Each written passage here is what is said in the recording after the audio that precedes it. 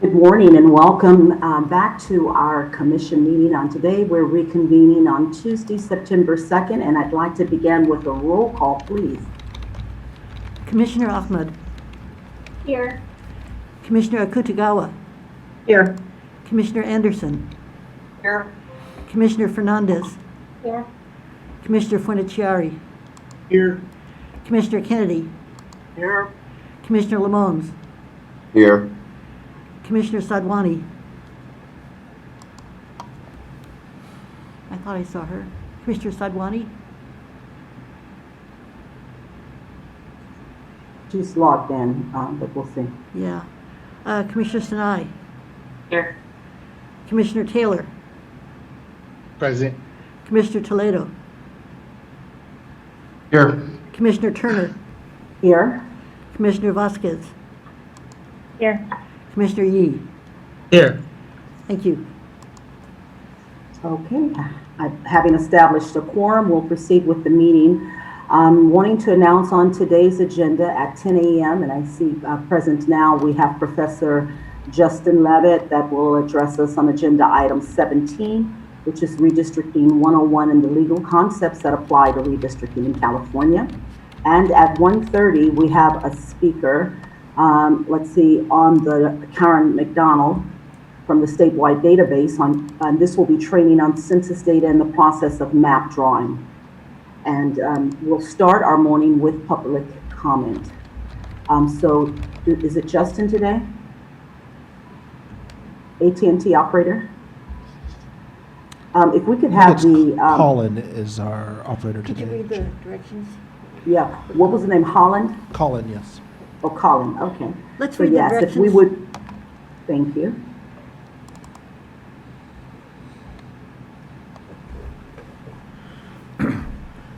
So the instructions for making public comment by phone. In order to maximize transparency and public participation in our process, the commissioners will be taking public comment during their meeting by phone. There will be opportunities to address the commissioners regarding the items on the agenda and the process in general. In addition, for each agenda item that requires a vote, the public may provide comment on that particular item. Each time that the commissioners bring up an action item, the viewing audience will be informed when it is time to call in if they wish to make a public comment. The commissioners will then allow at least 2 to 3 minutes for those who wish to comment to join the public comment queue.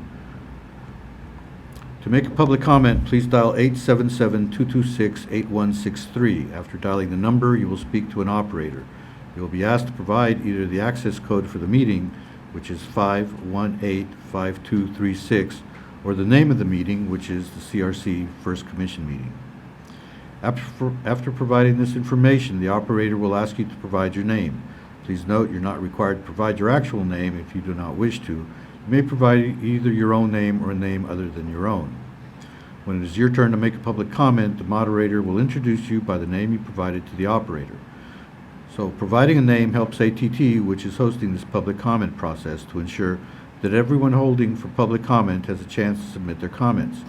Please be assured that the Commission is not maintaining any list of callers by name and is only asking for a name so that the call moderator can manage multiple calls simultaneously and can let you know when it's your turn to speak.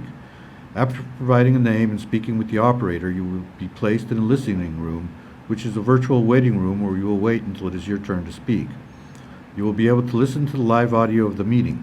Please mute your computer live stream audio because the online video and audio will be approximately 60 seconds behind the live audio that you are hearing on your telephone. Now, if you fail to mute your computer or live stream audio, it will be extremely difficult for you to follow the meeting and difficult for anyone to hear your comment due to the feedback issues. Therefore, once you are waiting in the queue, be alert for when you may be called upon to speak, and please turn down the live stream volume. From the listening room, listening to the meeting and the call, you can listen to the meeting and the call moderator. When you decide that you want to make a comment about the agenda item currently being discussed, press 10, and you will be placed in the queue to make a public comment. When joining the queue to make a public comment, you should hear an automatic recording informing you that you have been placed in the queue. You will not receive any further instruction until the moderator brings you in to make your public comment. The moderator will open your line and introduce you by the name that you provided to the operator. So once again, make sure that you have muted any background noise from your computer, and please do not use a speakerphone, but rather speak directly into your phone. After the moderator introduces you, please state the name you provided to the operator and then state your comment clearly and concisely. After you finish making your comment, the commissioners will move on to the next caller, and you may hang up the call. If you would like to comment on another agenda item at a later time, please call back when the commissioners open up public comment for that item and repeat this process. If you are disconnected for any reason, please call back and explain the issue to the operator. Then repeat this process that's just been described and rejoin the public comment queue by pressing 1-0. The commissioners will take comment for every action item on the agenda. As you listen to the online video stream, public comments will be solicited, and so this is the time to call in.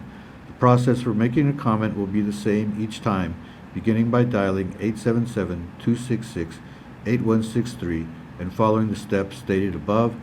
These directions are also posted on the website. Please click the link.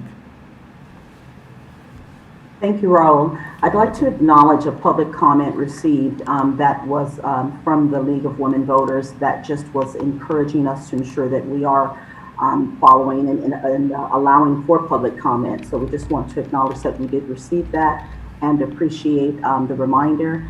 And at this time, Colin, if you would please check to see if we have any public comment waiting.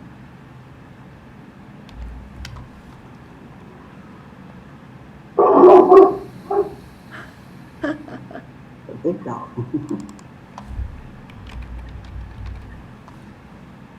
AT&T, is there any public comment?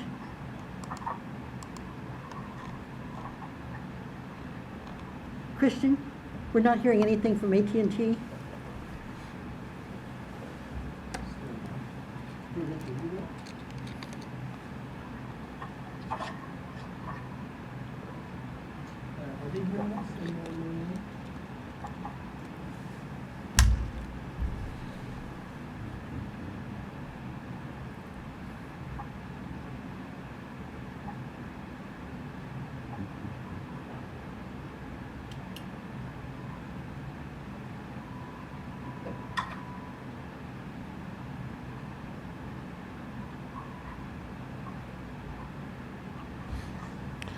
Okay, can you, I'm gonna try talking to you over there. Stand by. AT&T, do you copy? Can you hear us?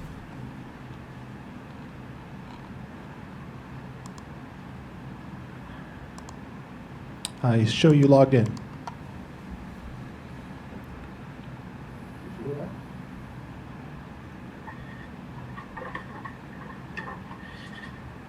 Are we doing it? Green light. Are you there, AT&T?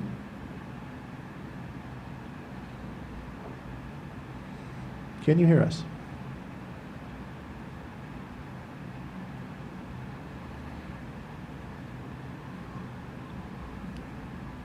Just a moment, Chair. Yeah, Certainly. yeah, I'm here. Christian's here.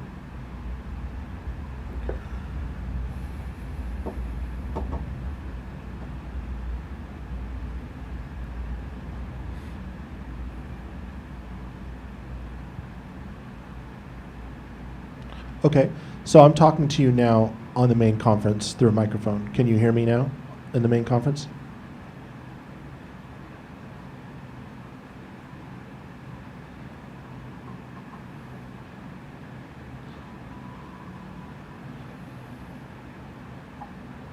Just a moment, Chair. We're sorting this out. Sure. AT&T is talking to me on a host line, but they are having trouble hearing us in the main conference. Stand by. Thank you. AT&T, can you hear us in the main conference? If you can, please respond.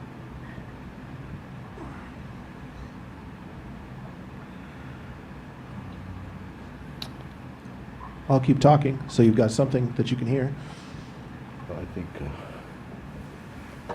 AT&T, can you hear me?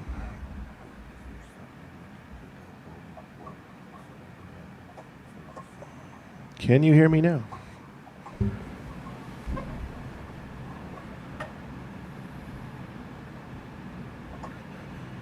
We are looking to see if we have any public comment.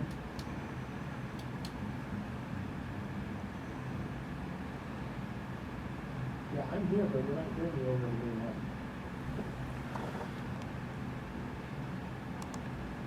Yes, please. Yes, we want you to speak. Yes, please. Hello, this is the conference operator. Can you hear me? Yes, we can hear you. Thank you so much. And your name's Colin? Conference operator?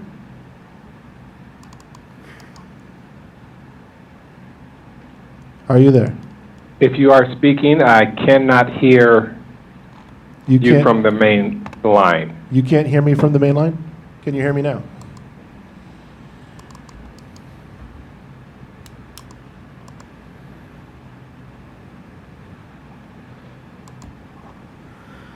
All right, can you hear me, Colin? No? Yes, no? Christian, why don't you ask him if there's any public waiting? We are not showing anybody in the queue at this time. We don't have anybody on the line either. But I would like to get this straightened out Absolutely. so that we can talk to the operator. Are you there, operator?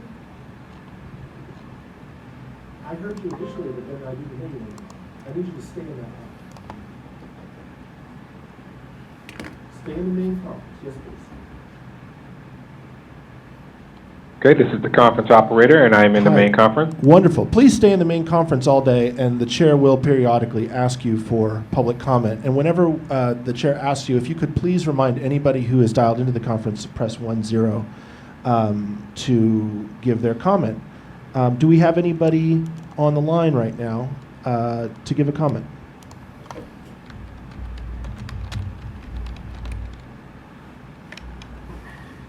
Operator?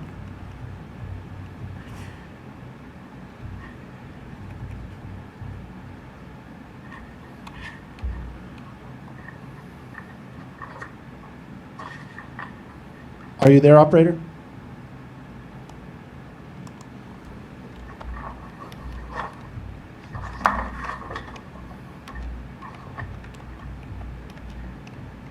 Are you there?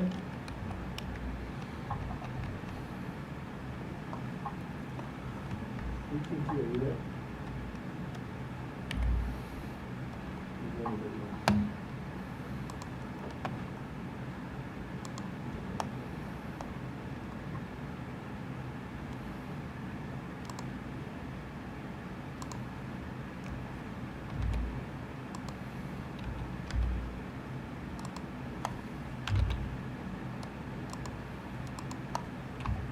Operator. Sir, I am in the main conference. You're in the main conference. Wonderful. Can you hear me now?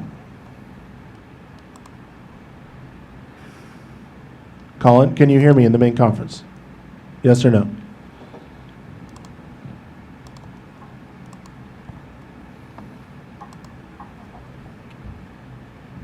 You need to the You need to set the Zoom meeting to talk, not listen.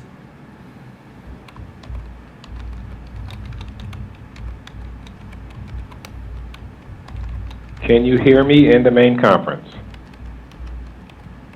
Yes, we can hear you, but you need to set our conference from listen only to talk. Okay, I hear you now. Okay, you Hear me now. Great. Leave leave that Zoom line on top, please.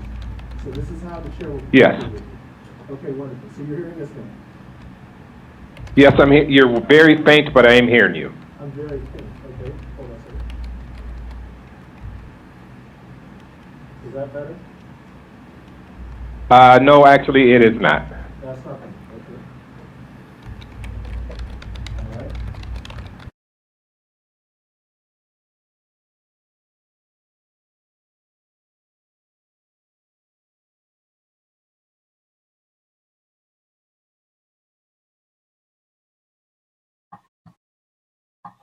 Modern technology. What, can you try talking to him? What? Can you ask if they can hear you? AT&T, can you hear me? Yes, you are a lot louder. Okay, good. Why don't you talk to them? All right, and there's still no one on the line? One moment, please. We have 4 participants on music hold. Please let the first one in and remind them to press, what is it, 10?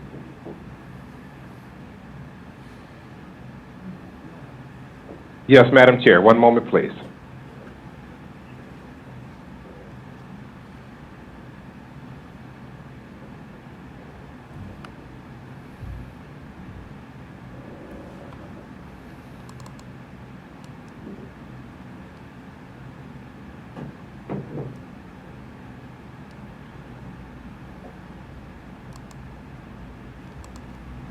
AT&T, do we have a speaker?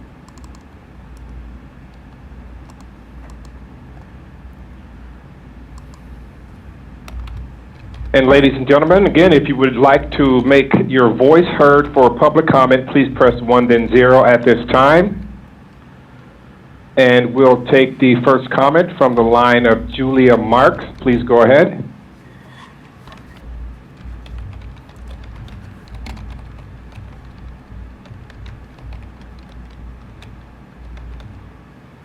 Julia, are you there? Excuse me, Ms. Marks, would you please press 1 then 0?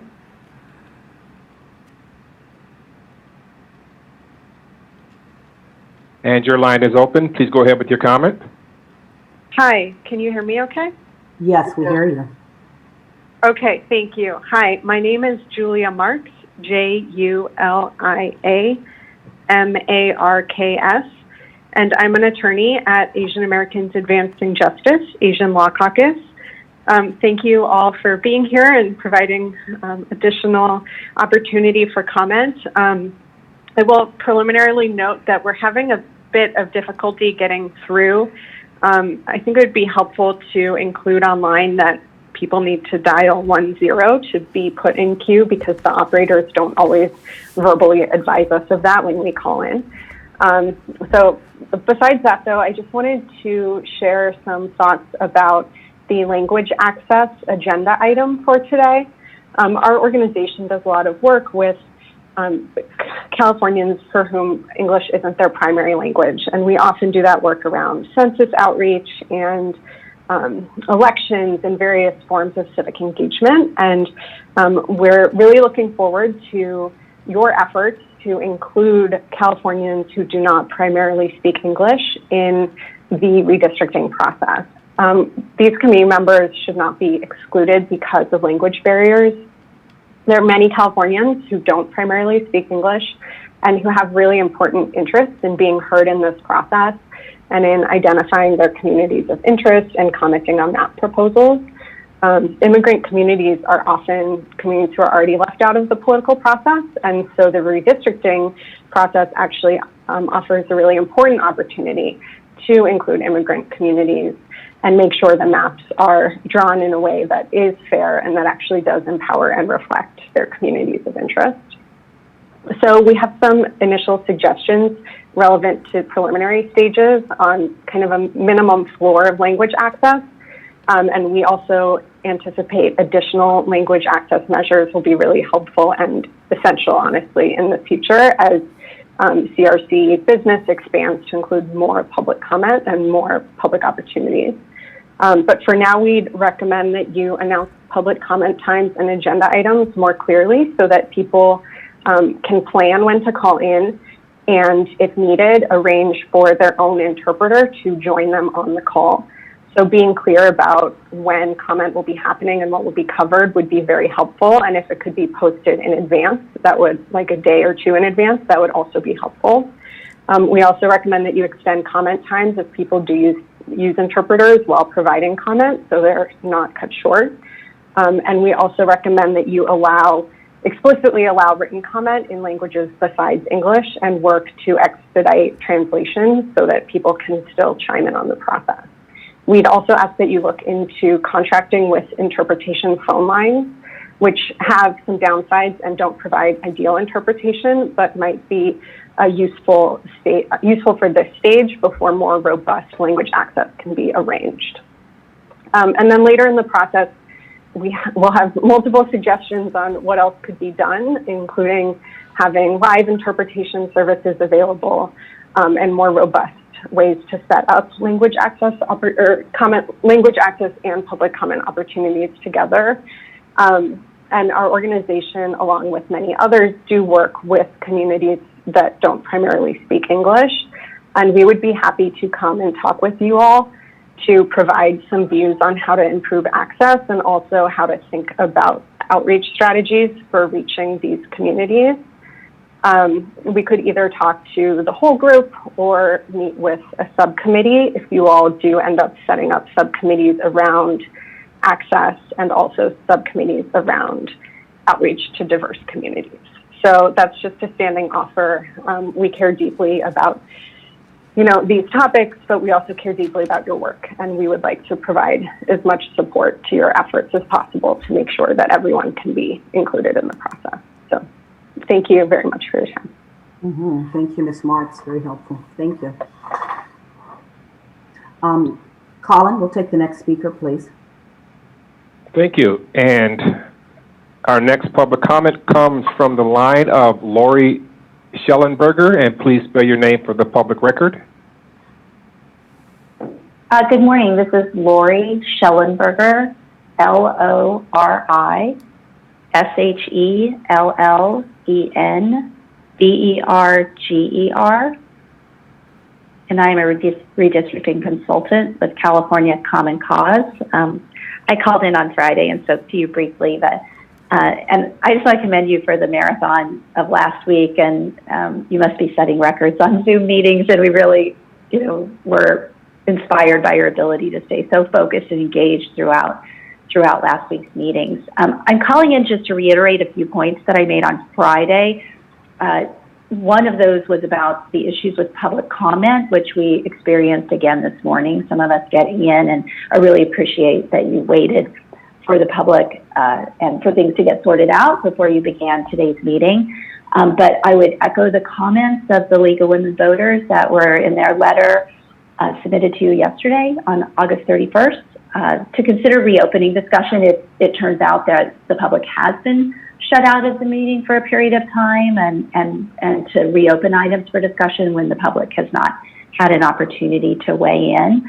The other item that I had urged you to consider last week was for those things that are time certain on these very long agendas where you have to jump around quite a bit, it would be great if the public knew what time those items were scheduled for. So for example, I'm sure you knew that Justin Levitt was going to be speaking this morning, and there are lots of folks who would love to hear his presentation. And so for those items that are remaining, if you know the time that those presenters are scheduled, if you can share those with the public, that would be great.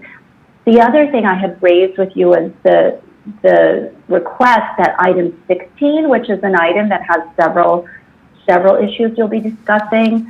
Those are of great interest to the public, and to the extent you could schedule that for a specific time. I know there are a lot of organizations with expertise that would like to weigh in and also listen to your discussion of those items. And finally, the last thing I'd like to flag, which I did not raise on Friday, relates to your decision of whether or not to proceed with the RFP for your chief line drawing consultant.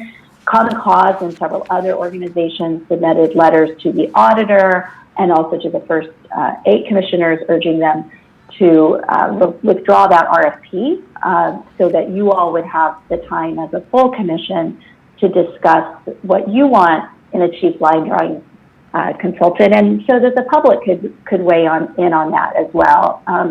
There is no sense of urgency to do that, given the extension of time that you have to get started here. So we, again, would just reiterate our request that you withdraw the RFP and until you've had a chance to decide what are the qualities and the skills and the expertise that you want in your chief line drawing consultant. Thank you so much. Thank you for the comments. Colin, we'll take the next caller, please. Yes, and the next comment will come from the line of Jacqueline Cotto, and please spell your name for public record. Hi, good morning. Jacqueline Cotto, Jacqueline. My last name is Coto. Good morning, Commissioners. Happy Tuesday. I'm calling from behalf of Naleo Educational Fund, and briefly, I am simply calling in to support Julia Marks' comments earlier related to the recommendations on language access and the interpreter services. We ask that you consider those recommendations to to heart to facilitate an inclusive participation by providing language access opportunities to the community. Thank you so much, and we will connect with you later on. Have a good day. Thank you. Thank you for calling in. Colin, we have another caller. Yes, Madam Chair, and we'll go to the line of Helen Hutchinson, and please spell your name for public record. Good morning, Commissioners. My name is Helen Hutchison, HelenHutchison, and I'm with the League of Women Voters of California, and I want to say thank you for the attention that was paid to our letter that we just sent it yesterday afternoon, so I appreciate calling attention to it. I also would like to second the remarks of the three previous speakers, Ms. Martz, Ms. Schellenberger, and Ms. Koto. And thank you for waiting today through all of these technical problems that we had. We know that it's frustrating for you. It's frustrating for us on the other end of the line also.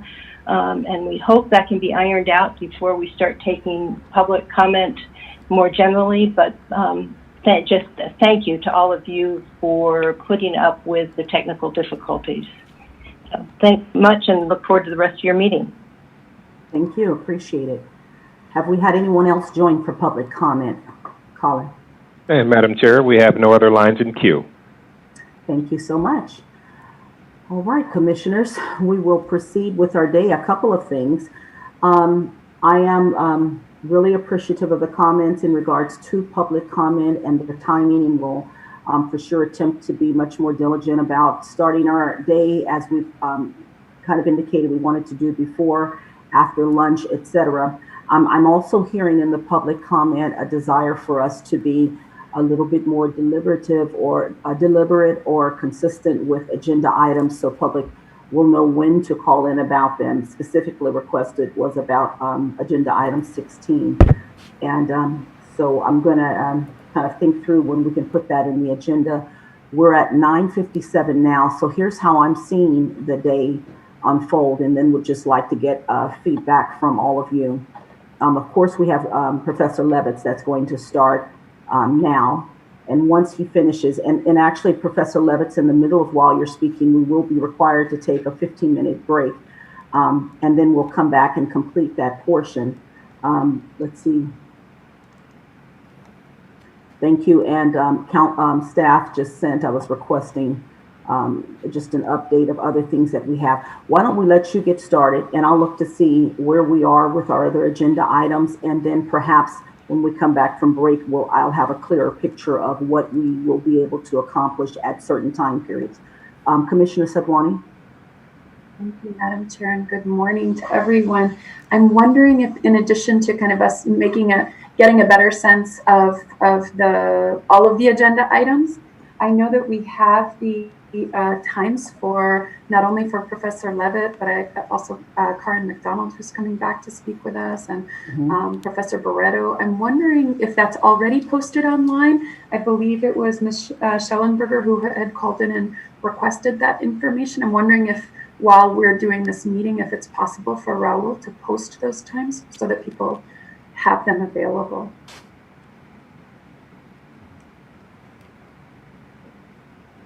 Raul? Sure, we have two presentations today and one left, but I can certainly post the two that are left. I think that would be great. And I mean, it sounds like that's what people are asking for and looking for, and I don't see that as being problematic. So if it's possible to post as soon as possible. No, there'll be I'll get that in. I don't do it. I have to route it through a few folks, but I'll get that done. Thank you so much. You're welcome.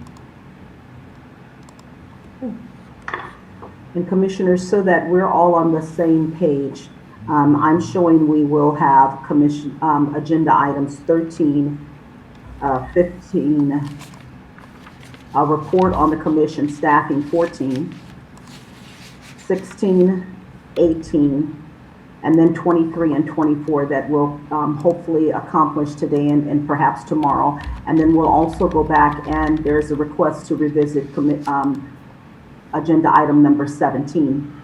And so if you would also check your records, I think that's what we have left. Thank you, Raul, You're welcome. and we'll go from there. At this time, Professor Levitz, I do want to make sure we get you in on time. Thank you very much, Madam Chair. And I'll say just in prelude that I would love to be as responsive as I can to you all. This is for the public, yes, but it's really for you. And so I'll take your lead and your instruction on when you'd like breaks, whether you'd prefer to ask questions throughout, that's entirely fine with me. How you'd like to do that, whether you'd want to call on people, whether you'd want me to do that. When you'd like me to make sure that I close, and I will keep to that time. So if there are particular ways that you would prefer I structure the presentation, I can tailor to whatever the commission wish. Absolutely. Let's see, so we have you going a little, I think you were on and scheduled for 11, so you're here, so I'd like for you to, let's start with you. We need to take break by 11 o'clock, so that is the required time period. I'd love, in the interest of time, for you to address questions directly. And for me, I think it, while we are very sensitive to want to make sure that you actually have opportunity to train, I think if there is a question that is needing to be answered that'll prohibit the learning and understanding, people should ask as you're talking. Okay? That seems very wise to me, Madam Chair. And certainly I want to be as responsive as I can to anybody who has questions throughout. The first thing I want to start with is a thank you to each of you, not only as somebody invested in the redistricting process, but as a resident of California. I benefit from the work that you all are doing. This is, as you've begun to discover already, and as some of you knew, as all of you knew well in advance, this is quite a large task, but an exceedingly important one.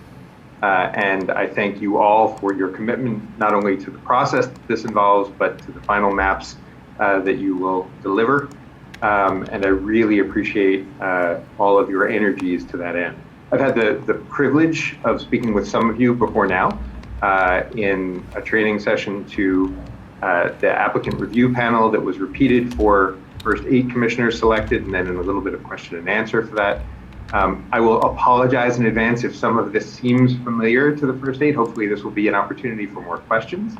The presentation that I have developed today is very similar to that, but of course, now at that point, I was speaking to the sort of traits that you would want to look for in choosing the remaining 6 commissioners.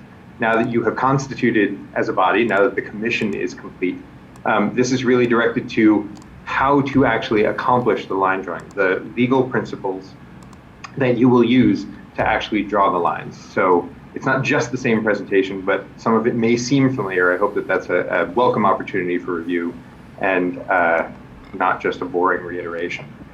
The other thing I'll note is that this is a presentation, this is training that is tailored to California. There is inevitably some federal backdrop in that. There are laws that apply across the country that you also have to apply, some of which are stated explicitly in the California Constitution. But this training is not a generic training on redistricting. It's about the task before you. And that's particularly important because California has some quirks in these that are not unintentional. They were very specifically designed for California. And they differ from some of the rules and some of the practices that other states apply. And so you may hear in the press or from other presenters things that other states do. Some of them will be options available to you, some of them will not. And I'm trying to make that really clear in my presentation, what the legal principles are that you have to apply. There's some discretion with how you apply them, but the California Constitution is actually helpful in setting them out in some detail. The final thing I'll say is that the very first public comment you got today, even before the AT&T lines were open, was from my dog. I apologize for that. I will hope that he does not feel the need to continue to contribute to the conversation, but we'll apologize in advance if he feels the need to weigh in. He feels very passionately about redistricting. So with that, with your permission, I will try to share my screen. And with any luck, you now see a slideshow that is entitled Redistricting. What that also means is necessarily I can only see some of you in the strip along my screen. So I can only see 5 or 6 of you. That means I won't necessarily see you if you physically raise your hand. So please feel free to jump in verbally so that I know that you have a question, or if you're familiar with raising your hand on the Zoom function, I will keep an eye out for that as well in the participants list of Zoom. But otherwise, please help me help you ask all of the questions that you need. Again, this is for you, and I want to make it as useful as possible. Thank you. So with that, I'm going to skip over my background. You can see it if you wish. If you don't wish, there's no need. I know that many of you have statistical or scientific backgrounds or public policy backgrounds. Some of you are quite vested in aspects of what I'm about to cover. So again, I apologize if that information is old hat to you. It may not be old hat to many of your colleagues. I've tried to tailor the experience that I've got in the presentations I've got to make this both digestible and fairly thorough. But I will welcome your help in calibrating whether the information is too detailed or too general. As mentioned, today's conversation is about the laws that you'll need to apply, specifically about the laws governing California districts, specific to districts, congressional districts, state legislative districts, Board of Equalization districts. Those are the districts that you all are tasked with drawing, not local district lines. They're a separate set of rules, thankfully, that you needn't worry about at all. I've tried to distill the legal requirements and concepts without using too much legal jargon, but I appreciate your help in correcting me when I ventured in too far in that direction. And also, I want to be clear, I am attempting to lay out the requirements of California law and not advocacy, not the things that I would prefer, but the things that you are tasked with doing. And I'll try and very clearly identify, I hope not to blend into what I would prefer at all, but I hope to very clearly identify those instances when I do. I've approached this in a set of very basic questions because I think the 4th grade journalism questions actually help structure most conversations around this. It's useful for you to have some idea about why you're doing this that actually plays into the rules that apply to what it is you're going to be doing. So why do this? What you're doing is drawing or redrawing the lines that determine which voters are represented by each legislative seat. Each seat in Congress, each seat in the state legislature for California, each seat of the Board of Equalizations. That's because the representation that we have is driven by the population and where they live. Districts are territorial, and so they respond to people who live in places. Communities grow and shrink, and people are born and die and move. And over time, areas where there were once roughly the same number of people become lopsided. Some areas become quite a bit more populated, other areas a little less populated. There's a constitutional mandate born of a case in 1962, and then a series of cases that stemmed from that. And it amounts to the requirement that districts have to provide roughly equal representation for everyone in the state. And so when we know where the people have moved to, we have to reconfigure the lines to reflect that, to make sure that representation is equal. As people are born, as people die, as people move, we need to reconfigure the lines to reflect today's reality of where people are so that they have roughly equal representation. That means that every 10 years following the decennial census, you all are tasked with the redistricting process. This has a direct impact on where you draw the lines because the very first criteria that you'll be asked to apply speaks directly to where the people are and where specifically people are as driven by the requirement to provide equal representation. This is a constitutional mandate, a federal constitutional mandate. It is also explicitly in the state constitution. It is also explicitly in state statute, and they're all consistent, thankfully. What federal law requires is that there be a reasonably equal number of people in each district. That does not mean precise equality. It is sometimes a misimpression or a false impression that every district has to have exactly the same amount of people. That is not true. But they have to have approximately the same number of people. The requirement for Congress comes from Article 1 of the Constitution. And through a series of Supreme Court cases, they've interpreted that to mean that small differences from congressional district to congressional district are generally acceptable if there's a legitimate reason for those differences.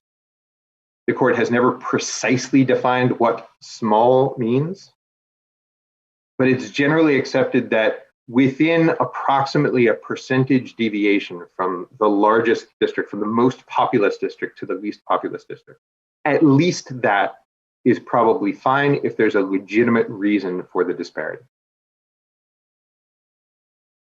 State constitutional or state districts, state legislative districts, the constitutional background for that is in the Equal Protection Clause. And the latitude given for population disparities is a little bit larger. The court has been clear that 10% variation from top to bottom, from most populous to least populous, is acceptable if it's for a legitimate reason. If it's for a bad reason, if it's for an illegitimate reason, such as partisan gain, 10% deviation is not saving. So a smaller deviation, if the reason for that shift is specifically to benefit a party, not okay. And conversely, it may be that a greater difference than 10% is acceptable if it's for a really good reason. The court has set us a bit of a threshold, and it said, if there's a relatively good reason, we're not going to look more closely at lines that are 10% apart for state legislative districts or for Board of Equalization districts, for state-based districts. The Constitution provides that latitude. How do we calculate this? This is basically just math, and not very difficult math. You look for a population. You calculate the total population of the state. That resolves to an average population. It's sometimes called the ideal population. I have that in quotes, and I want to emphasize that's really heavy quote, because there is nothing actually ideal about a perfectly equal average number. So that is most definitely a term of art. Remember, the Constitution gives you permission to vary the population of a district away from that average if there's a good reason to do so. And as we'll discuss, there will be many good reasons to do so. I'll encourage you not to think of yourselves as aiming for precisely average. But you still have to have some sort of lodestar to know the rough range of what you're aiming for. And so looking for the average, then you figure out in each district how far above or how far below. In this highly stylized example, I've given you a whole lot, skipping to the very end of the presentation. Usually my dog's there to stop me. In this particular example, you would see that the smallest district is 6% below the average. The largest district is 5% above the average. That's a total deviation of 11%. And that should be, in this instance, a red flag. For a state legislative districts, 10% would be unremarkable. Less than 10% would be unremarkable. More than 10% is remarkable, and you'd better have a pretty good reason for doing exactly this.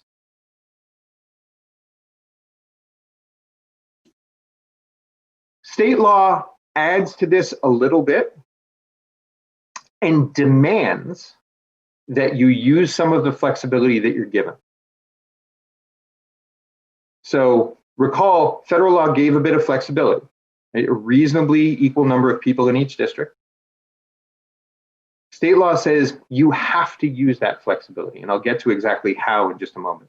First, one very quick note, there is in the news, in the press, some amount of controversy over the baseline for determining roughly equal representation.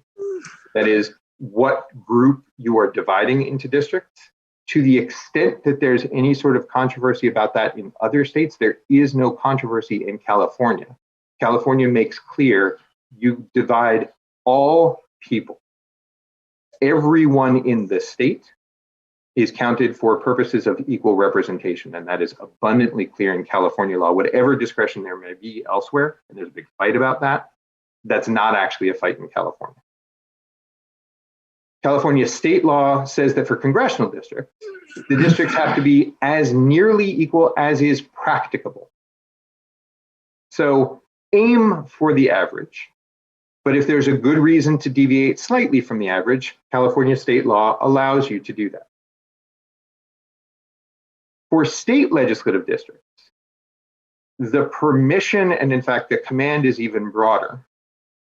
State law asks for a reasonably equal population. It's generally assumed that that means within 10%, but deviation that is required to comply with the Voting Rights Act or that is allowable by law is exempt from that equality requirement.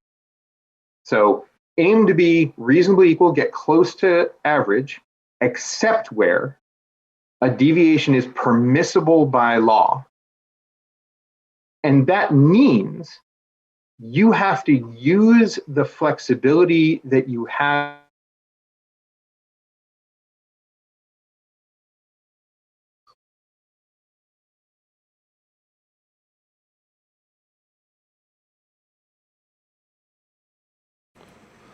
This is the court reporter. I no longer hear Stand by. Professor Levitt. Yeah, it looks like Professor Levitt is frozen on for everybody. Stand by.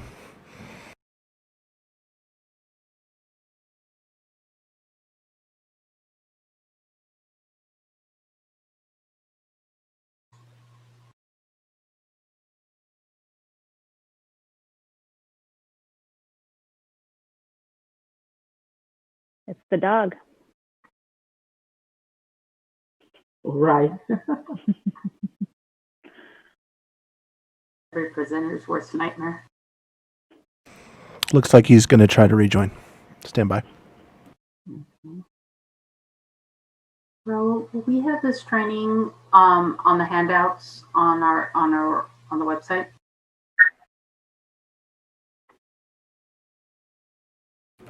You know, I did notice that because I went to look at it today. I have like an old copy.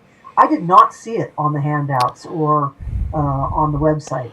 I do not believe that slides are available. Is that true, Raul? Stand by, everybody. I'm gonna try to get Justin back in. Is that you dialing in here, Professor Levitt? It is. Pardon me, Commissioners. I just encountered a blue screen, which is not my dog's doing. I apologize. I'm rejoining as soon as possible. I'm sorry. Go ahead with your question, Commissioner Anderson. I was just wondering that, as Commissioner Vasquez said, that the slides presentation does not appear to be available to anyone unless you had it from a previous presentation. Is that?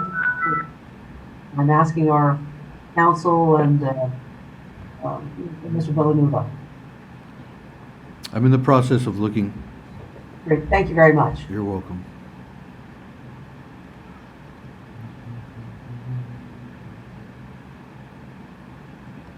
And Commissioners, while that question is being addressed again, I apologize. I am rejoining you as speedily as I can. My computer decided that it did not want me to continue the presentation. Hopefully I've convinced it otherwise.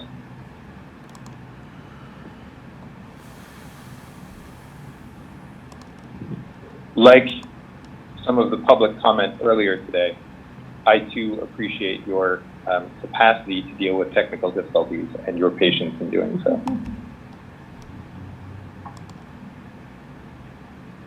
Actually, I do want to say on that, we've actually had great success, knock on wood, in that we've had very little technical difficulty. All of this is done with technical difficulties and fire ranges across the state. So thank you very much, everyone who's been involved in keeping this going. We all, I think, appreciate it a great deal.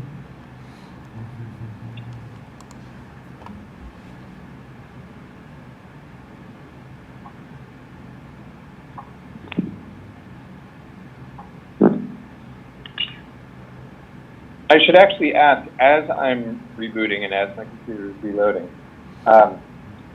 if, and I don't want to judge the issue at all, if it presents any sort of problem for you to use this slightly tailored presentation, as opposed to the presentation that I gave, which has been public for months now, to the applicant review panel, I have both available, and I'm happy to proceed sort of modifying verbally, but not in terms of presented content, with the earlier version, if that makes anyone more comfortable.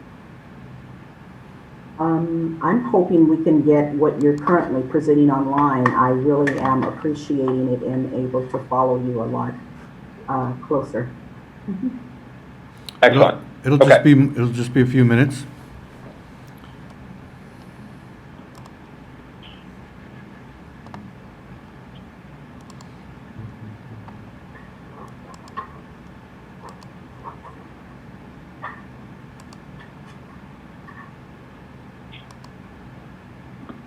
For what little it's worth, Windows is now telling you that it has recovered from an unexpected shutdown, which is exactly what I was experiencing. So my computer and I are on the same page.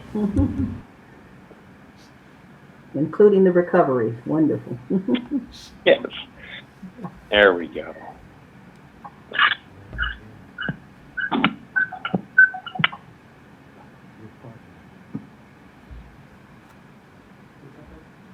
Mr. Levitt, I'm wondering, just out of curiosity, the states where equal districts are being debated, or whose county is being debated, I'm wondering if you could just clue us in a little bit more about which states those are and what's being debated, so we don't have to worry about it. There's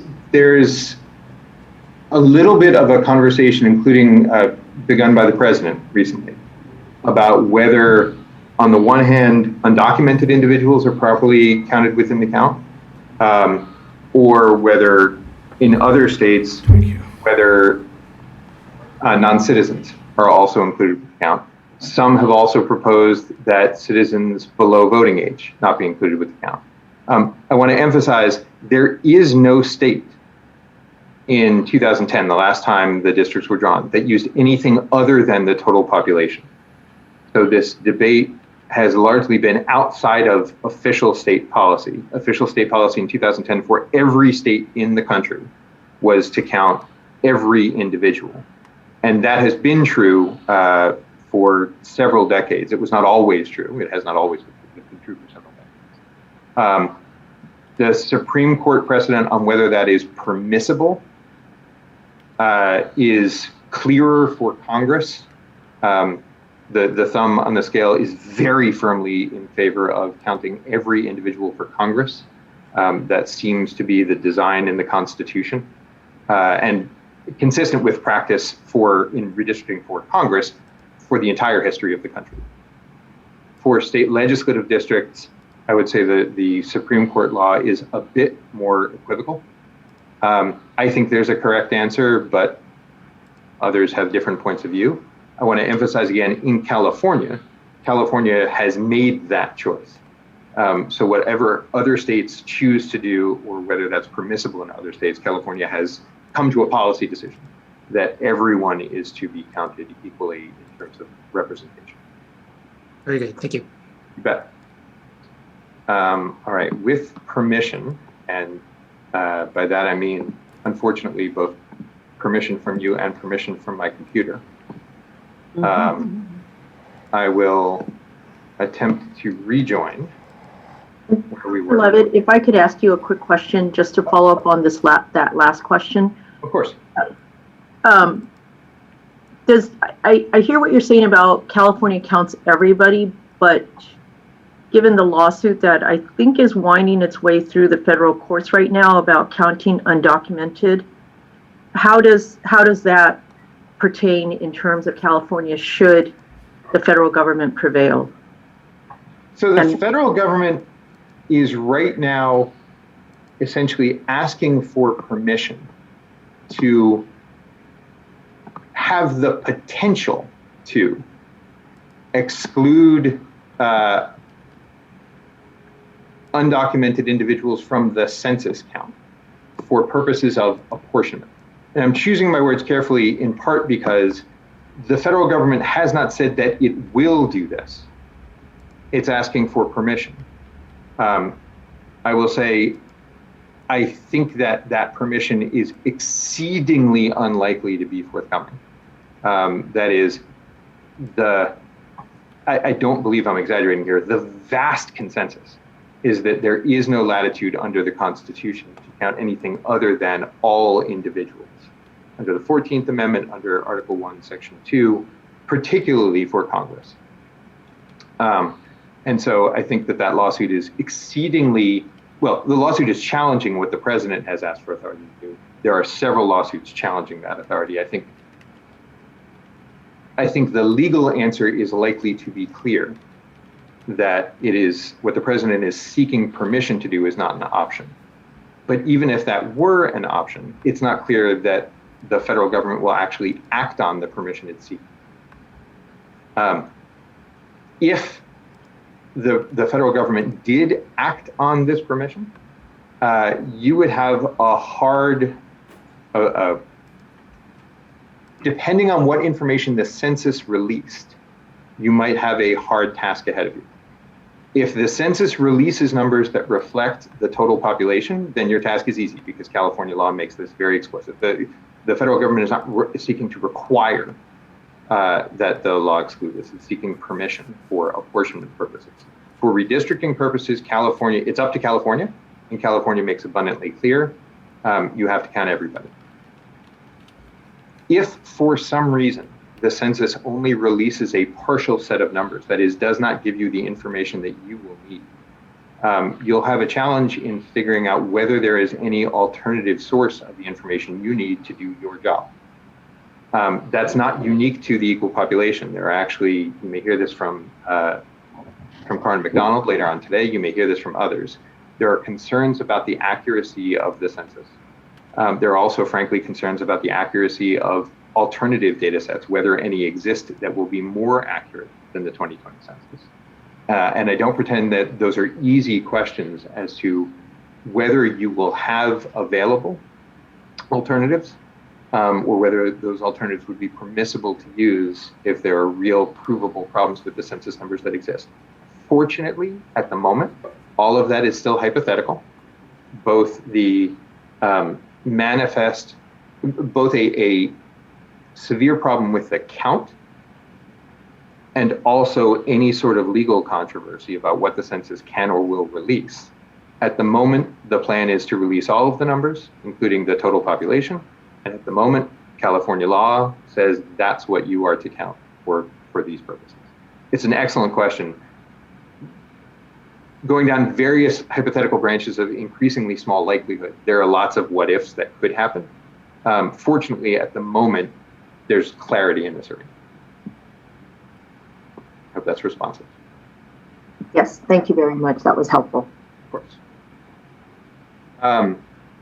So where I was before my computer so rudely interrupted me, the state law actually requires you to use the latitude that you have in the following way. It says that where population deviations are allowable by law, you have to use them in order to achieve other criteria that the California state constitution makes more important than strictly equal population. So if, for example, and we'll get into this, you have the opportunity to create districts of slightly unequal population in order to comply with the Voting Rights Act, or keep communities together, or create districts that are under California standard more compact. You have the obligation to deviate in terms of the population equality in order to achieve those other objectives, at least up to a 10% threshold from largest to smallest, and maybe in some circumstances beyond. The 2010 Commission, I think, really struggled here. I think it handcuffed itself in a way that was ultimately detrimental. The legal requirement, as mentioned, is that the population be reasonably equal except where deviation is required or allowable. That means You are commanded to use the flexibility you have. An old California Supreme Court case set rules for itself, not for any other body, not for the legislature, not for independent commissions. Said when we, the courts, are drawing the lines, we'll try to keep within 2% population deviation. But even that was under constitutional language that has been superseded by the law that you are now applying. And the 2010 commission seemed to be all over the place in terms of the standards it set for itself. Started with this old, superseded, not applicable California Supreme Court standard of 2%, then moved to plus or minus 5% with an explanation required for deviation over 2, then moved to as little as possible up to 5% total, then 1% total deviation. Then it seemed to end up with 2% total deviation, but more if there's a Voting Rights Act concern. It was acceptable to have a larger population disparity. I think all of those standards were unlawful if it meant that a tighter population constraint was not allowing the commission to live up to some of its other responsibilities, to keep communities together, to draw lines that were compact according to California's definition, et cetera, all of the other criteria. So California chose itself in 2010 a standard that I think constrained unnecessarily and in fact potentially unlawfully. And I would urge you to follow instead the language that's actually in the California state constitution. Don't give yourself a more rigorous handcuffing than you needed to in order to fulfill those other criteria. And that's because every decision has trade-offs. Maintaining a reasonably equal population may, in some circumstances, keep you from achieving any of these other goals that California says you have to fulfill or have to attempt to fulfill. It won't always do that. But California law makes clear that you may not sacrifice those goals in order to achieve a more equal population disparity, except within federal constitutional standards. So within the, again, rough gauge 10% for state legislative and Board of Equalization districts, and a slightly narrower band, 1% or so, for congressional districts.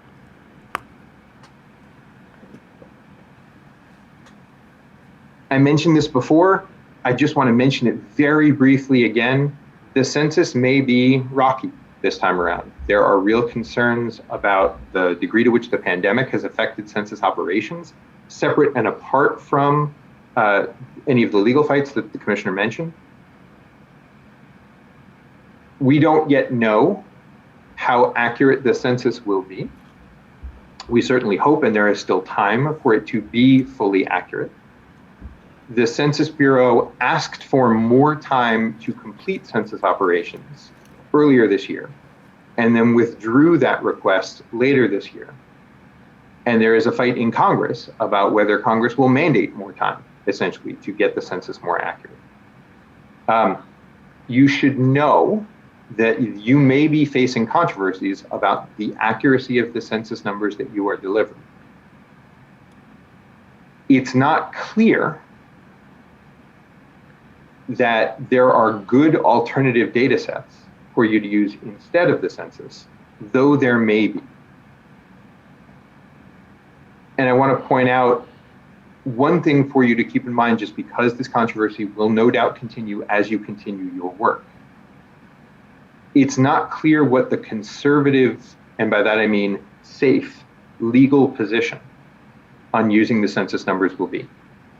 If the census numbers, if the official census numbers are known to be wildly inaccurate, you might well draw litigation for using them and drawing districts with population that is not in fact equal because the census numbers are wildly inaccurate. And if you choose another source of data, you will probably draw litigation for choosing another source of data. That is, in this zone, the one thing you may, if the census is not accurate, in a significant degree. No census is perfect. The one thing you can count on is litigation. That shouldn't necessarily scare you away from doing your job as you see best so as to fulfill the California constitutional mandate of counting people such that, of drawing districts such that districts are equally populated. Normally, the census data is the single best piece of evidence we have about that. Just a flag, this year that might or might not be the case. Yes, Commissioner Sarvani. Yes, thank you. So are you suggesting that we are not legally mandated to use the U.S. Census in redrawing the lines either under federal law or state law? For the It's unfortunately not clear. In the past, this hasn't been a question because despite flaws in the census, there has been no alternative data source that is anywhere near more correct that arrived in time for you to do your job. That may still be the case this year. We don't know.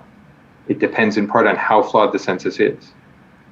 It is likely that, and certainly the tradition is to use the census numbers in order to do redistricting. That's the reason that you do it every 10 years. But I don't believe that there is a requirement explicitly, at least, in California law to use the census numbers. What California law requires is that districts achieve population equality as nearly as practicable for Congress, and that districts have reasonably equal population for state legislature and for the Board of Equalization. In the past, that's always meant use the census numbers. And the single best piece of evidence is use the census numbers. You will be called on, if you decide to use anything else, if anything else is even available, you will be called on to show that it is in fact more accurate than whatever it is the census delivers. Gotcha. Thank you. But I can say this is a point of some substantial uncertainty. Absolutely, and it would be highly controversial, I'm sure. Yes, and unfortunately, if I will hope that this never comes to pass, if the census is wildly inaccurate and known to be so based on past projections, based on past estimates, based on the best numbers we have now, I think any decision is likely to be controversial. That is, if we know that the numbers that arrive are bad, using the bad numbers will be controversial, and using an alternative will be controversial. And I don't know that there's a way through to avoid that controversy.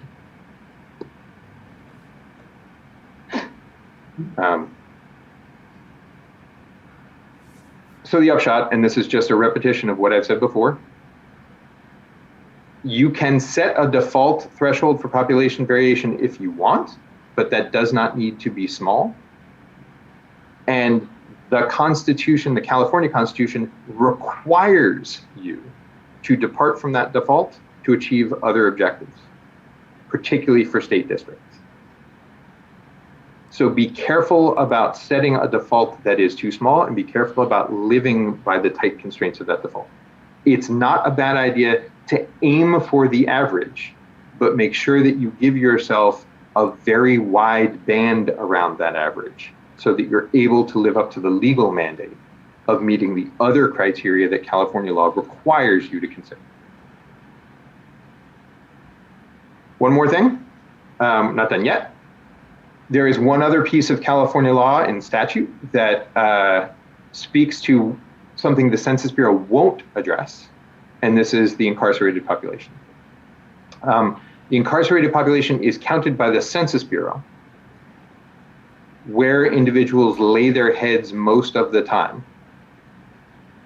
This often leads to substantial differences in the population between those who are incarcerated and those who are not incarcerated. It also leads to substantial representational differences between those who are incarcerated and those who are not incarcerated. So for example, in Lassen County, the total population of Lassen County is 1% African American and 11% Latino. The incarcerated population is 27% African American and 35% Latino, very different from the surrounding community. That's not unique to Lassen. I'm using that just as one example. Prisons also represent about 27% of the total population in Lassen. So it's not a small factor in the community. And the permanent residence of those who are in Lassen County, incarcerated there, is often elsewhere, not in Lassen County. That is, the permanent residents of many people who are incarcerated are from the communities where they lived before they were incarcerated. And California law reflects that in a lot of different ways, including your ability to file a lawsuit, including your ability to do all sorts of things. California law says you can't lose a residence by means of temporary absence, including incarceration. That is reflected now in California state law, where the legislature has asked you to deem each incarcerated person as residing at his or her last known place of residence. They will give you a data set, the Department of Corrections will give you a data set that will attempt to provide you with the information based on where people lived before they were incarcerated. And the legislature has formally requested that you consider this information and adjust the information you get from the Census Bureau in order for redistricting purposes to count people who are incarcerated as receiving representation where they last resided before they were incarcerated. And this is permissible under federal law. It's a choice that California and several other states have made. Other states have made different choices, but this is something that is now formally codified and a request to you all to accomplish when you receive the numbers from the census, to adjust them so that people who are incarcerated are counted for redistricting purposes where they used to live. Can I ask why, Yes, why requested and not required? There was some question about whether you are subject to statutory legislative mandates.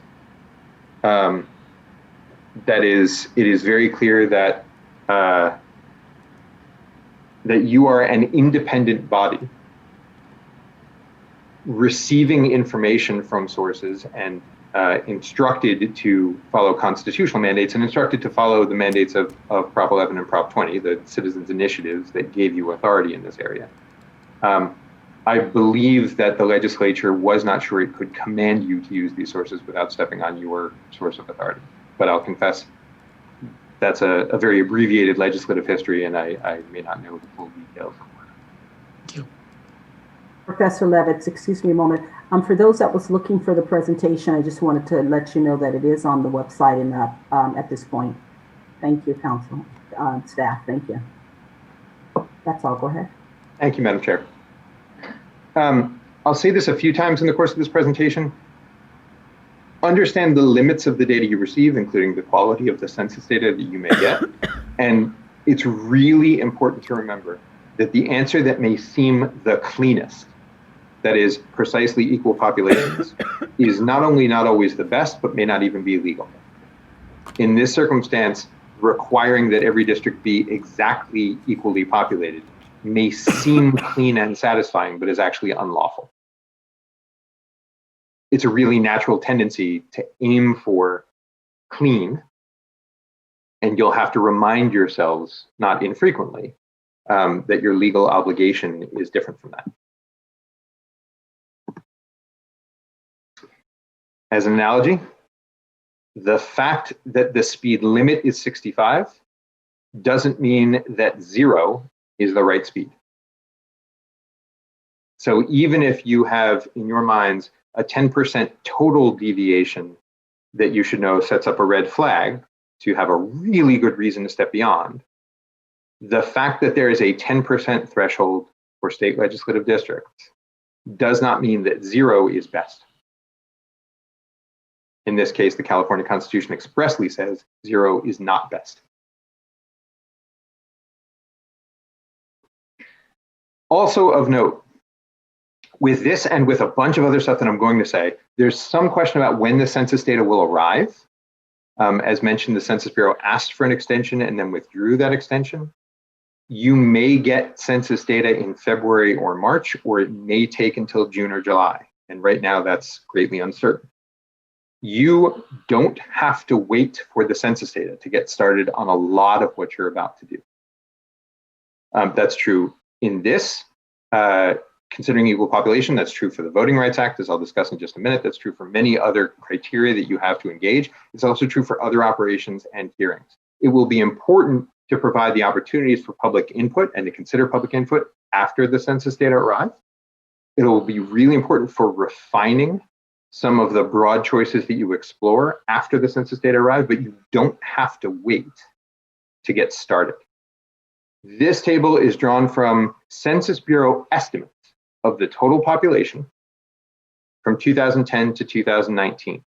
So the Census Bureau gives you estimates. These are guesses that show the growth or moving of the population from 2010 to 2019. And the coding here is just how much more or less than the state average did particular regions grow or lose population, gain or lose population.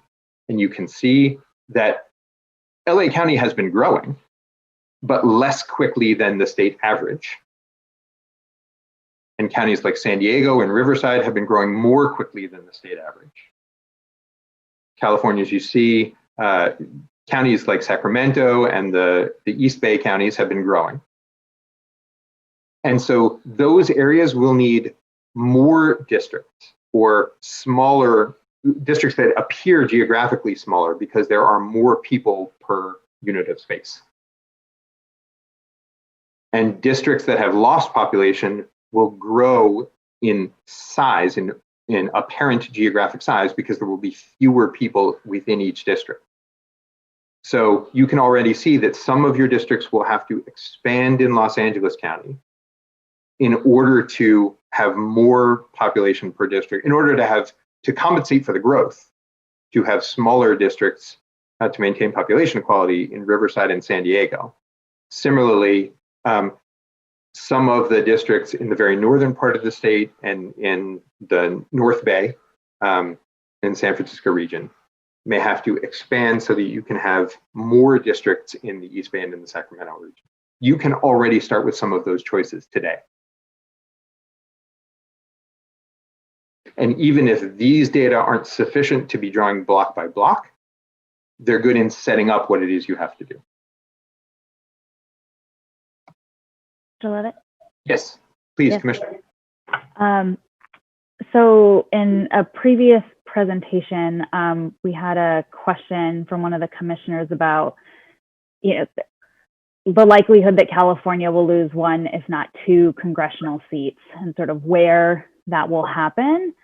Am I understanding, in terms of like population growth and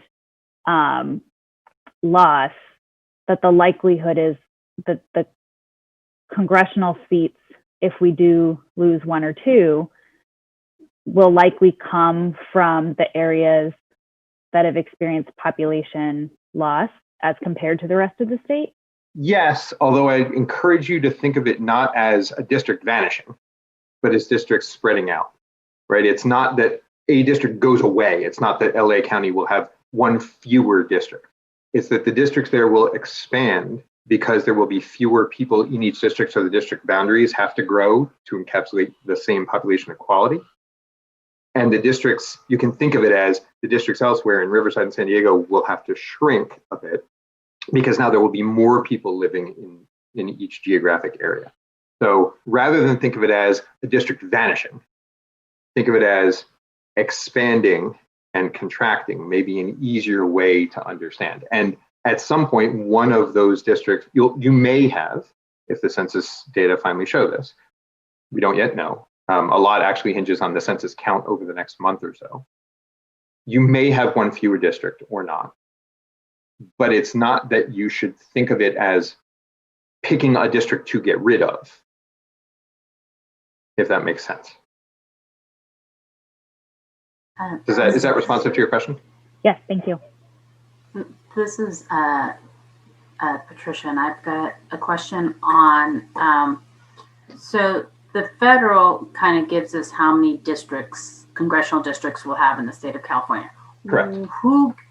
How do we know how many districts we'll have for the state, for the Assembly and Senate? Where does So that that's number come from? set by the state constitution, and that won't change. So that you'll have exactly the same number of senators and the same number of representatives you have now, unless there's a state constitutional amendment. And you're absolutely right. The official number of members of Congress will come from Congress, actually.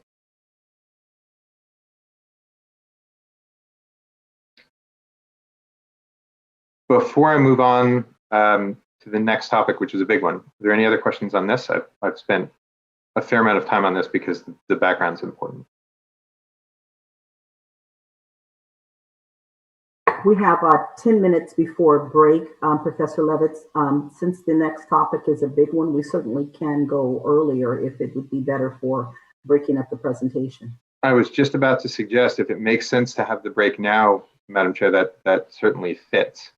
And just to be clear so that I know, when would I be aiming to finish? When would you like me to be done? I can speed up or slow down as required. When would you like me to cede the floor today? I would actually like for you to continue and ensure that we are all comfortable and have the information.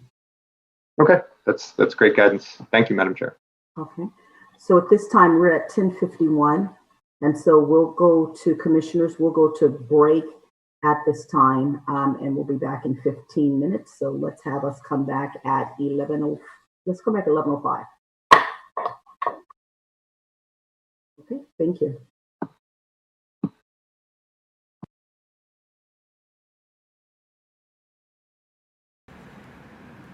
Okay, welcome back from our break. Professor Levitz, we're ready. Thank you very much, Madam Chair.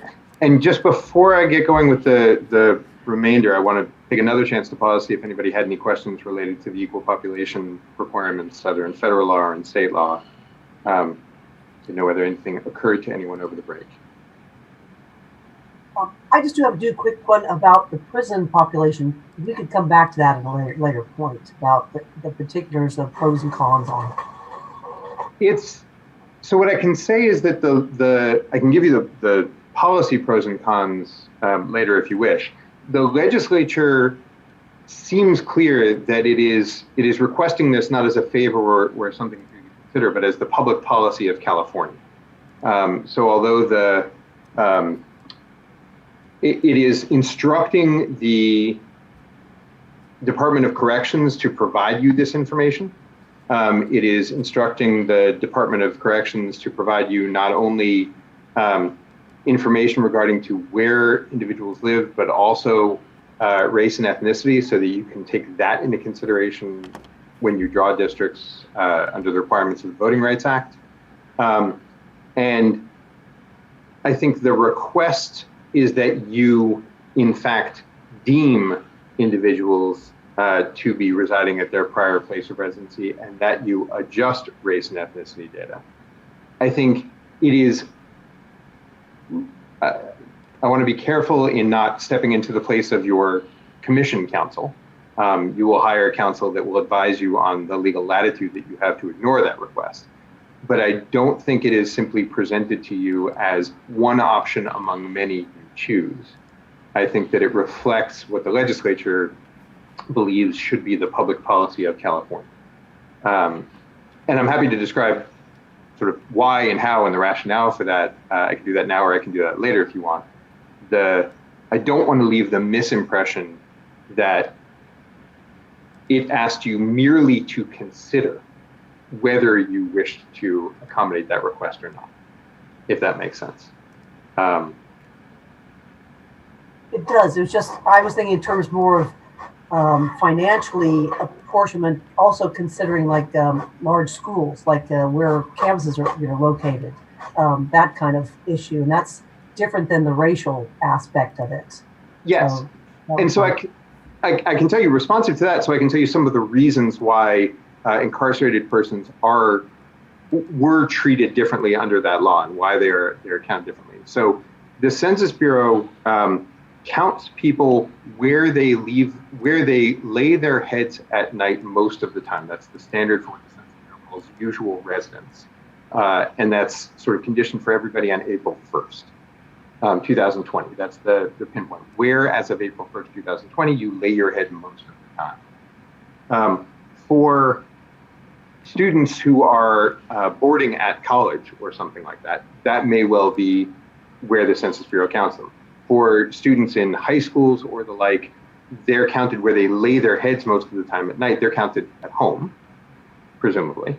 And most other itinerant populations are counted where they lay their heads most of the time at home, not where they happen to be at the moment the census enumerator comes on April 1st. Every other population, every other community that is not laying its head most of the time where they are a permanent resident has the choice about where they lay their head most of the time if they're not a permanent resident there. But the incarcerated community, the state removes from their permanent residence and places them affirmatively somewhere else. And so I believe that the legislation was meant to reflect that this was not an individual's choice of geography. I don't want to suggest that there wasn't choice involved at any point in the process, but there was no individual choice of geography for where they considered home that meets with where they are currently incarcerated. That, I believe, was the reason the legislature thought that it made sense to treat incarcerated populations differently from others. It's also generally the case that other populations that may be transient or may not be living at home interact with the community, purchase goods and services from the community, use the streets of the community, sort of use resources in the community in a way that the incarcerated population not only doesn't, but is legally restricted from doing. And so in addition to the racial impact, there's also the sense that this population uniquely is deemed apart from the population that otherwise exists in the counties where they are incarcerated. If that makes sense. You look at active military, because that's another transit population that, especially in some places like San Diego, is a huge impact on everything. Correct. And although there are certainly active military may be stationed somewhere, but they also have the freedom to go on and off base to interact with the local community in ways that the incarcerated population does not. That's correct. So they are measured, or they're counted for voting purposes and stuff. They vote in the state that was their permanent residence. But for the census, they're counted in the state they laid their head on in April. In voting, and I'm being careful because I want to be sure I capture what actually happens. Each state's rules on casting a ballot are slightly different. They usually revolve around domicile. And it is not necessarily the case that someone who has a house elsewhere or has family elsewhere will be domiciled with that family versus domiciled on a military base. They may have the opportunity to make that choice. Someone may choose to be domiciled on the military base. They may choose to be domiciled where their family may be if the family's not with them, if the family's not stationed in the same area. So there, oddly, voting geography and voting domicile does not always coincide with where the Census Bureau decides you lay your head most of the time at night. For most of the population, that's a voluntary choice. And for the incarcerated population, at least with respect to geography, it tends not to be.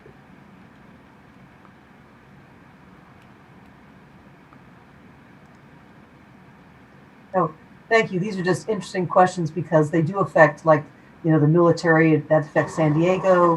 Large college populations affect, obviously, every single college town. And they're different. They're where they vote, where they live can be very different.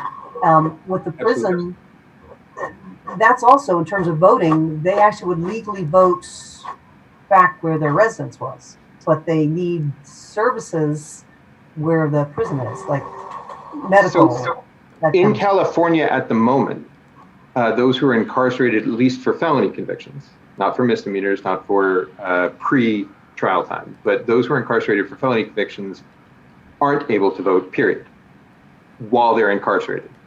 After they're incarcerated, there are different rules for when people can get re-enfranchised. But while someone's incarcerated, at least for a felony conviction, that is, at least for something with more than a year of incarceration potential, they're not eligible to vote at all. They're still represented, much like other communities that aren't able to vote, like kids, like non-citizens, are still represented. So I want to, although it can be tempting, and although I'm about to conflate those in discussing the Voting Rights Act, for purposes of equal population, representation is actually different from, and has always been different from, voting. We are all represented, even when we are not all eligible to cast a vote.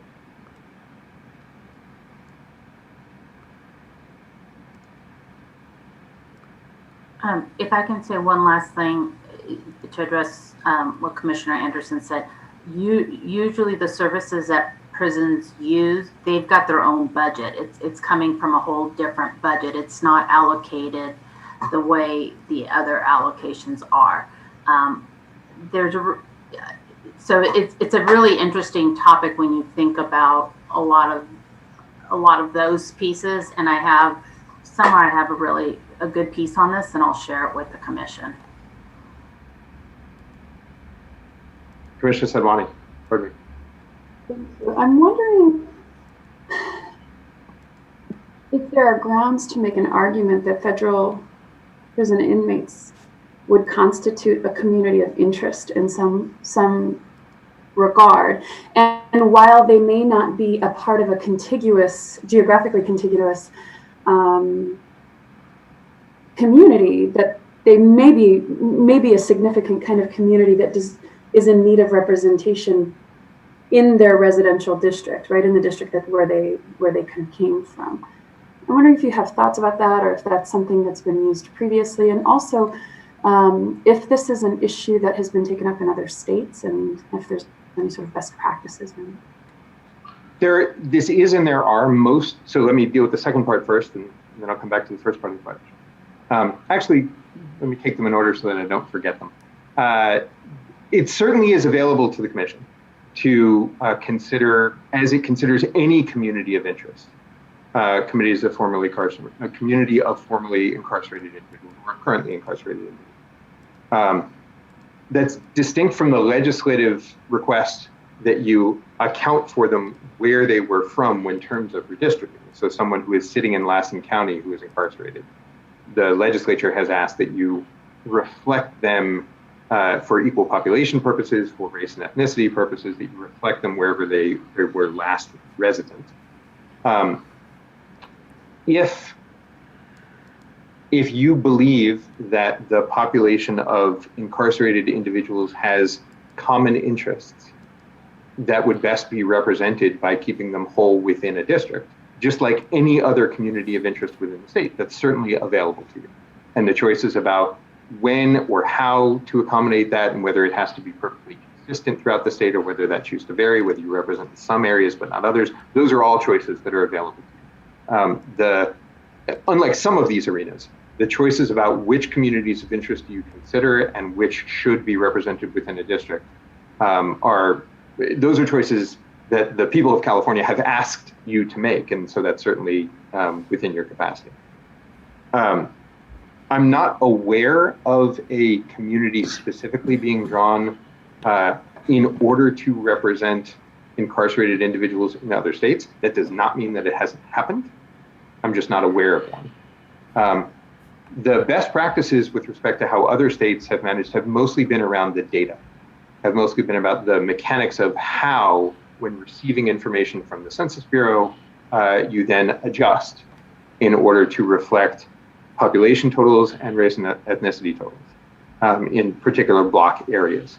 And that's a perfect segue to the speaker that I understand is on the agenda for later today, Karen McDonald, who serves at the statewide database, is one of the individuals who will be able to help you in negotiating those data constraints. And I know she has part of her presentation devoted to exactly that.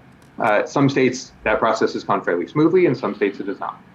And so the best practices really revolve not around the whether, which is usually set by state law, but around the how.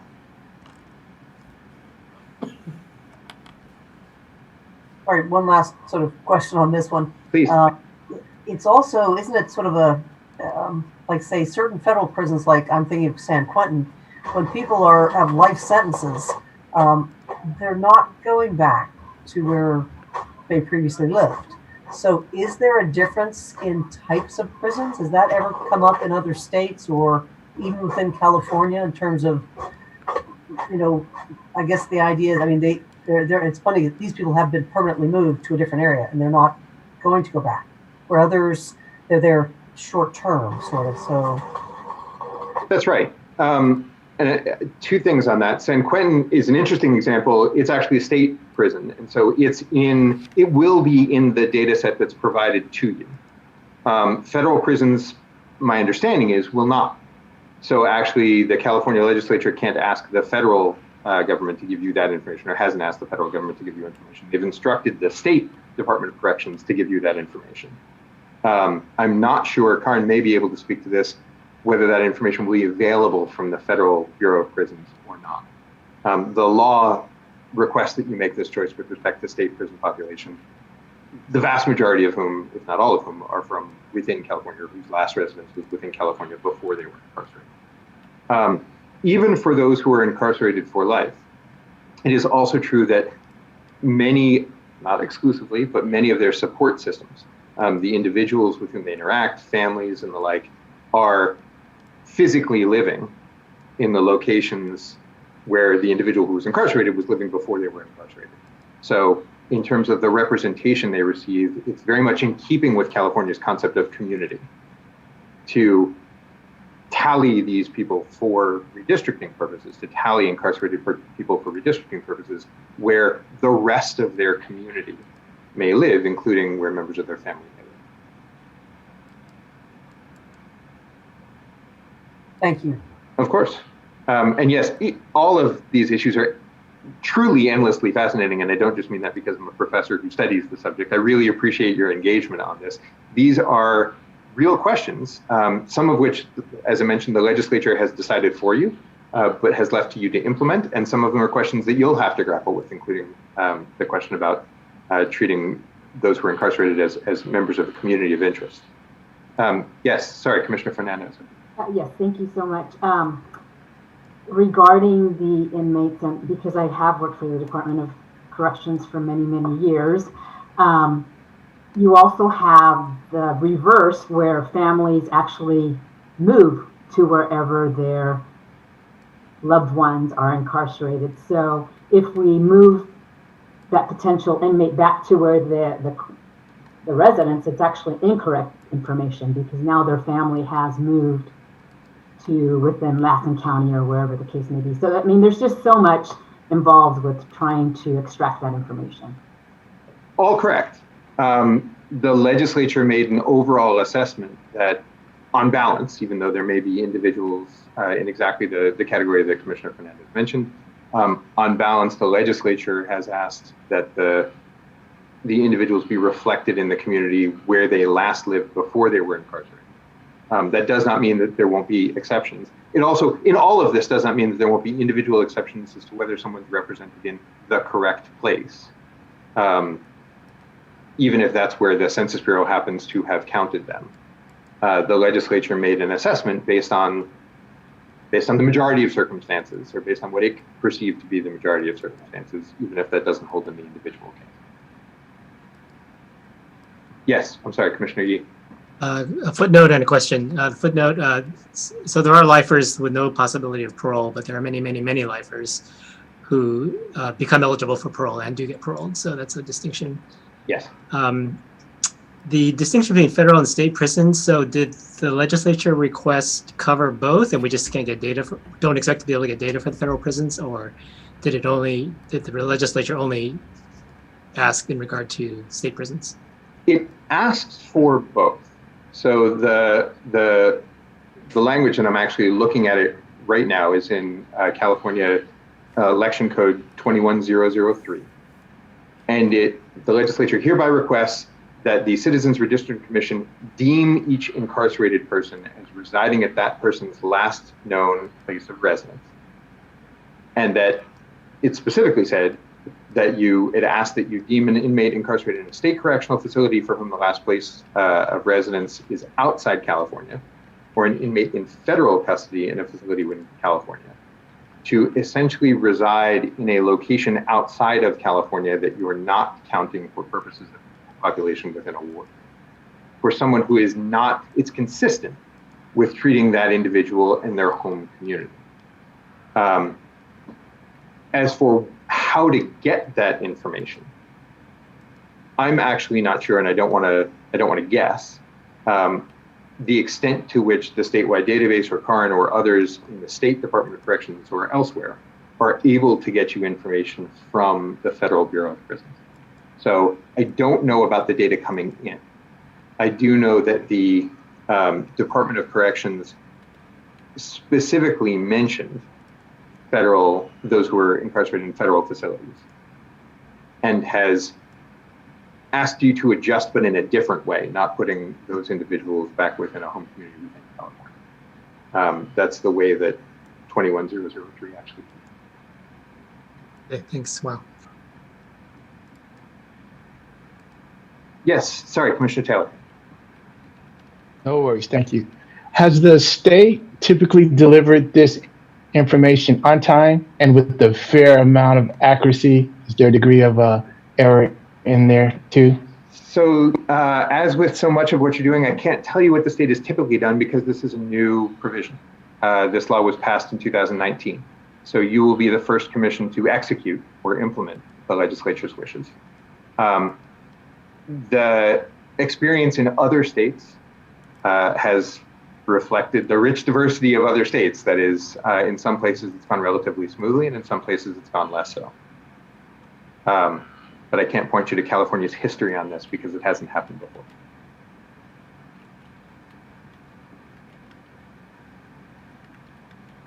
This particular conversation and the way that the incarcerated population helps to particularly speak to communities of color, unfortunately, given the demographics of the incarcerated population, fits directly in with the next segment of the presentation that I've planned, and with your permission, I will move to it, also in the interest of time.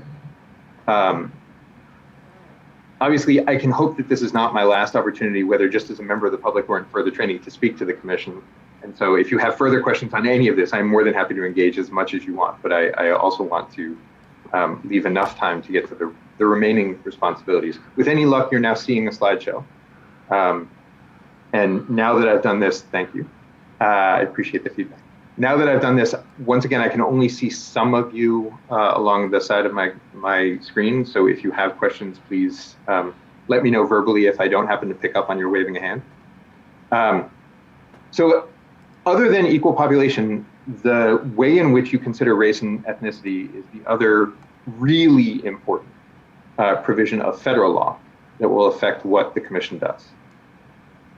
There are lots of complexities here, and you will get, I hope, lots of feedback and instruction from your counsel, whom you choose. And there's a weight on the scale expressed in state law to have counsel who are versed in the Voting Rights Act in particular. I've tried to boil down these rules into 3 basic principles. The first, I'm hoping will be easy. There's a federal constitutional prohibition on setting out to hurt voters based on their race or ethnicity. Historically, if you can imagine this highly stylized jurisdiction and the darker circles as people of color, there are individuals mixed throughout the jurisdiction. In some communities, one could divide that community up with district lines to draw district lines through the minority community to crack the minority community and distribute their power so that the minority would not have reliable electoral power in any given district. If you look at the rough tally of voters here and you assume, the law doesn't assume, but if you assume that people of color vote differently from Anglo voters here, then you can see that even though there are quite a few minority voters in this highly stylized jurisdiction, in no district, if the lines were drawn like this, would they be able to execute would they be able to effectively exercise the franchise to elect their candidates of choice. They would lose in every single district if the polarized lines were perfectly even. And I want to mention that in particular because these lines don't look particularly irregular. They don't look particularly unusual. They're nice and pretty, but they can be used to accomplish the very same thing as strange looking lines that may run right through the middle of a minority community. Another way in which this has been done in other jurisdictions in the past, and unfortunately in parts of California, is to draw the lines so that minority communities are packed into a district, providing a reliable opportunity in one district, but leeching support from others to ensure essentially tokenism, to ensure that minorities only have a realistic opportunity to elect candidates in one district and not in multiple. Setting out to impair voters, to hurt voters based on their race or ethnicity is unconstitutional, no matter if the lines are pretty, and no matter if the ultimate motive is something else, if the ultimate motive is based on community, or if the ultimate motive is based on partisanship. But in order to effectuate that ultimate motive, you categorize people based on their race or ethnicity, and you draw lines specifically to disadvantage those people, even if you had something else in mind for later. Unconstitutional. The Ninth Circuit actually had an opinion out of Los Angeles that describes this well. It was a redistricting opinion in which, unfortunately, local government in Los Angeles intentionally discriminated against racial minorities, not because they had animus against racial minorities, but in order to preserve their own, this was a county supervisor's board, in order to preserve their own incumbencies. They intentionally took action to split up the Latino community of Los Angeles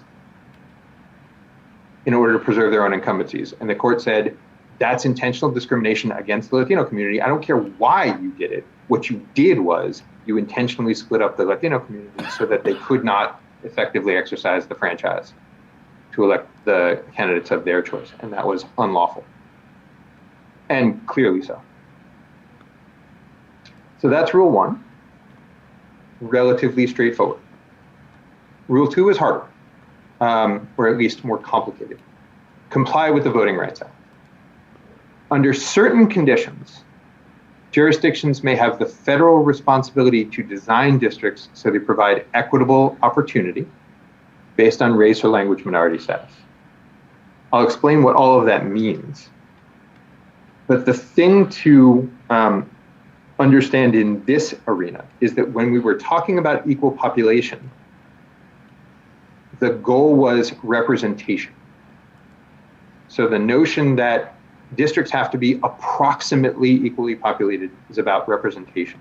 The Voting Rights Act, federal law, speaks to federal law that's actually embraced by the California Constitution. It's an explicit criterion that you're asked to apply by state law as well. Speaks not to overall membership of a district, but to political electoral opportunity. This is about voting power, distinct from representation. Obviously related, but a different touchstone, and that changes the analysis a bit. What are these conditions? What does it mean? How do you know when you've got it? The law essentially breaks down into 4 basic questions. Are there sizable, relatively concentrated minority communities? And in California, the answer to that is emphatically yes. It's just a question of where and in what parts of the state. Do the minority communities have distinct electoral preferences? And there the answer is, in many parts of the state, yes. And in other parts of the state, perhaps not. Did or do underrepresented minorities face discrimination? That is, was there past discrimination or is there present discrimination? And unfortunately, in many parts of the state, the answer there too is yes. In other parts of the state, perhaps not, depending on the minority group in question. And if each of those things is correct, and I'll go into each of them in a little bit more detail, can we design districts to give minority communities a fair shot at electing the candidates of their choice?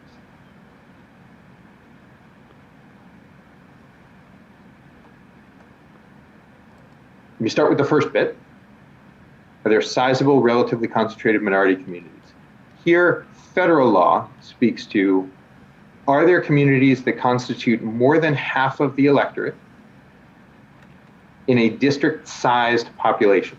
So if you take a district of a particular size, remember your band for equal population varies a bit.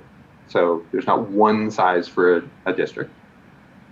If you have a district-sized population, is more than half of the electorate of the citizen voting age population, or CVAP, you'll hear CVAP quite a bit, is more than half of the CVAP in that population minority?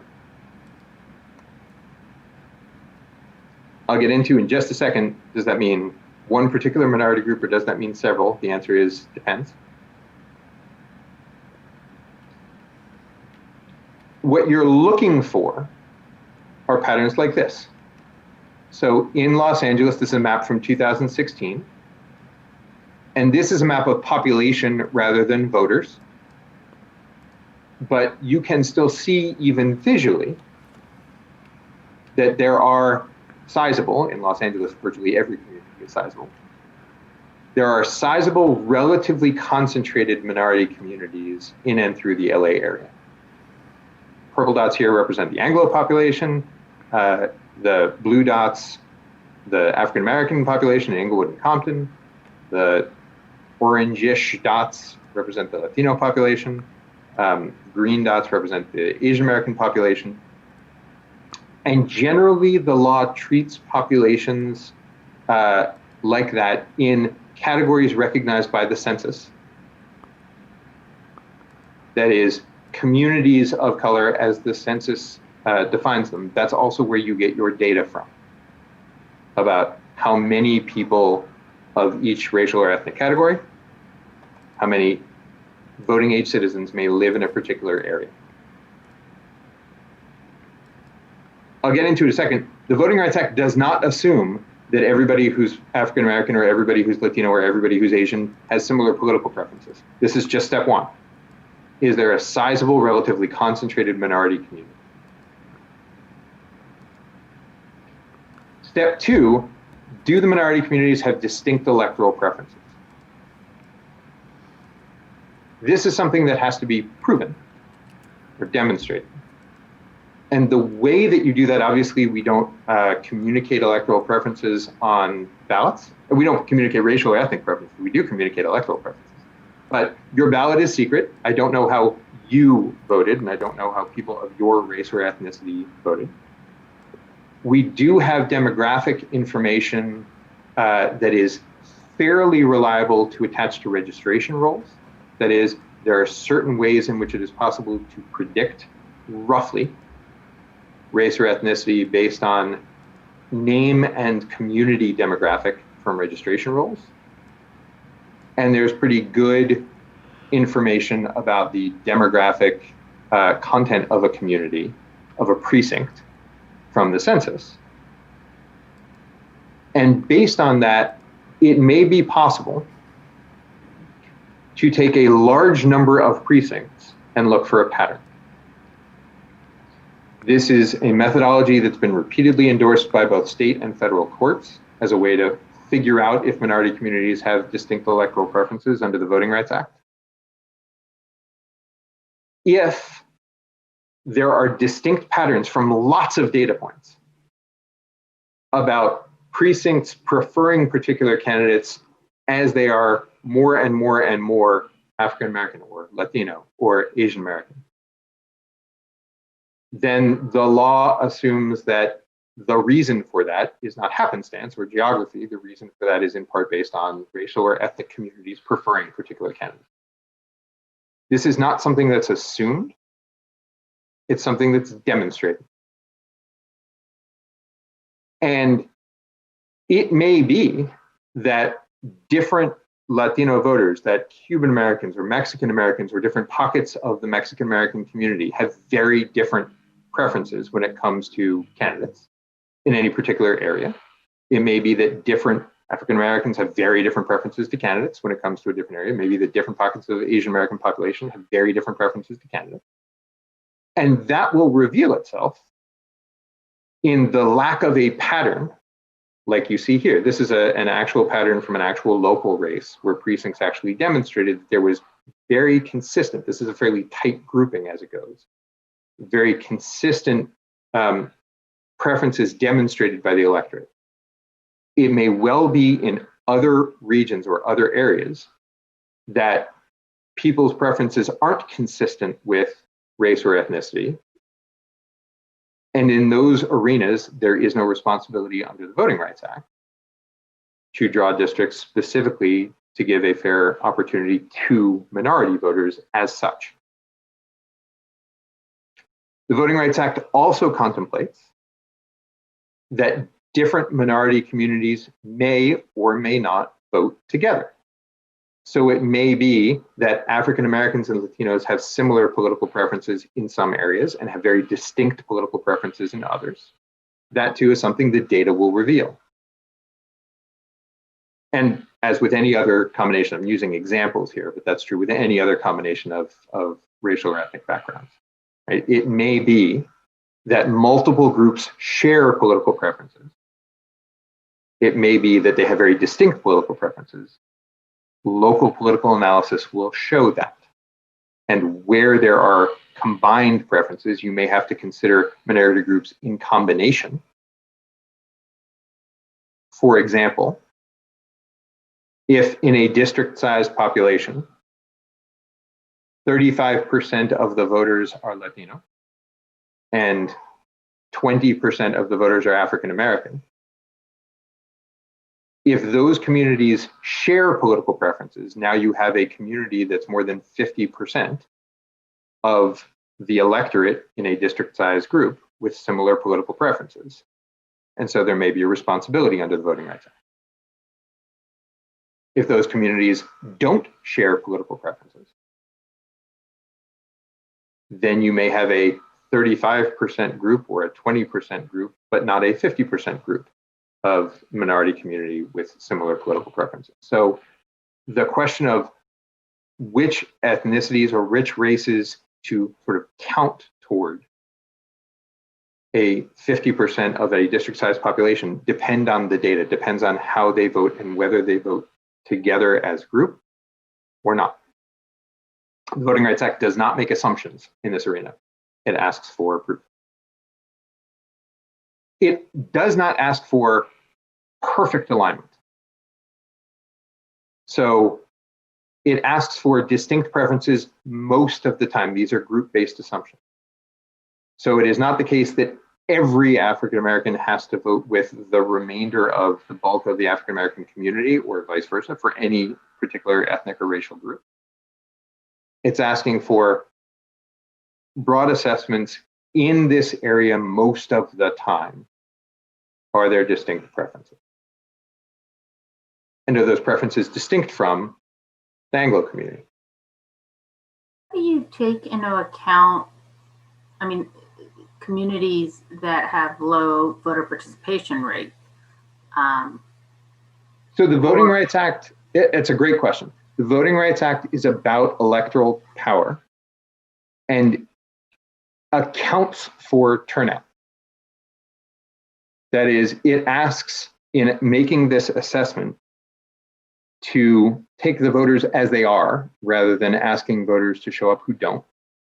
In part because areas that have not had districts drawn to accommodate their electoral preference may not reveal a great motivation to turn out and vote. If you know you have a very distinct electoral preference and you know you're going to lose every election, it may well be that your turnout is very rationally lower than if you know you've got a shot.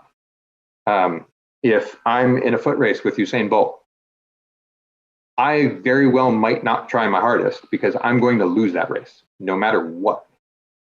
But if I'm in a foot race with a neighbor, unless my neighbor's Usain Bolt, I might give it more of an effort. The Voting Rights Act contemplates that. And so it responds to turnout differential as it exists in assessing electoral preference. There are several techniques here, and I'm not going to go too far into the details, mostly because of time, although your consultants, and by the way, you will, I hope, hire consultants to engage in precisely this analysis to inform you of where there are distinct preferences or not. Your consultants know there are several techniques, some more sophisticated, some less sophisticated, about assessing the preferences of particular racial or ethnic groups, including compensating for turnout. You may be able to see on this particular chart, each of these circles here represents a precinct. And so it's looking at the precinct returns for a particular candidate. And some of those circles are bigger than others. That's actually a representation of the turnout within the precinct. And the mathematics of doing this is known as ecological regression. There's a slightly more sophisticated version known as ecological inference, uses some of the same statistical traits. But the sophisticated techniques take into account the particular turnout in particular precincts when assessing whether there's a pattern. I also want to say that this is not just a partisan calculation. This is not an assessment of whether African Americans tend to vote Democratic and Anglo voters tend to vote Republican, and therefore there are differences. This is an assessment that it can also be assessed within primary elections, within local nonpartisan races. It's meant to say, does the community have a different set of preferences from others, generally speaking, not purely based on partisanship. It is true that partisanship will feed into this assessment. But it is not merely an assessment based on overall partisanship, including in a particular area. It is entirely, let me say that differently, it is entirely possible, and in fact usual, to have racially polarized voting where different segments of the population prefer different sorts of candidates within an area that is overwhelmingly Democratic or within an area that is overwhelmingly Republican. And we need to take into account the age, the voting, the electorate. But as we've talked with other presenters, 10 years is a large span, and one generation may vote one way, and younger individuals from that same ethnic community or community of interest may vote a different way. How Correct. do we account into that? Those coming.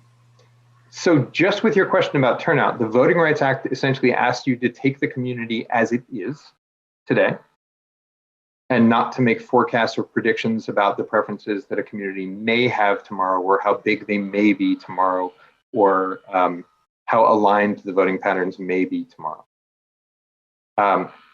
There is nothing wrong with considering outside of the Voting Rights Act. So the Voting Rights Act tells you there are certain circumstances when you must do something. There will be additional circumstances when you have the freedom to consider racial or ethnic populations in all sorts of other contexts where there is no mandate based on the federal voting right. And there's nothing from stopping you from considering those communities in a whole lot of different flexible ways, including trends or patterns or ways in which those communities may have something else in common with wholly other parts of the community. With respect to the Federal Voting Rights Act mandate, where there is an obligation, they ask you to take the community as it is.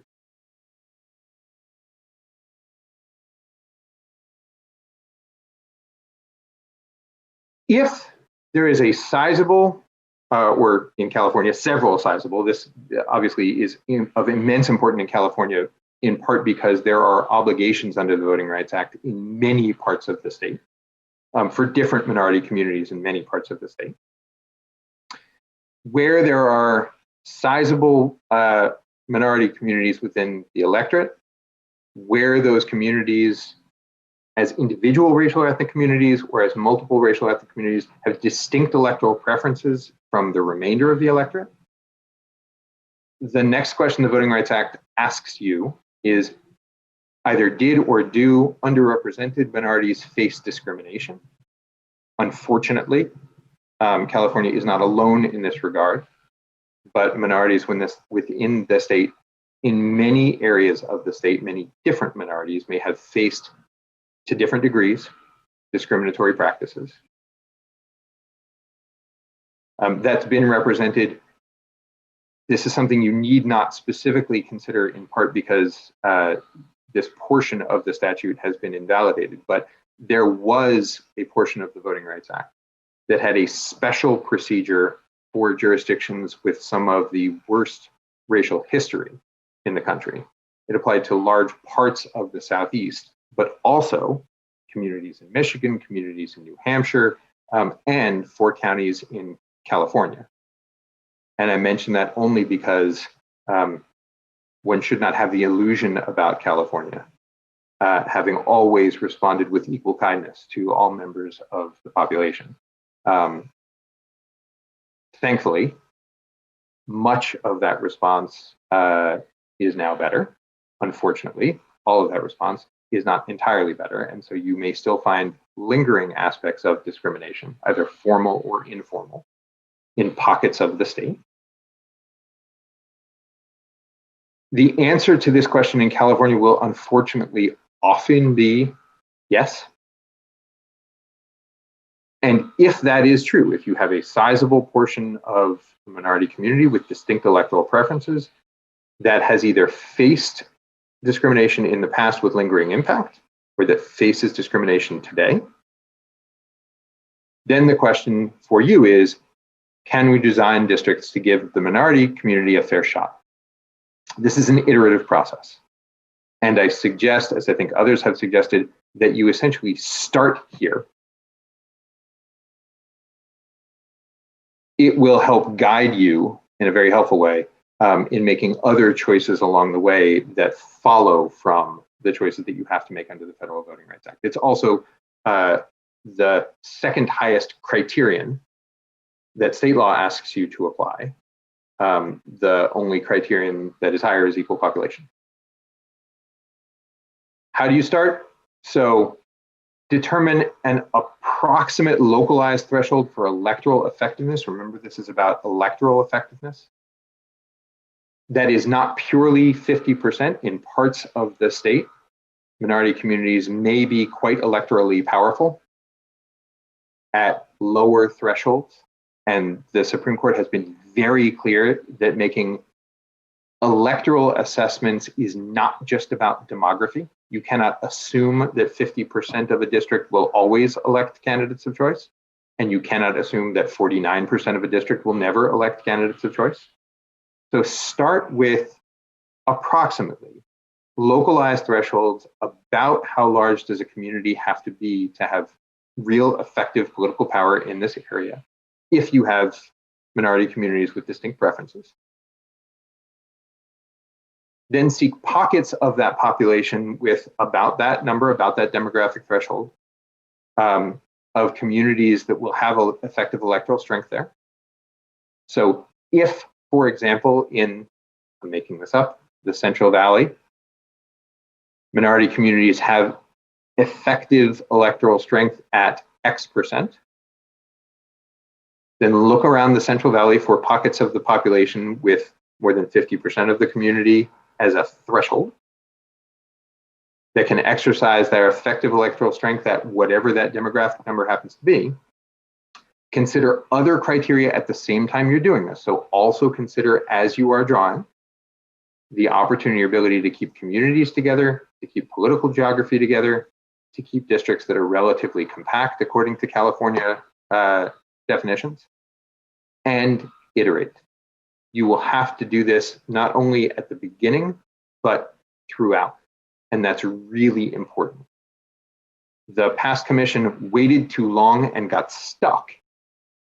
And I think didn't actually set up a process that was conducive to ensuring that they fulfilled their Voting Rights Act obligation. I don't actually know, I don't want to speak to the result, but the process that the prior commission used was not attuned to the Voting Rights Act early enough, did not start with thinking about multiple Voting Rights Act criteria. They got bad advice. They were wedded to a 50% threshold that did not actually reflect the law at the time. And then they set those districts in stone without looking for whether there were other opportunities to comply with the Voting Rights Act as they progressed. And I think that that was not a process that was particularly conducive. The prior commission also made it very hard on themselves to consider districts with multiple groups of minorities to see whether they had similar electoral preferences, to see whether these sorts of multi-minority districts were available and therefore, under the Voting Rights Act, occasionally required.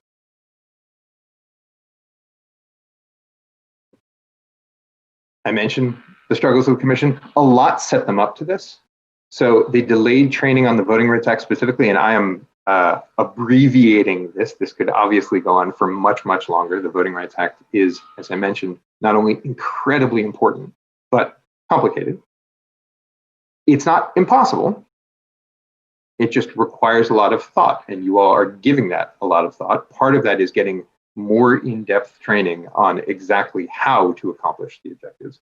Prior commission knew that it needed that, but delayed actually getting it.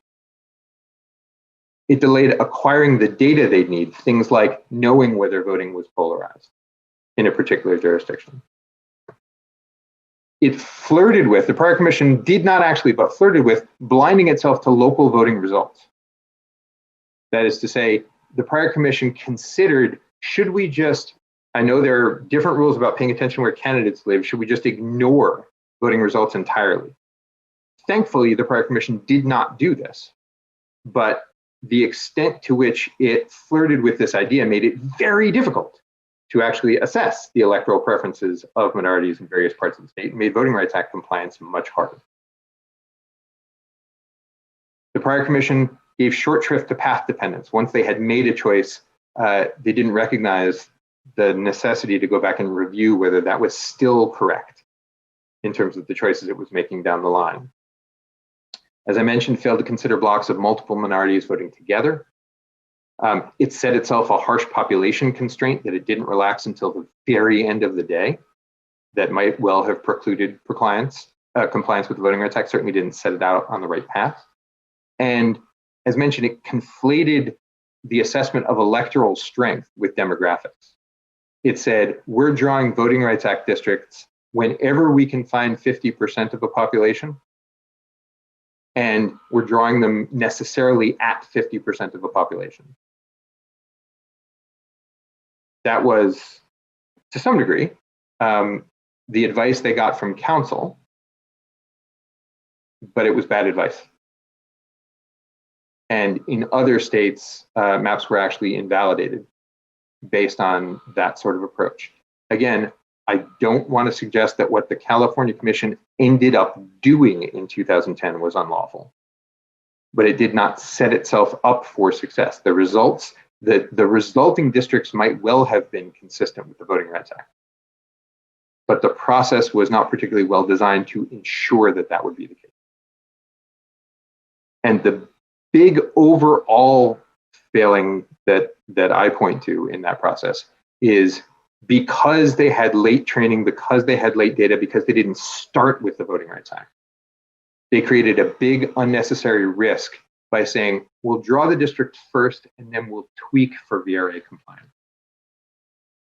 In my mind, that's precisely the opposite of what I'd recommend to you. You give yourselves the best chance of success by starting with the Voting Rights Act and then returning periodically to the Voting Rights Act as you make other choices as well. I know that's a lot. Are there questions about that just before I proceed?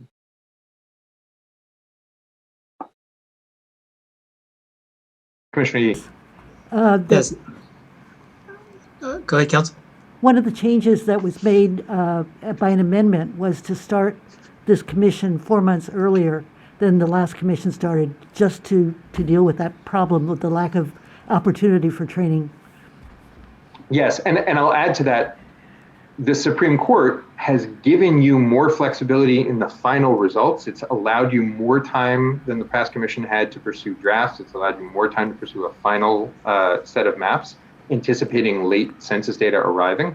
But I encourage you to pay attention to exactly what Council just mentioned. the 4 months extra time you have up front, you have more time up front to get started. And I'd encourage you to use that to start in on Voting Rights Act compliance, and not to take the extra time the Supreme Court has given you at the end of the day to think that you have more breathing room. It's really important to start this early. Not least because some of the consultants you'll want to engage to help you with polarization analysis, some of the consultants you want to engage to help you with demographic analysis, they're pretty popular, and other states may be looking for them too.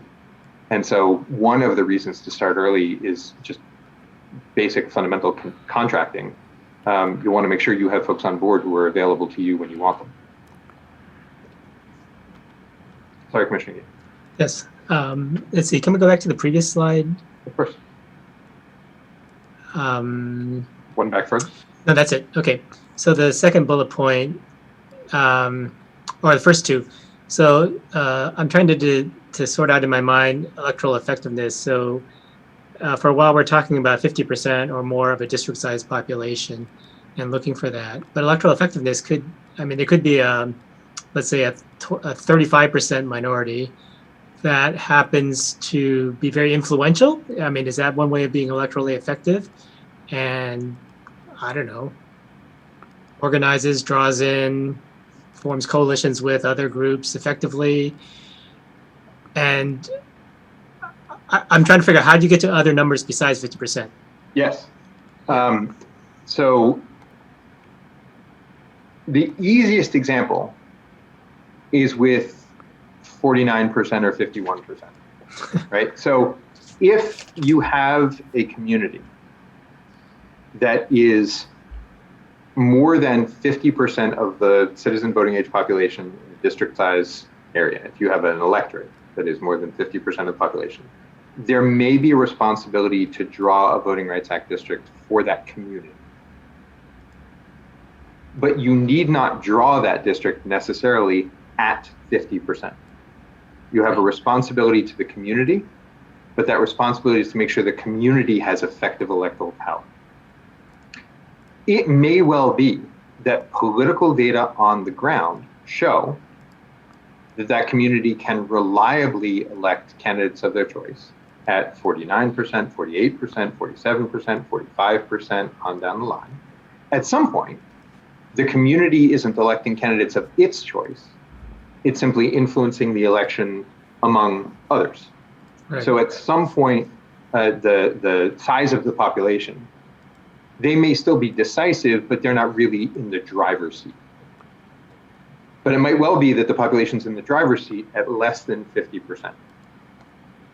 That comes from actual electoral analysis of real races on the ground. This is one of the reasons to start early. So some of the same analysts who are giving you assessments of whether the population is polarized will also tell you how polarized. And that means that if most of the Latino population, for example, has certain preference, and most of the Anglo population has a different preference, some of the Anglo population will reliably join the choice of the Latino community to effectively elect the candidates of choice of the Latino community. And that number, how much is some, is going to be very different in different parts of the state and based on different levels of cohesion among the minority group and cohesion among the Anglo group. And so that's part of why you want analysts telling you what the data show about what levels of support actually translate to effective electoral power. But your intuition is exactly right, Commissioner Yee. At different levels of size within or strength within a community, different populations may be sitting in the driver's seat or maybe just riding along as a passenger. So thinking of it another way, so in fact, if you created a district with 55% of a similarly voting minority group, that would that could be construed as packing, which would be a different violation. It could be, unless what you saw is that the population based on turnout or based on other factors really only sat in the driver's seat at 55%. So some groups may be effectively in the driver's seat at more than 50%. Some groups may be effectively in the driver's seat at less than 50%. It's absolutely right. What you're looking for is if the population is sizable enough to theoretically yield power, there might be an obligation. Now, where do we draw the district lines? It's where they would actually have the effective opportunity. So if there's an obligation, the first step is essentially theoretical. That determines whether you've got an obligation if voting patterns reflect real polarized choice. Once you know that there's an obligation, then it is, precisely to your point, Commissioner, relentlessly pragmatic on the ground about the actual level of community strength needed to be in the driver's seat. Very good. So that's why we need these VRA consultants to give us that data. Wow. Yeah, to tell you, and it's really important, you can see why you start running into back of the envelope thumbnail assessments that don't really mirror facts on the ground if you wait too long to get yourself the information you need. Right. You start running into trouble with making assumptions about how people vote or what's effective rather than actually looking on the ground at what that means. Right. Okay, thank you. Are there other questions on this just before we continue? Commissioner Anderson here with a quick question. Yes, Commissioner. Thank you. Along the 50% is sort of, if you have to have a certain number to start considering it, but and it's very easy to say, well, yes, this is a Latino group and that's a Black group, but as you know, and I'm thinking through lots of parts of the state, it's both. I mean, it isn't clean cut of we have that minority group and that minority group. There's many mixed, and so at what point, or there's 30% here and 20% there, and no particular one is more than 50%.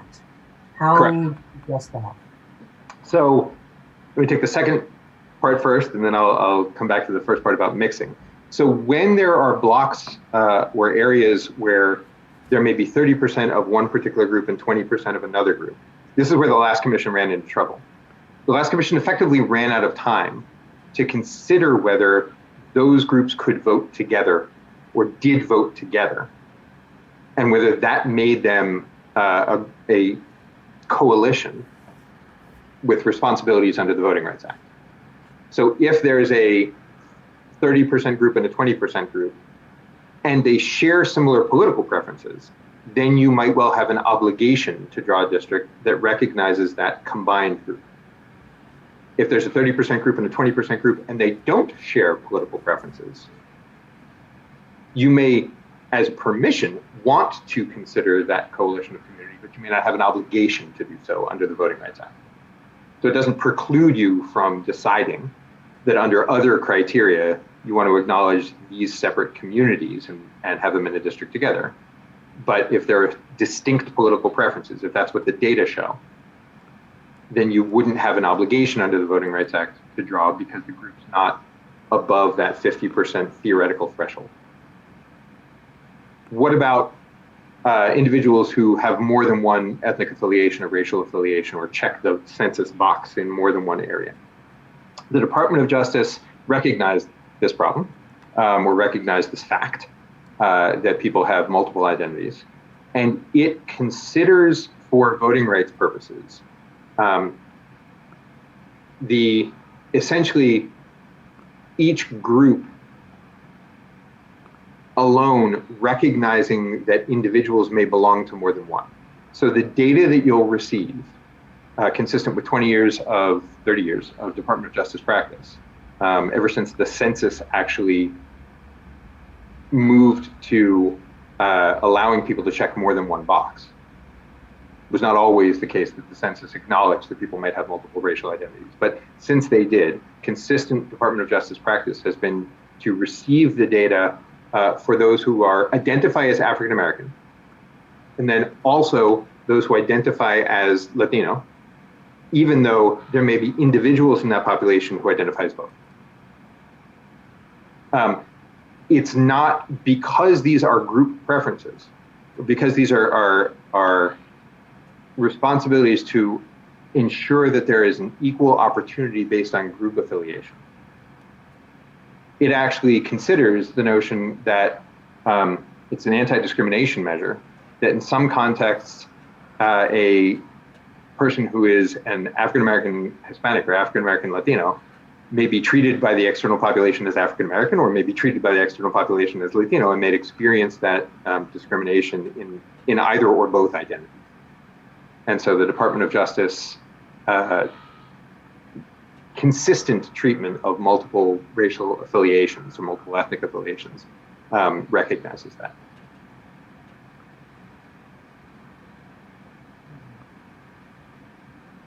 Commissioner Sidwan, I have an additional question as yes, well. Please. So this is extraordinarily helpful, and I appreciate the prior commissioner's questions around this 50% threshold and the flexibility that should have, particularly here in California.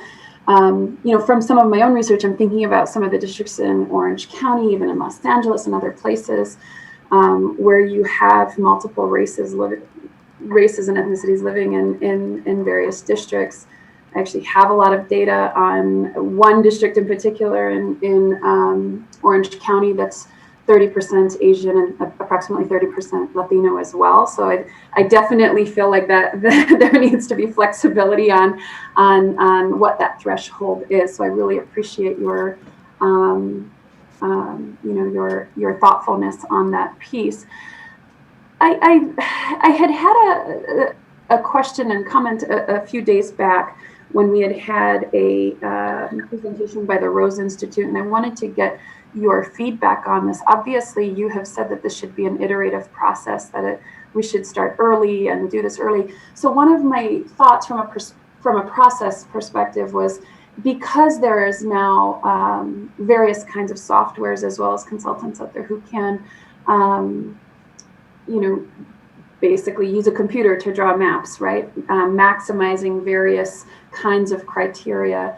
One of the things that we had discussed is that from a process standpoint, perhaps we release a series of quote unquote discussion maps of some sort, something that, you know, perhaps we maximize the VRA components in one of the maps and put that up for public discussion and comment, acknowledging that is not our draft map, but something at least to solicit feedback. And perhaps there's other maps, you know, maybe based on contiguity or other components. And I just wanted to get your perspective on that. From a VRA standpoint, obviously, if we did that, we would have to set a threshold to generate those kinds of districts. Do you see pros, cons, if we were to move forward with such an approach? Yeah. So thoughts on that, just from if I understand the approach that you're considering. The first is, I would encourage you not to put out draft maps that maximize any one criterion, because they will get people used to options they don't have, or they suggest that you have options that you don't have. So I don't think it's useful for you to actually put out a draft map that maximizes compactness according to a mathematical score. I'll get into, that's not the California standard anyway, but I don't think that's useful because that's not available to you as a final map, and showing that only leads people to think that they may have choices they don't have because you don't have them either. So I think that may be, I would not encourage you to do that. It may well be useful for you as an exercise to ask a consultant or others to show you all of the pockets where there are populations, either alone or in combination, that meet a 50% threshold. But I'd encourage you to tweak those maps before you release those as well, because those may also hide opportunities and get people anchored in the public to, this is a VRA maximized map that might not be. So, for example, if you set the criteria to give you roughly equally populated maps that show all the 50% thresholds that there are. There are many, many, many, many, many different ways to do that. So I'm not even sure that that is a, you certainly won't get one map back. You'll get thousands of maps back if you do that. but there may be ways for you to draw in ways that essentially show effective electoral power at populations that are lower than 50%. Even if the group would have, even if the group would suggest that the 50% line shows a different demonstration district, the actual district that you'd want to draw to effectuate their electoral power is at 40 or at 55. That's going to look like a different configuration, and that's going to get the public used to a different response. So to the extent that you have, I shudder to use the word automatic, to the extent that you have consultants who are able to draw various forms of computer-generated starter maps, I would very strongly encourage you to take a look at those and see where you might want to tweak, expand, modify, even as a draft construction before you release. But I would absolutely encourage you to release, if the broader question is, should we release a series of draft, here's what we're thinking about before we get to a final draft map? Yes, because you'll get feedback that allows the public to tell you where you've missed something. Where, hey, you haven't considered, but these populations have very different political preferences and you've combined them together. Or you may not have considered these populations actually have quite similar political preferences and you haven't thought about whether they could be a district. And that feedback is most profound when people are looking at something to react to. So I absolutely encourage you to release drafts and in an iterative process. But I don't know that I would encourage you to release sort of externally computer-drawn maps alone for any single criterion, much less maximizing several, if that makes sense. Commissioner Anderson here with a question on that, because the idea of putting together, rough maps several different times always helps, particularly communities of interest. Kind of the idea we can use that roughly, but in terms of, we have to look at politics and the voting to determine the Voting Rights Act criteria. But we can never then say, yes, we're looking for your political input, because we can't consider politics ultimately in drawing the lines. So how do we sort of handle, we're looking at that as one criteria, but then not ultimately. Because when we come to the communities, we're really talking about all communities of interest, not necessarily voting communities of interest. So you see the difference when I'm trying to I do. And I've only stopped sharing my screen for one moment. I want to come back to it because I want to get the precise language up in front of me. I want to be really clear with the commission. I think you are not precluded from considering politics. And I don't want you to believe that you are precluded from considering politics. I think what the law actually states, and this is why I want to make sure that I had it in front of me, is that you not consider the place of residence of an incumbent or candidate flat out. So you can't know, you have to blind yourselves to where do the candidates live or where do the incumbents live. That is true. And that districts shall not be drawn for the purpose of favoring or discriminating against a candidate or party. So you can't set out to draw districts that benefit Democrats or Republicans or Libertarians or Greens, or that discriminate against Democrats or Republicans or Libertarians or Greens. But that does not mean that you have to be blind to, or that you have to keep yourself from information about the political composition of a community. And I think those are very different. And I think that you all can understand community preferences without setting out to favor or discriminate against those preferences based on their party. This is Commissioner Vasquez with a potential follow-up question. So it seems then perhaps one of the questions we would, to get to your point about like there's a difference between not considering partisanship and incumbency versus considering politics and political power, maybe one of the questions we should have our consultants help us answer is more in, or is in addition to candidate favoritism, but policy, like how folks are voting in terms of local policy decisions. So things that aren't necessarily tied to strict party lines, but that gives us additional information about whether they're voting for, this is probably more political, but like parcel taxes or other strictly policy related questions on the ballot versus partisan questions on ballots. I think that you are absolutely free to consider communities of interest that have distinct preferences with particular policies, whatever those are. So yes, but I want to be clear, you're not precluded from considering partisanship, right? The Democrat or Republican is not a dirty question. Where does an incumbent live?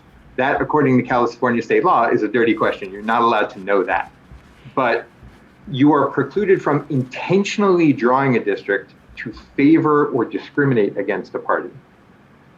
But that's very different from knowing whether there are a group of people who affiliate with a party or whether that happens to be important with them, either mixed up with race or not.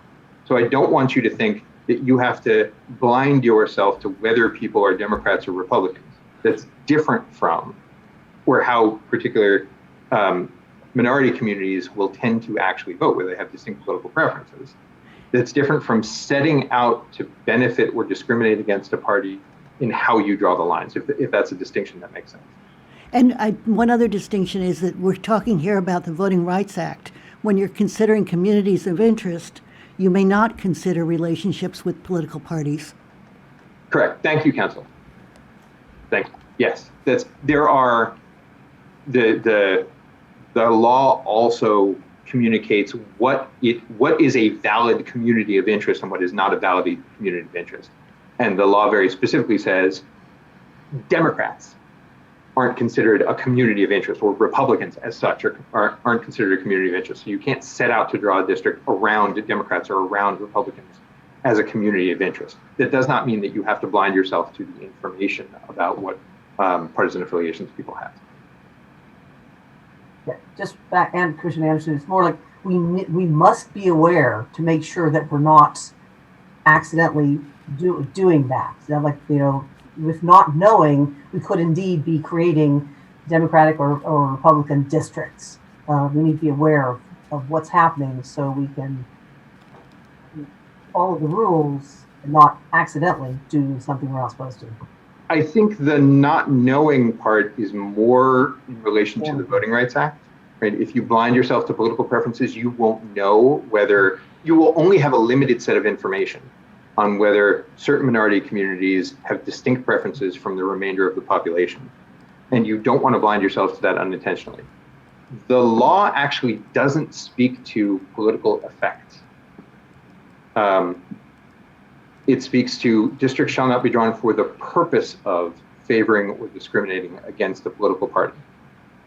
And you may not consider a community of interest to be a community that responds to a political party.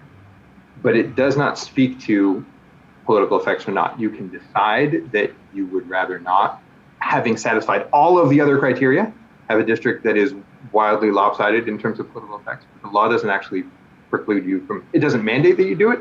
It doesn't require that you do it. It sets up certain things that you may not put political fairness above.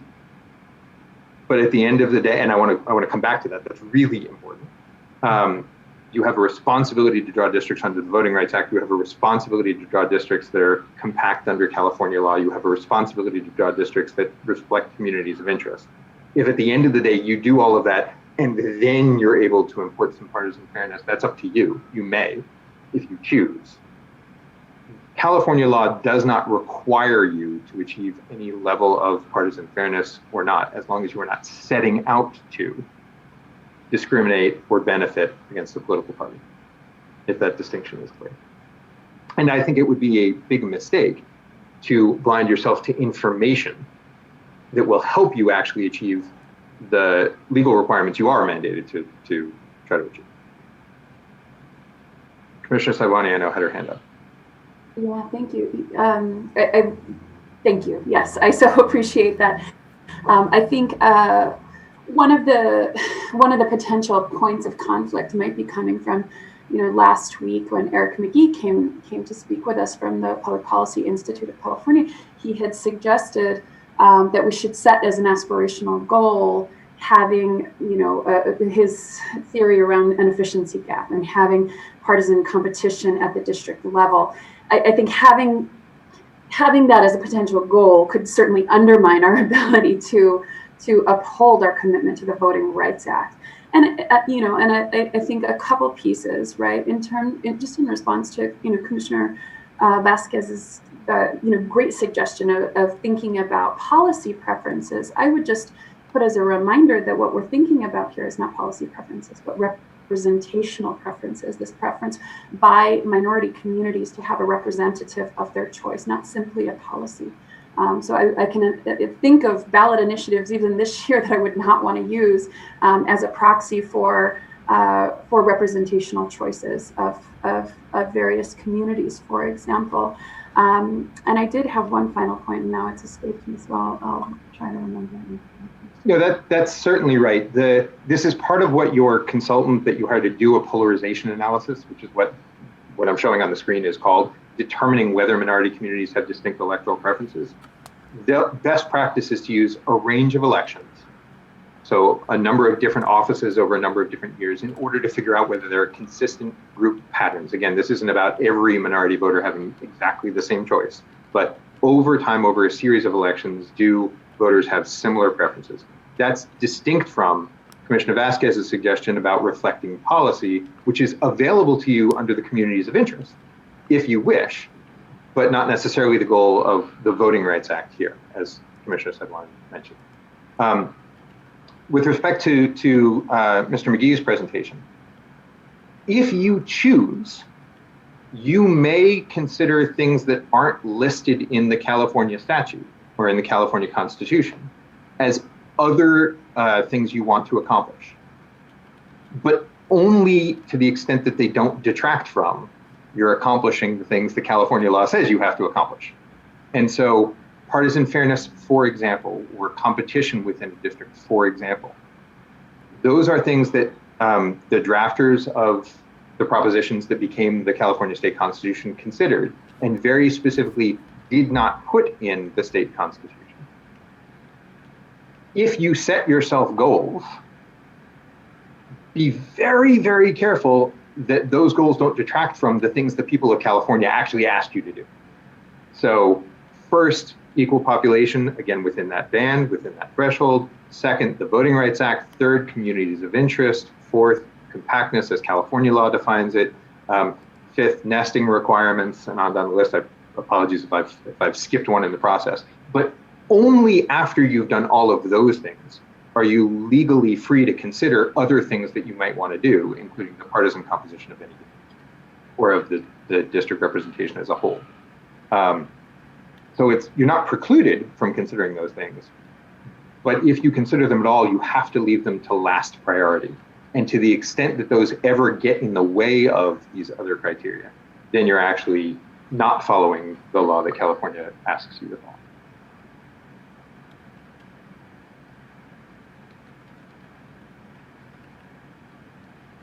I have a quick suggestion, and that is I suspect people would like a break soon. And I don't know when you have a break scheduled. I also am very conscious that there are other presenters today.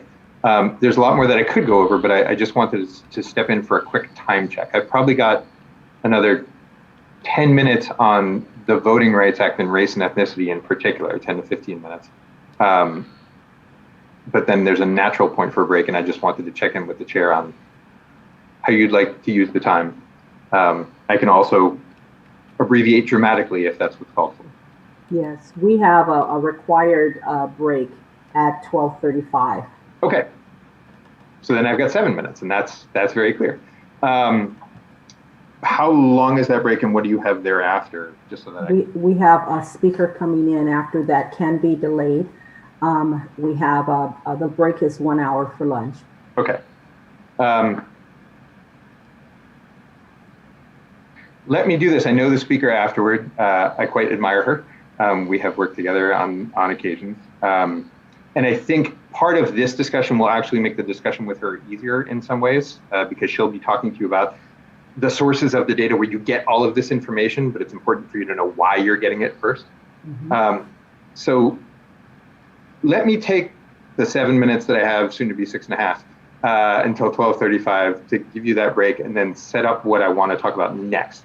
And let me try and do that in the 6 minutes. So we've just discussed the Voting Rights Act. There's a lot of there. There's plenty more there than I had the chance to get into. Some of you are quite familiar with all of these things already.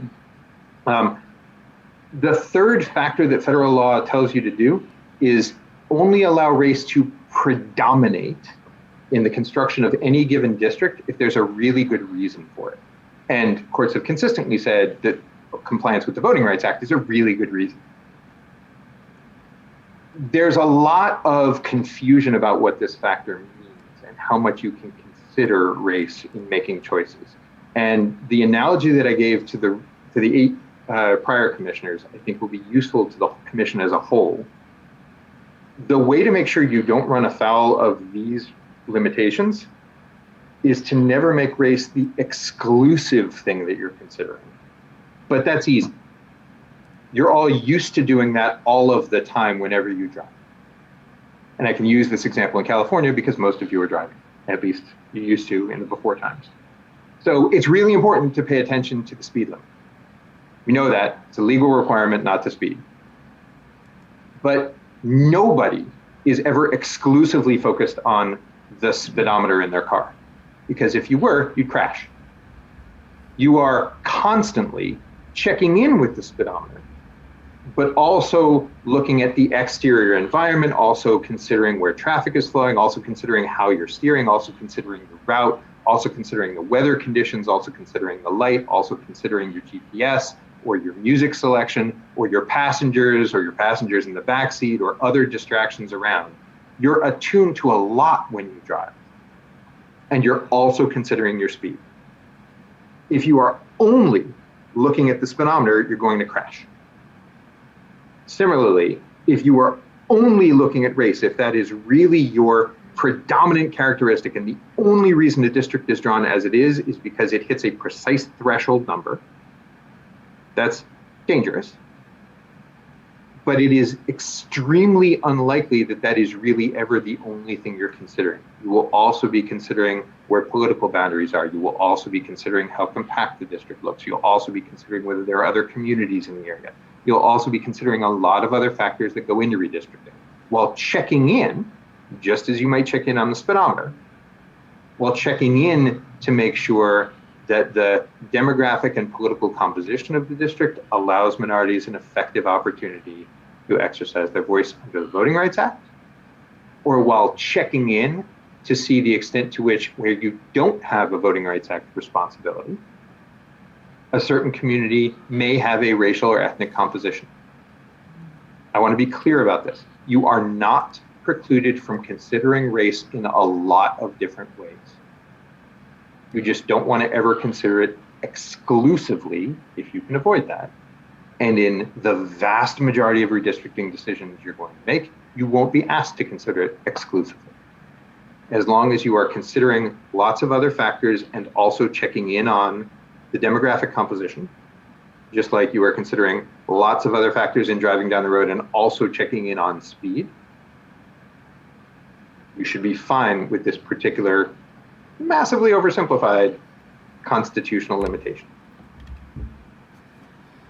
But because that's poorly understood, you may hear a lot of noise about how it's unlawful to consider race, or, as we've already discussed, a lot of noise about how it's unlawful to consider party. And I just want you to be able to distinguish that from the actual legal restrictions, which allow you a lot more flexibility as long as you also consider other things.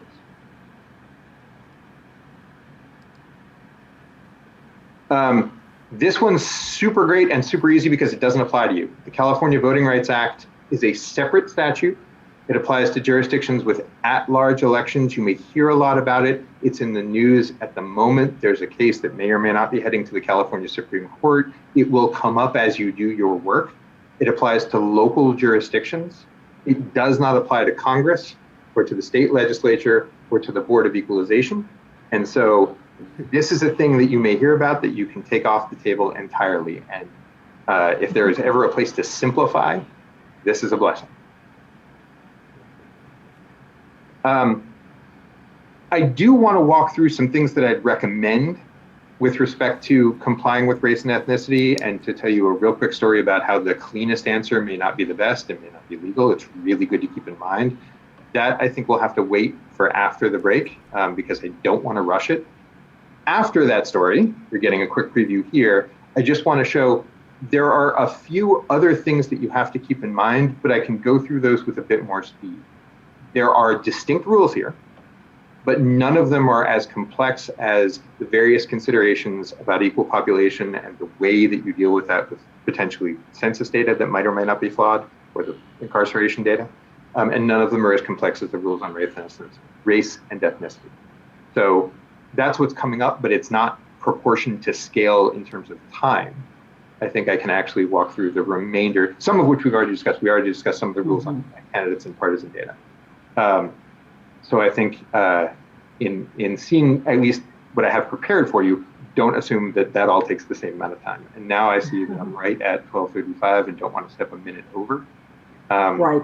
Madam Chair, I'm at your disposal. Thank you so much. We will go ahead and take our break now. We'll come back. I'll ask if we would please still come back at 1:30, please. Just give us 5 minutes. And we'll start, Professor Levitz, with public comment, because we do want to let the public know when they can call in. So at 1:30, when we reconvene, we'll start with public comment first, and then we'll go back to your presentation. Okay, thank you very all. much. Back at 1:30, please. Thank you so much, and welcome back from our break that we had. We'd like, AT&T operator, Colin, we'd like to open up the line for public comment. It's the way we'd like to start out this session, please. Do we have anyone in queue? No, Madam Chair, we don't have anyone in queue at this time. Okay. Thank you so much. Do we want to give a couple of minutes just in case? Okay, and I will give instructions again. Ladies and gentlemen, if you wish to ask a question or have your voice heard for public comment, please press 1 then 0 at this time.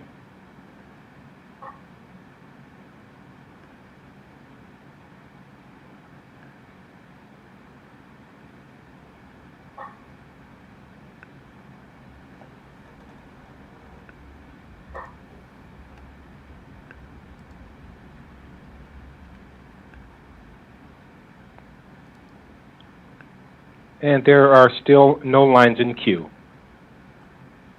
Okay, thank you. Justin, we'll go ahead and continue with the presentation, please.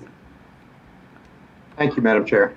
And just as before, I am at your disposal in terms of time, in terms of timing, in terms of stopping for questions. So please, I want to be as useful as I can to you. And that means if there comes a point at which you'd like me to hustle, I can hustle. If there comes a point at which you'd like me to slow down, I can slow down. Let me ask, before you continue, the rest of the commissioners, is this a good pace for you? Are you all enjoying this pace? Or would you like it to? Okay, looks like we're good, Justin. Thank you. Okay, well, I don't take as a given that that will continue. So if the feedback is moving on along or slow it down a little bit, I'm happy to adjust as you wish. And I thank you again for your commitment and patience and engagement. I know this is not the first long Zoom meeting you've been on, and it won't be the last. But I really appreciate. And the questions that you're all asking are, number one, extremely well informed, and number two, exactly right. I hope I'm not the last person you ask them of. You're going to want to ask your own counsel some of these questions. You're going to want to ask your own consultants some of these questions. And I have no doubt you're going to want to ask some of these questions of each other, not only with some of the expertise that you all have. I know on this commission, there are individuals who have done some of the analysis that I've presented as things that you want your consultants to do, but also in your capacity as policymakers for the commission. Some of what I've presented are choices that California law has set out for you. And some of what I've presented and hopefully labeled as such are choices that are up to you to make. And the questions that you have will also be questions of each other about what you want to do where it's within your discretion. Okay, great. Thank you. I will hopefully continue to share my screen, and with my computer's permission, with any luck, what you are seeing is more or less where I've left off. And it's a great segue from what I just said, because I've walked through very briefly the rules around race, the basic rules of the road around race and ethnicity. Number one, don't set out to injure populations based on their race or ethnicity. I'm hoping that's an easy rule to keep in mind, but it is a very firm one. Number two, make sure that you're complying with the Voting Rights Act where there are sizable minority communities, where those communities have different political preferences from the remaining portion of the community, where there's been a history of discrimination or current discrimination. You may have an obligation to draw districts under the Federal Voting Rights Act. And number three, both then and beyond, it's fine to consider race and ethnicity. Even if you don't have an obligation to draw in a particular area, it's fine to consider race and ethnicity in the mix, as long as it's not the predominant focus, as long as you're not staring at a racial number to the exclusion of other factors. In doing all of this work, you'll want to ask hard questions of the experts and consultants and individuals you retain in order to help you. You want to ask them about how they're arriving at the numbers they're using to assess the citizen voting age population, and whether they are carefully looking for every community that could constitute more than half of a district-sized population, whether they're varying district size in order to make sure that they're really pulling together a broad sweep. You want to ask hard questions about the way in which your experts are assessing voting patterns by race and the way they're considering potential coalitions of multiracial or multi-ethnic communities where the data actually support that those communities have similar political preferences. You want to ask hard questions exactly like, I believe it was Commissioner Yee was asking about the practical ability to elect candidates of choice and exactly how we know that any community in a particular area has a practical opportunity to elect candidates of choice. You want to ask hard questions about how they know that. And you want to ask hard questions about the qualitative and historical context about discrimination they may find. Understand the limits of the data you get, including some of the potential difficulties with census data that may be on its way. And in particular, here too, and I'm going to say this over and over and over again, remember that the cleanest answer, or the answer to which you may instinctually gravitate, is not always best, and indeed may not always be legal. And I have an example about that. You may need to creatively reconcile the rights of different minority communities. And that may mean comfort drawing districts with what otherwise seem like strange shapes. And I put that in heavy quotes because there's nothing inherently strange about the shape of a district. If you think of it as responding to a community, communities live in all kinds of different places in this country. Very few people decide that they're going to move into an establishment based on the fact that it completes a box-shaped district. People decide to move into a neighborhood for all kinds of reasons. And this creativity and comfort can actually really help you comply with the legal obligations under the Voting Rights Act. This is an example from Chicago from a number of years ago, but it's a really potent example, I think. So in Chicago, in this area of Chicago, there are multiple racial communities that live, as many communities do in California, side by side. In the suburbs of the western part of Chicago, there is a Latino population here in orange, sort of intermingled with an African-American population here in purple. Not at all unusual residential patterns. There are clear pockets, but it's not like an entire portion of West Chicago is entirely African-American or an entire portion of West Chicago is entirely Latino. All of this takes place in a relatively small area. So all of these communities are relatively compact. They're relatively close together. The blow up that I've got for you here all takes place in a very small area of the state overall. If you were to draw a nice looking district designed mostly to accommodate the Latino community, you might draw a district like this that embraces most of the Latino community in one district. But what it would mean is cutting off parts of the African American community and leaving them unable to effectively elect candidates of their choice. And I should add, in this part of West Chicago, again, local patterns vary, so this is not generalizable. In this part of the area, Latino residents have cohesive preferences, but very different preferences from the equally cohesive but quite distinct African-American community. So Latino community, coherent preferences, African-American community tends to vote together, but they vote in very different ways from each other. And each is substantially sizable. These are large numbers of people in a relatively small geographic area. So if you were to draw a district effectuating the Latino community's opportunity to elect candidates of their choice with something that looked relatively smooth and globular, doing that would have the effect of cutting right through the heart of the African-American community. And if, conversely, you're really focused on the African-American community and drew a relatively smooth district, you'd cut right through the heart of the Latino community, separating the Latino community from each other. And so what districtors did, recognizing that there are two groups, each compact, each sizable, each concentrated close together, with very different political preferences, and each with a right under the Voting Rights Act, is they drew districts that looked like this.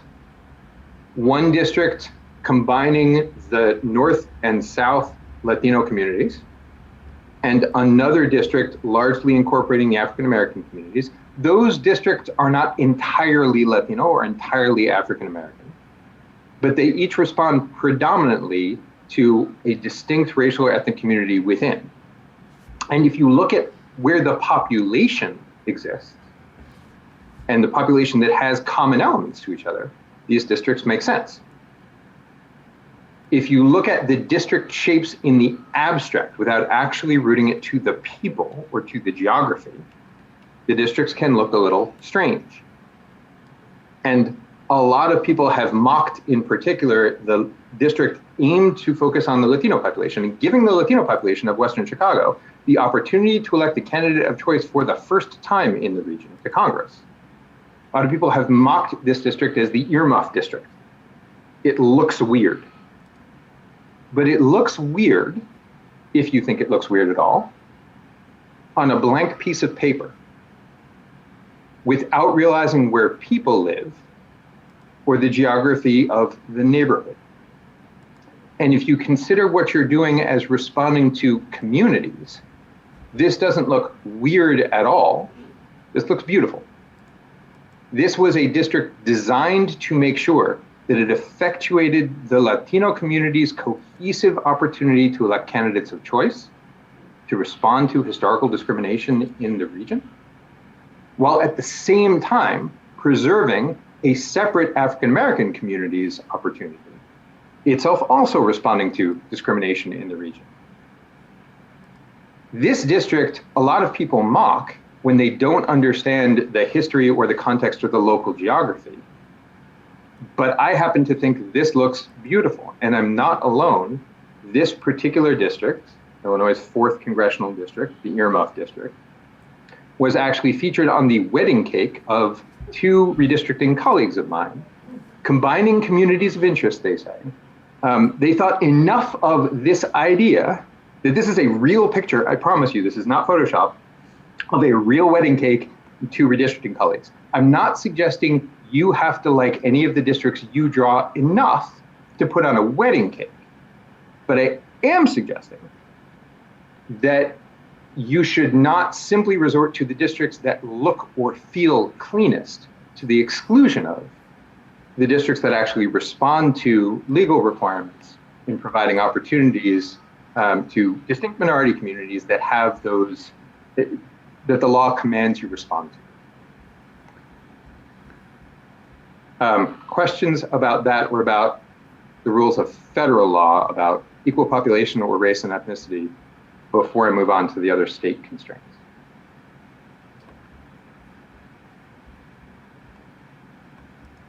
Okay, excellent. And you'll hear, by the way, I know you're hearing from Karen McDonald later, I know you're hearing from Matt Barreto later. You'll hear, hopefully in slightly different ways, some of the same themes repeated.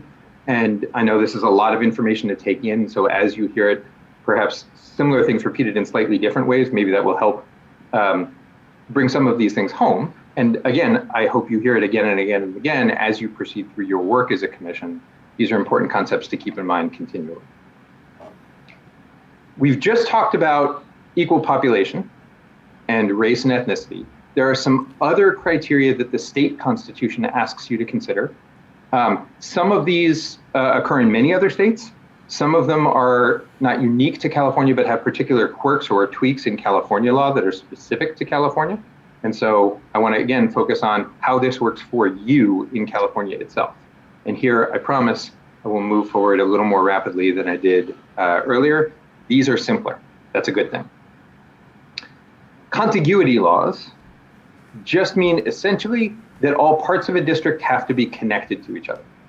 The vast majority of states have rules about contiguity in state legislative and in congressional districts. Nevada is the one state that doesn't. If you live in Nevada, it is perfectly lawful to draw a smiley face district where the parts of the district don't connect. If the districtors in Nevada want one of their districts to look like this, that is legal there, that is not available to you. Contiguity requirements mean that you have to make sure that the district's components are connected to each other. And it's really only about that. It's not much more complicated than that. The district on the left is not contiguous. The district on the right is contiguous.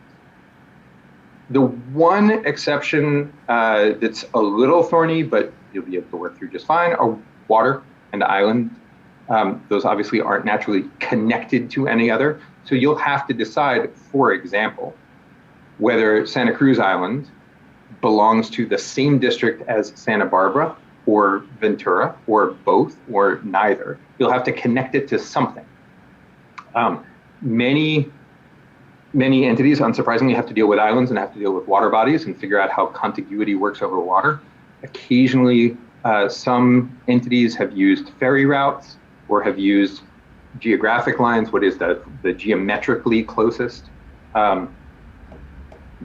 California doesn't specify what criteria you're to use to decide how to assign islands and water, so you're free to make the decisions that you feel are most appropriate.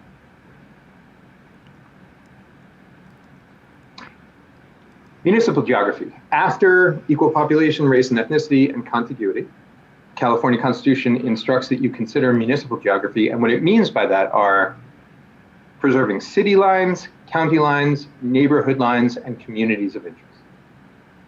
The Constitution does not put any inherent priority on these in order. So it suggests that the geographic integrity of a city and county, like San Francisco, neighborhood or community of interest shall be respected in a manner that minimizes their division to the extent possible without violating anything else. But it doesn't tell you, if these conflict, which to put first or second or third. Some of these are going to be more readily reducible to hard geometries. So a city line is clear, a county line is clear. A neighborhood may or may not be clear, depending on how local cities have defined neighborhoods. And a community interest may or may not be clear. And I urge you, in the interest of clarity, I urge you not to just prioritize the things that are clear to the exclusion of things that are less clear, when the Constitution actually puts equal importance on all of these things. The fact that a county line is definite and a community of interest is less definite does not mean that the county line is more important. And that's a really important concept for you. You have the flexibility to consider the importance of these distinct concepts in whatever order you wish. And you also have the flexibility to make choices that are inconsistent across the state. It may be that in one part of the state, a city is more important than a county, or a city is more important than a community of interest. Keeping that city line is the thing you feel most important. And in a different part of the state, you may feel that a community of interest is more important or powerful than keeping particularly a city intact or a county line intact. It is fine to arrive at different choices of what's most important to you and to the communities that live there in deciding the priorities of these geographic areas in different parts of the state. What is a community of interest? The Constitution defines it. As you heard from council before, the one thing it says it is not is a relationship with a political party or incumbent or candidate. So somebody who says, we're a community of interest because we all like candidate X or we are all Democrats, that's not legally a community of interest for California's purposes. But it can include lots of other things. A contiguous population which shares common social and economic interests that should be included within a single district for purposes of effective and fair representation. That's a lot of policy flexibility for you. And part of the design of this commission is precisely to ask you to weigh the various competing concepts of what a local community of interest is in order to determine to what extent the district lines should follow them or depart from them.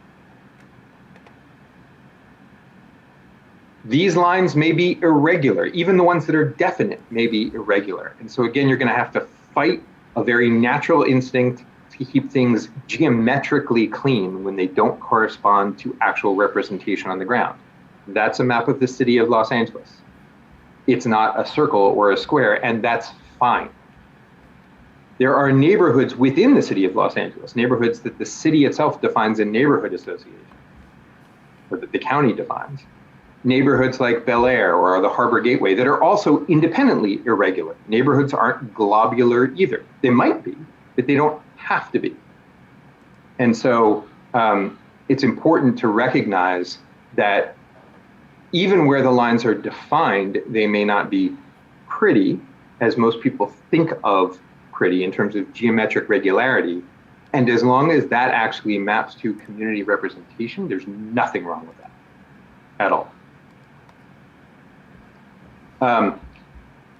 There are also parts of city lines that are not contiguous or that are barely contiguous. So in San Jose, you see a portion in the southeast portion of San Jose and a portion in the northeast that because of annexation and local annexation battles is not contiguous with the rest of San Jose. In San Diego, there's a portion that is connected by a tiny little land bridge and is only barely contiguous. You'll have to decide how to reconcile these mandates of keeping cities / counties / neighborhoods / communities of interest together, while also making sure that the district as a whole is contiguous. But recognize that city geography can look pretty weird. The fact that the lines aren't precisely defined does not mean they're entirely amorphous or unknowable. Communities of interest, for example, you may be able to use census data in order to help you assess, not to mandate, not to drive, but in order to help you assess. Here, and I know that Karen McDonald will talk a little bit more about this, I'm not talking about census data about number of people or age or race or ethnicity. I'm talking about some of the more detailed data from surveys, from the American Community Survey, about things like employment, about things like owning or renting housing, about things like leasing a car.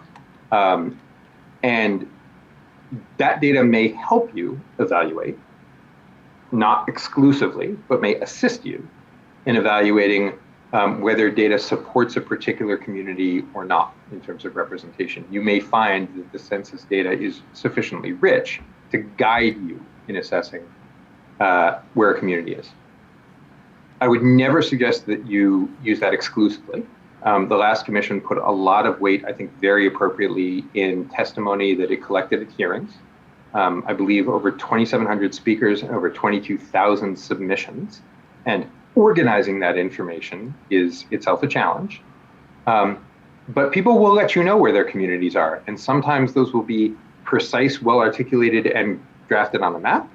And sometimes they will be quite a bit more flexible or fluid.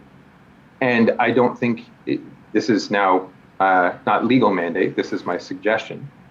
I think it behooves you to listen to both kinds of testimony, both that which is precise and that which is not, in order to evaluate the communities that you think are real and legitimate and important locally, in order to draw districts around for representational purposes. There's no requirement that you believe or buy the presentation of a particular community that someone suggests to you. And there's no requirement that you rely exclusively on hearing testimony if you know a community to exist that somebody has not happened to testify about. That's also fine. But I think the last commission found the testimony that it received to be instructive. And I think the last commission was also was listening appropriately to the testimony they got. I think that they credited some testimony that they believed was sincere in describing a real community that wanted to stick together for representational purposes. I think they did not give particular credence to other testimony that they judged was manufactured, perhaps on behalf of a political party or candidate, to present a community that didn't really exist. This calls for your sense and your evaluation and your good instincts about what parts of a community may be important locally. It's part of the reason why geographic diversity was so important on the commission itself. So you all are from different parts of the state, and you will be in different parts of the state, but this is where you can draw your base data for establishing communities of interest. And again, here too, I don't think these need to be precisely consistent in every part of the state.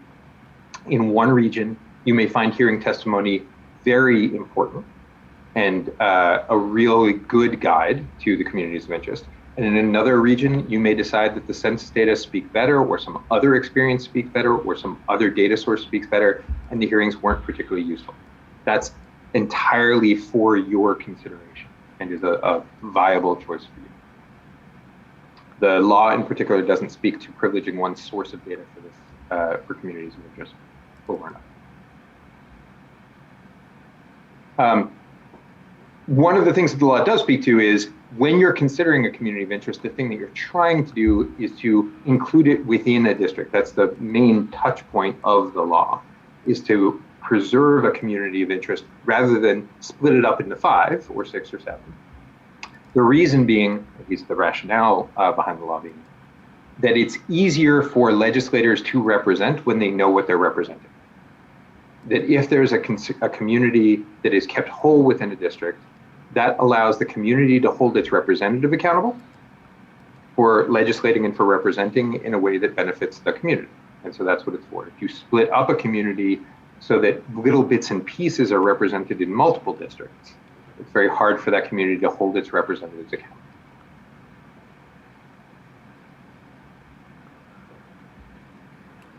And understand that in assessing municipal geography, I've mentioned the possibility. Here's a real life example. Things may conflict. So what you see here, the black outline, is an outline of Franklin County, Ohio. The red blood spatter pattern in the center is a municipal outline of Columbus, Ohio. That's the city outline of Columbus. And if you made a decision ex ante, if you decided we are always going to privilege county lines over city lines, or we are always going to privilege city lines over county lines, what you might miss is that there are 2 parts of Columbus that are very much a part of the Columbus community that spill over the county lines just because of annexation battles and the like. So understand that you're not always going to have concentric circles of community, that a city may overlap with a neighborhood or vice versa, or a county or city or neighborhood might overlap, and you're going to have to figure out how you think you best want to reconcile those locally, based on what's locally most important.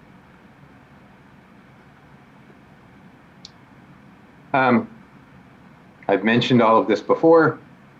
For this, you'll need to be able to distill and assess the testimony that you do collect. You'll need to know testimony may conflict, and it may not be that there's a right or wrong answer. They may be very passionate opinions about what local communities are that don't necessarily mesh with each other.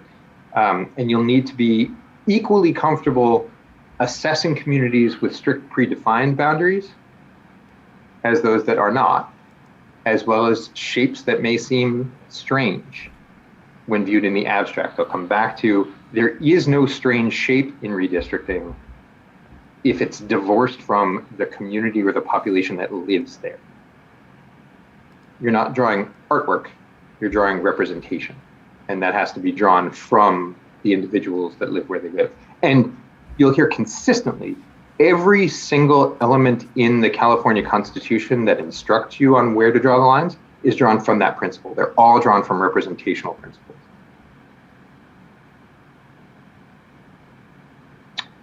Compactness is as well, and this is different from the rules in many states and may well be different from the suggestions in the software you use. And so I flag it specifically because California has a unique definition of compactness, and you should not, I'll encourage you not to get drawn into definitions that are drawn from other states or other places or underlying baseline software. So the usual elsewhere is that people think about people may think about communities of interest in terms of people representation, but people think about compactness generally in terms of abstract shapes.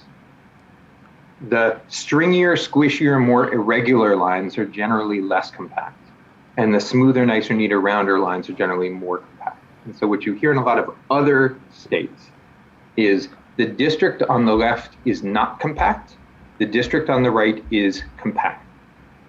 And I'm going to tell you, knowing just what I see here on this chart, I can't tell you which district is more compact or less compact under California law. Because, and by the way, before I go on to because, you will also hear some people think not in terms of abstract shape, but in terms of formulas, things like the total perimeter, things like the area of a circumscribing circle. These are common elements to be represented in redistricting software. And so you will often see software presenting you with a compactness score that represents one of these formulas. There are two in particular that are quite commonly used, again, in other states. There are about, well, there are more than 100 total. There are 30 that are common, different choices about the formula you use to assess compactness. And by the way, those lead to different outcomes. So choosing one formula may lead to it privileging a certain number of districts over another formula. But again, none of that reflects California law. California law is relentlessly focused, just like the other standards, on population, on people. How does this work? Give you an example, using California and using California counties. If you take the Central Valley, and you take the counties stretched along the Central Valley, if you knew nothing else about the state, and you were trying to aim for something that both fit county lines and was relatively compact, it is conceivable that you might think of a district like this purple district. It's relatively regular, it follows county lines, it splits one county, that's normal, right? You can't always follow county lines, but it's essentially a nice, neat shape. And it violates California law. Because California law tells you, look to the population. And this purple district, which looks nice and neat, would actually bypass the nearby population for a population that is farther away in splitting the cities of the Central Coast. And it follows abstract county geography and not where the people live. California tells you you've got to start in the area under the circle. You can't bypass the nearby population for farther flung population. This is really hard to train yourself out of. By the way, the circle doesn't do it either, right? If the circle actually leaves population that is just over the line out in order to include a globular area where there is no population, that might also be not compact under California law. Follow the people is the single best way to not get in trouble here, and not necessarily the abstract shapes. But that's really hard to remember. And I have given versions of this talk and versions of other talks on redistricting to lots of different constituencies. And the impulse to put the shapes up on the wall in the abstract, just like that, is tremendously powerful. And so you have to very consciously fight against the notion that you're drawing districts in the abstract to put on a blank piece of paper. You need to be comfortable with shapes that may seem strange if they actually respond to where the population is or where geographic boundaries are. Sometimes your districts may twist and turn because of a mountain or because of a particular community that stretches on one side of a freeway but not the other. That's not only fine, that's required under California statutes if you decide that's a community. Remember that the answer that seems cleanest isn't always the best and may not always be legal. You've heard me say that a lot. I keep saying that. It's hard to remember. Same principles are true when it comes to nesting. This is the thing that is last on the list in terms of what you should be looking for. What does nesting mean? It essentially means that if you've got Senate lines and you've got assembly lines, try to make them coincide when you can. So if the black lines on the left are the Senate lines and the dotted blue lines are the assembly lines, these lines are not nested. They don't fit within each other. By contrast, here's a Senate district and two assembly districts that are nested, where the assembly lines fit within a Senate line. But it's really important, and the framers of the California Constitution did this intentionally. This is the last priority. It is the least important thing that you do on the list. And the criterion itself says exactly that. To the extent practicable, and where this does not conflict with the criteria above, each Senate district shall be composed of two whole, complete, and adjacent assembly districts. So to the extent practicable, and where it doesn't do damage to anything I've just discussed, try and put assembly districts within Senate districts. This too may require some iteration. You may have a perfectly valid map for state Senate or assembly or Board of Equalization. This may be an entirely valid state assembly map. But combining those districts would lead to an invalid state Senate map. That is, you might have to start over for the state Senate, or vice versa. And so while you should nest districts where you can, the California Constitution is clear. You can't privilege the neatness of dividing a Senate district in two if that means that the assembly districts that result violate the Voting Rights Act, don't have equal population, don't respond to communities, aren't compact. Right? Those are the four things that, that the California Constitution gives preference to over nesting. So all else equal, try and fit the assembly districts within the Senate districts, try and fit the Senate districts within the Board of Equalization. That actually helps election administrators. It does, it makes sure that the precincts are sort of nice and neat and easy. But the framers of the proposition in the California Constitution said, this is the least important thing. If you have to make the districts, if you have to break them up, if you have to have them on different axes, if they have to look different, if they're not nested, in order to achieve the other criteria, that's your obligation. And so you may need to draw one set of maps and then return to see whether those maps can be tweaked in order to nest the maps without violence to the other criteria. You may also have to have the flexibility to have one set of maps and just realize it's not going to be practicable to nest a smaller division of maps within that.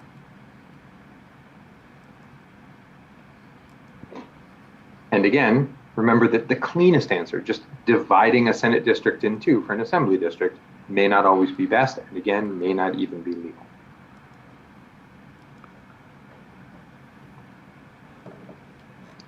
Questions about that, just because I know that can get confusing, before I go on to the very last criterion for you to consider. Excellent. It's moving faster, I promised. Candidates and parties. So we talked about this a bit before. I'll make the same points just in briefer fashion. The Constitution says you shall not consider candidate residents. That is, you don't know where an incumbent lives, you don't know where a candidate lives. These districts are not theirs, they belong to the people. And so design them for the people. There's a reason for this. When districting bodies do know the candidate residence, it can, on occasion, lead to real harm. This is an example also from Chicago. There are lots of examples from Chicago. This is a district in Chicago in 2000, and the reconfiguration of that district in 2002, so after redistricting. This district changed shape to look like that district.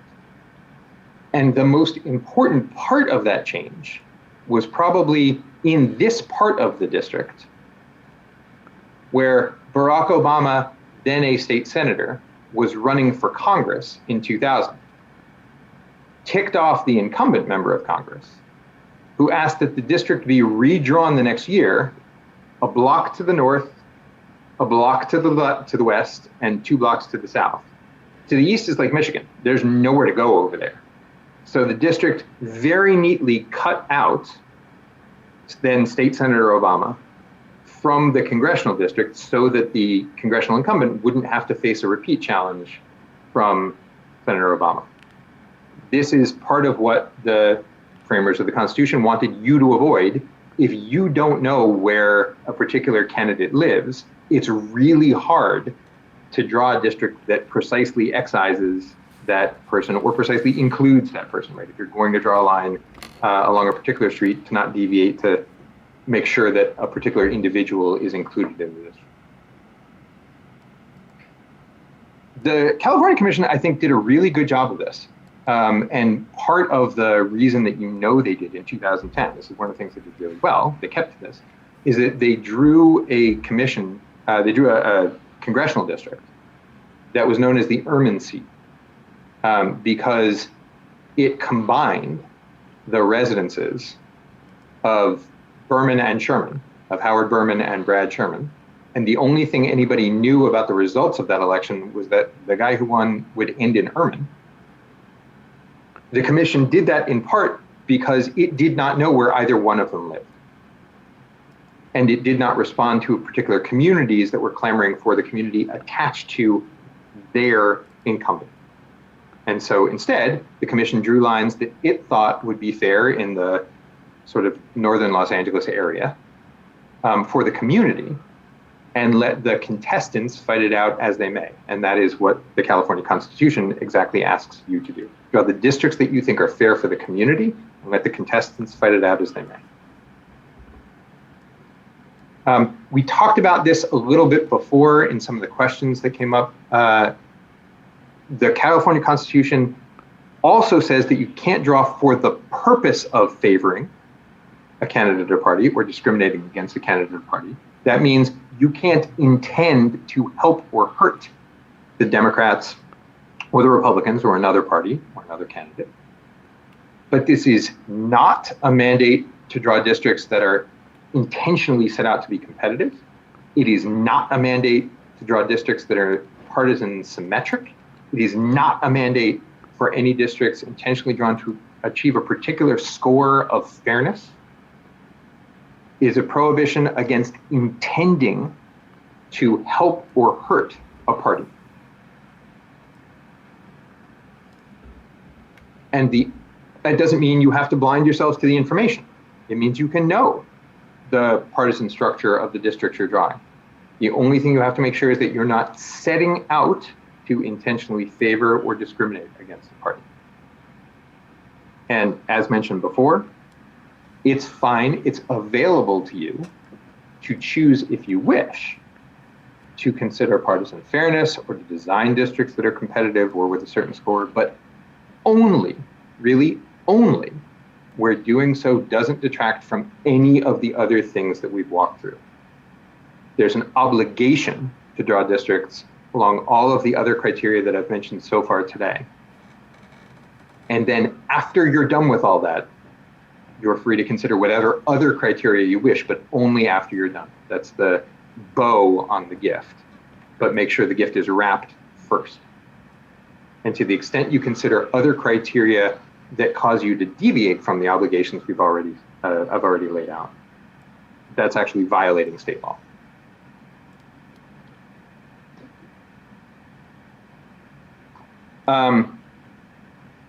all this is an encapsulation of what I just said. It's obviously fine for you all to have personal partisan affiliations. That's part of how you were chosen for this commission, to have a personal partisan balance. And it's fine to know information about the communities that you're encountering. Focus really on the prohibition that exists, which is don't know where the candidates live and don't intentionally favor or disfavor a party. And what I just mentioned, don't add extra criteria if they work to the detriment of the criteria that the law actually sets out for you. So that's, in a nutshell, the rules of the road for you. Those are the rules that you'll be asked to apply. You'll have to consider and resolve conflicts both within and among those rules. Understand you don't have to resolve those conflicts in the same way in every part of the state. Some things may actually be more important than others in different parts. And I'll say again, I'll urge you to be ready to reconsider your assumptions. It can be tempting to make decisions and have them fixed, and then set off down a path, and then only later discover, I might have to change some of the things that I thought right up front. Allow yourself the permission, allow yourself that flexibility. It's hard once we sort of mentally made decisions to go back and reevaluate them, but it's really good practice in this area. I've mentioned this a couple times, but it's also a useful reminder and summary. Watch out for natural human tendencies that people have. It's natural and instinctual to prefer clarity to ambiguity. It's natural and instinctual to spend less mental effort on more ambiguous concepts. But where the law actually tells you to privilege things equally, you might have to devote a little more mental time and energy on the stuff that's not quite so simple in order to compensate for this natural tendency. The clearest example of this, it shows up everywhere, but the clearest example, don't just automatically privilege city or county lines because they pre-exist to the detriment of communities, which are a little harder to grapple with, but not less important.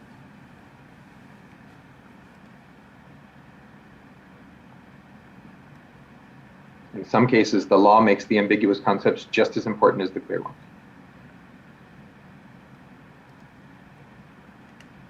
Another natural human tendency, when there are difficult choices, sometimes it's very natural to limit your own options. This is part of why I think the prior commission decided to constrain itself on equal population, why it gave itself artificial constraints. But I think that led to trouble.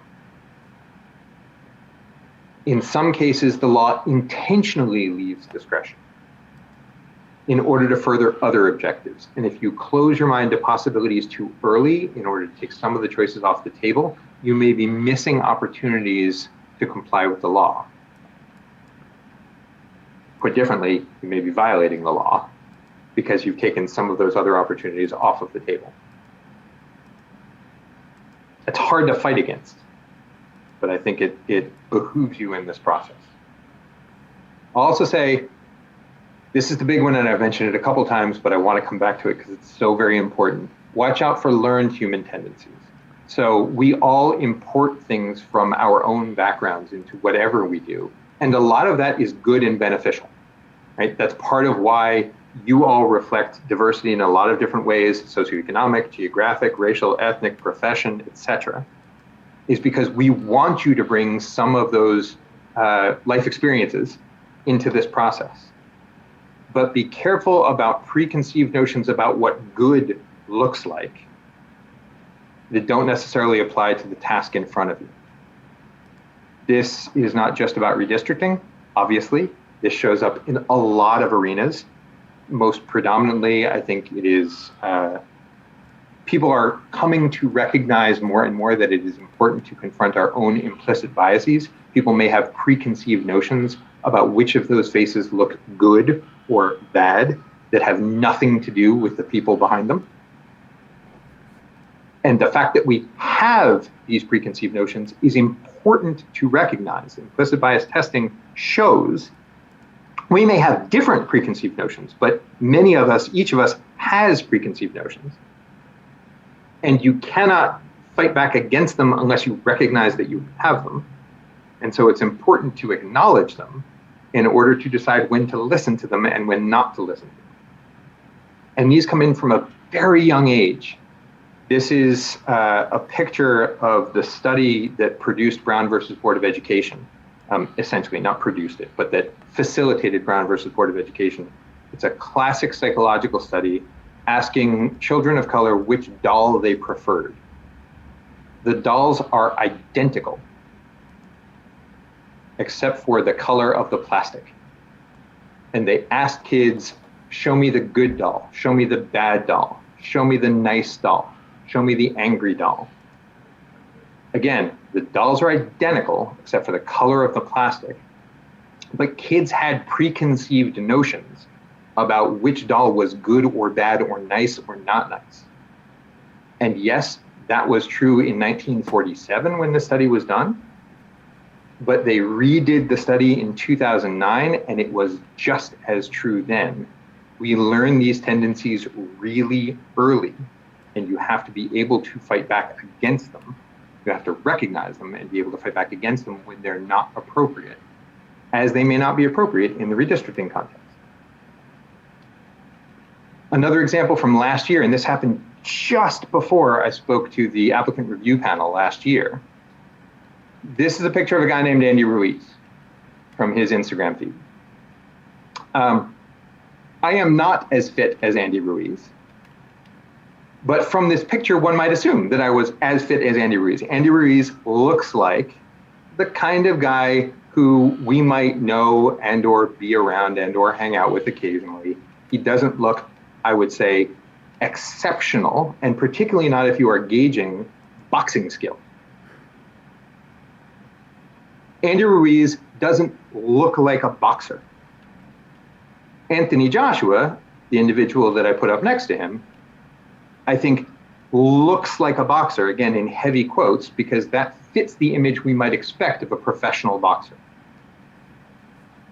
And the gambling markets, when Andy Ruiz, who is a professional boxer, met Anthony Joshua, who is also a professional boxer, the gambling markets said that there was a 97% chance that Anthony Joshua would win.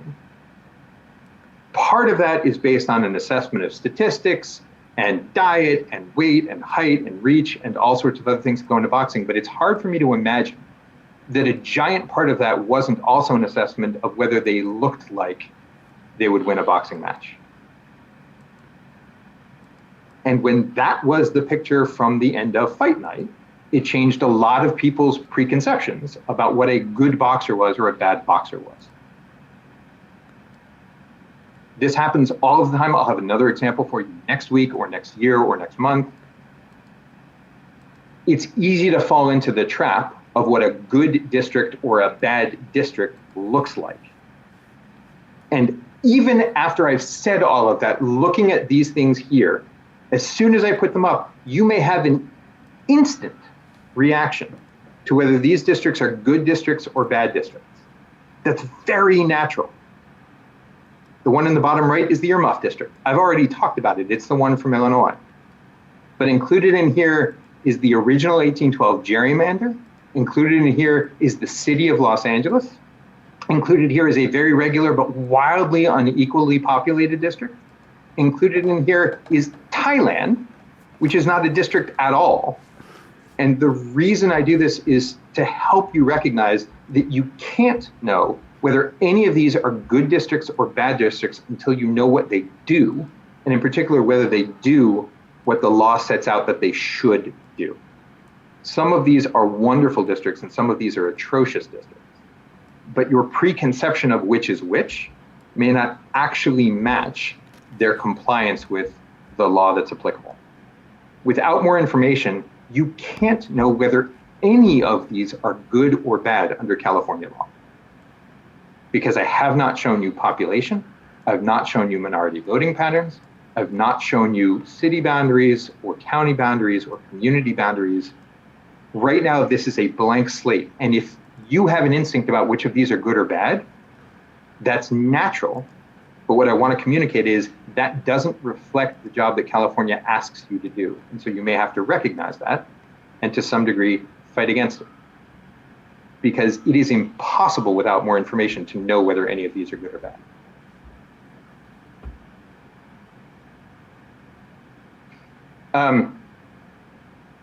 This is also true within redistricting criteria, right? Some people have preconceived notions about what particular redistricting criteria mean, what something is when it's compact. Just understand that's a learned human tendency, and it may or may not reflect how California asks you to evaluate the compactness of a particular district. And sometimes your predilection about what something means is something that you'll have to evaluate not only yourselves, but in context and in collaboration with your other commissioners.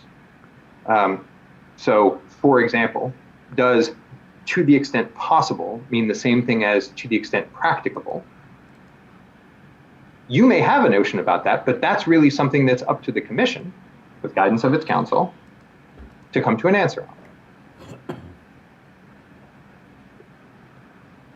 I point this out, and I point them out at painstaking detail because I know these tendencies exist and they're powerful. They can be overcome in the decision-making process. They're not destined, as long as you stay attuned to them. And the more you can stay attuned to them, the better you will do in actually following the criteria that California law lays out. Two other very short things, and these have one slide apiece, and then I'm done with reviewing the legal concepts that you'll be asked to apply, but I'm happy to pause for questions. You draw lines, but you don't just draw lines. You get training, as today. You hire staff and counsel and consultants, collect data. You'll ask others to collect data for you. You'll conduct outreach and hear back from communities. You'll establish a hearing process and a public review process. I know you've taken extraordinary care to make sure that this process is transparent thus far. I think that's wonderful. I thoroughly expect that will continue and very much appreciate the efforts you've made in that regard. You'll have to work with the legislature on access to funding and to data. You'll have to manage a budget that you have. You'll have to make broad policy decisions as well as specific ones in particular areas. At the end of the day, you'll have to produce a report that explains why you did what you did. That's another requirement in the law. And I suspect you'll have to defend litigation. It is likely that you will be sued, flat out, just because it is likely in any state that the body drawing the lines will be sued. I think the best that you can do is not avoid litigation. I think the best that you can do is do what you believe the law requires and let your counsel defend you in the litigation that comes. That is, I would encourage you to live up to your own legal obligations and then not take it personally when the first lawsuit is filed, as it will be filed. If you've done your job under the law and your obligation as commissioners, the people of the state will be immensely not only proud, but gratified.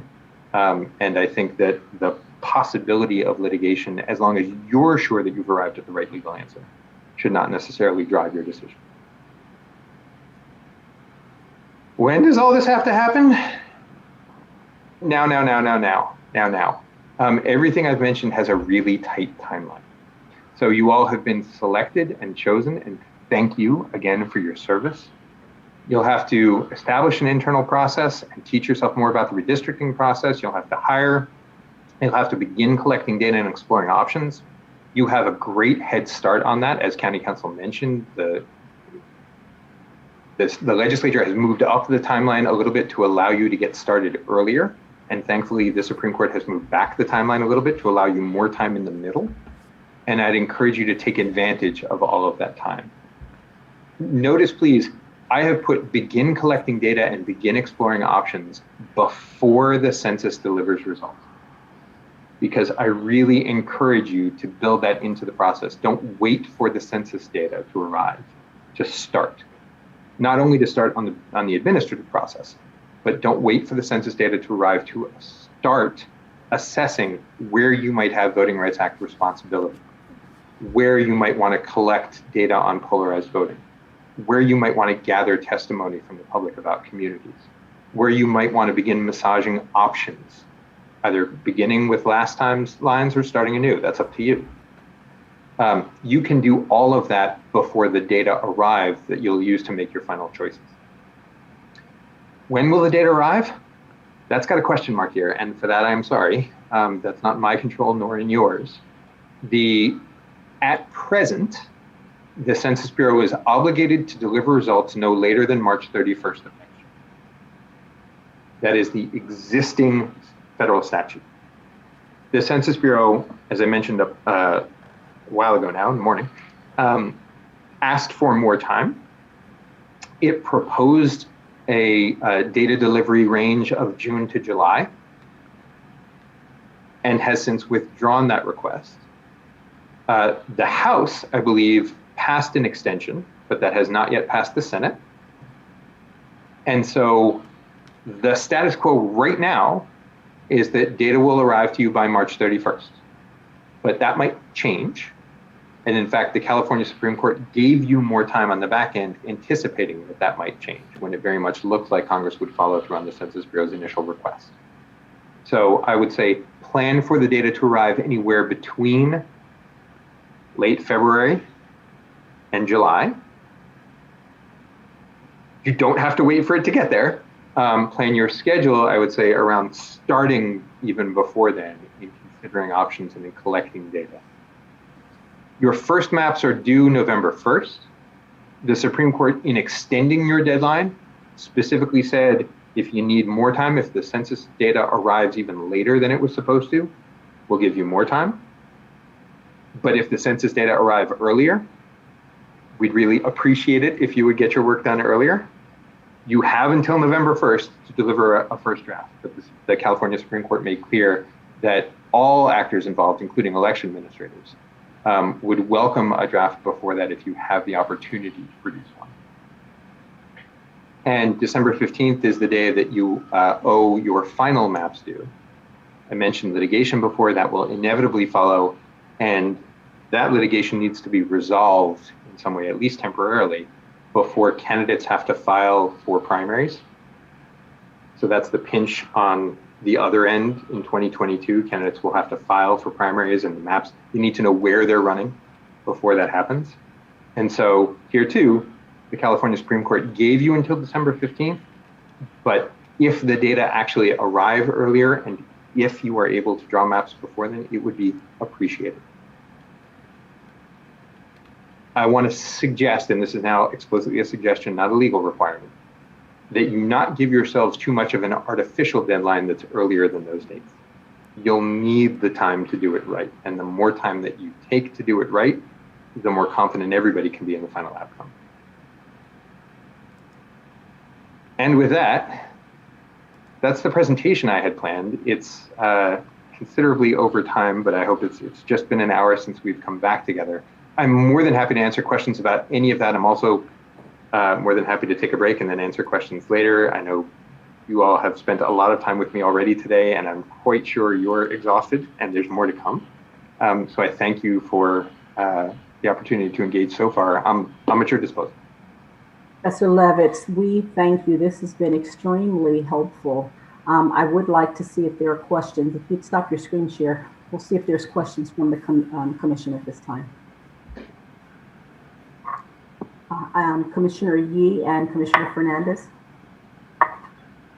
Yes, thank you so much. It's such a great presentation, worth every minute. Two questions unrelated. First question, so we get data from the census, we get testimony from community members, we get experts that we hire. Would we expect to ever be in a position to actually generate data ourselves, like to, I don't know, commission a survey, you know, I don't know, then not be at, subject to just what happens to be out there? It's certainly not precluded. So I can tell you the law allows you that flexibility. If there's data that you don't have, that you feel you need, I would encourage you to try to seek it, whether you're generating it or collecting it from others. There's an awful lot of data that will be out there, some in organized fashion, some in relatively less organized fashion. And so I don't have a good sense of what that data might be that you might need to generate, but I certainly don't see any preclusion in the law saying that you can't. That's available to you if you feel like you need it. Okay, second question. So we're forbidden from preferring one or another party in drawing boundaries. but we are responsible to enable electoral power to be wielded by communities. So I guess in my mind, of course, it's a little bit of a fiction because electoral power is often partisan power. So the point is that we are to enable communities to exercise that electoral power without regard to what their preferences are. I mean, I guess that's the fiction, not the fiction, but the mindset that we are to carry into the task. Is that a good way of thinking of it? So you've hit on a difficulty, but I'm not sure it's a difficulty in practice, and here's why. It's the reason I keep coming back to the prohibition that the law puts on is on intentionally favoring a party or discriminating against a party. So you can't set out to benefit Democrats or Republicans. As examples, there are certainly other parties in California. The law requires you, in some circumstances, to effectuate the electoral preferences of minority groups with distinct political preferences, et cetera, et cetera, et cetera. But you're not doing that because their preferences are Democratic or Republican. You're doing that because you have a responsibility to effectuate the preferences of that community, whatever it may be. Right. And the data will actually show you what preferences they have. Again, sometimes that will be preferences that reveal themselves within primaries. So you may well have preferences of a Latino community or an African American community or a South Asian community that you are drawing districts for, not because they're Democratic, all of the rest of the surrounding community may be Democratic, or not because they're Republican, all of their surrounding community may be Republican, but because they have distinct preferences that reveal themselves in primaries or in nonpartisan races or in other ways. They may also happen to prefer Democrats or Republicans, but the reason you're drawing those lines is in order to effectuate the electoral preferences of that community. And so that's why I think the intent, the prohibition on intent is so important. You're not setting out to give a boost to Democrats or give a boost to Republicans. If drawing the lines to effectuate these other characteristics, and it's not just the Voting Rights Act, it's drawing communities or drawing city lines or county lines, if those happen to favor Democrats or Republicans, the framers of the Constitution in California acknowledged that that might happen and said that's not a problem. So the thing that you're not supposed to do is have set out to benefit Republicans or Democrats or others, but acknowledge every decision you make is likely to have an impact on particular partisanship in particular places, whether you move a line to encompass a different street or not. And that is not prohibited. In fact, that's something that you have to acknowledge in order to make some of the choices that are required. Right. And okay. And then further, so did I hear you say that, so this all applies to representatives and not any other policy issues, about which there may be preferences. So for instance, up here in Northern California, we tend to vote a certain way on water issues, right? Mm-hmm. But that would or would not constitute a community of interest for our purposes. Certainly could. Absolutely could. So common social or economic issues is the way that the law speaks. If I said it was about representatives, what I mean to say is it's about representation, and that people may want their representatives to speak out for them on a particular issue. Communities of interest can absolutely be based on particular issues that are very important in particular communities. Absolutely, yes. Right. That's even for VRA purposes. Similarly for VRA purposes. The more, I will tell you, the way that most data analysts will analyze whether members of a particular community have similar preferences is to look at electoral results. That keeps them from having to make assumptions. So they'll look at electoral results, again, not only in general elections, but in primaries and in nonpartisan races to say, most of the time, does the community have similar preferences for who they vote for? Or occasionally, ballot initiatives, to the extent the ballot initiatives speak to a particular racial group. And most of the time, the assessment of common electoral preferences are drawn from that data about results and outcomes. But reflecting that for purposes of the Voting Rights Act does not mean you can also consider other communities when deciding on communities of interest. That's absolutely proper. Yes. Right. Thank you. Commissioner Fernandez? Actually, not a question. I just wanted to echo what Chair Turner said, and thank you so much for the presentation. Your ability to decipher the legal aspect of it and translate it into simple terms is just phenomenal. And I really appreciate the examples. They were very appropriate, and it really gave me an ability to understand the legal side of it, and I appreciate it. So thank you so much. Thank you for all of the work that you are doing and that you will do. I'm looking for hands, commissioners. Commissioner Ahmad. Thank you for the presentation as well. I just had a quick question related to something that you presented quite earlier on about congressional districts, and the fact that small differences are okay for legitimate reasons. Have there been any litigation in California based off of that piece about finding a reason illegitimate? Not specific to California, that I know of at least. There were, so the two contending examples are from elsewhere in the country, but they apply to California. There were general principles. There were federal law in federal court. So one example came out of, there have been a few cases, but one of them come out of Georgia.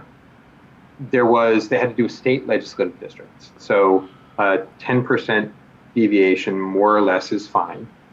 More than that, we start to have more questions about whether it's constitutional. You've got to have a really good reason. Less than 10%, generally you get a free walk. The court's not going to look farther unless there's a bad reason. In Georgia, in this particular case, Democratic districts, this was a Democratic gerrymander in essence. Democratic districts were consistently underpopulated, and Republican districts were consistently overpopulated. So less representation for Republicans, more representation for Democrats. And the variance between them was about 9.98%. That is, the people who drew the plan were trying really hard to get as close to 10% as possible in order to maximize Democratic advantage and minimize Republican advantage. And the court said, I know we said we'd give you a pass under 10%, but this is the legal term, come on now. You can't have a deviation of less than 10% for a bad reason. And drawing districts that are unequally populated for this partisan advantage is a bad reason. Conversely, there was a case, many people thought in 2000 and in 2010 that congressional districts had to be really, really tight. There were a series of court cases in lower courts where there was very little flexibility in the population distribution of congressional districts. West Virginia last cycle drew its congressional districts very strictly along county lines. That is, every congressional district perfectly mapped onto a county line.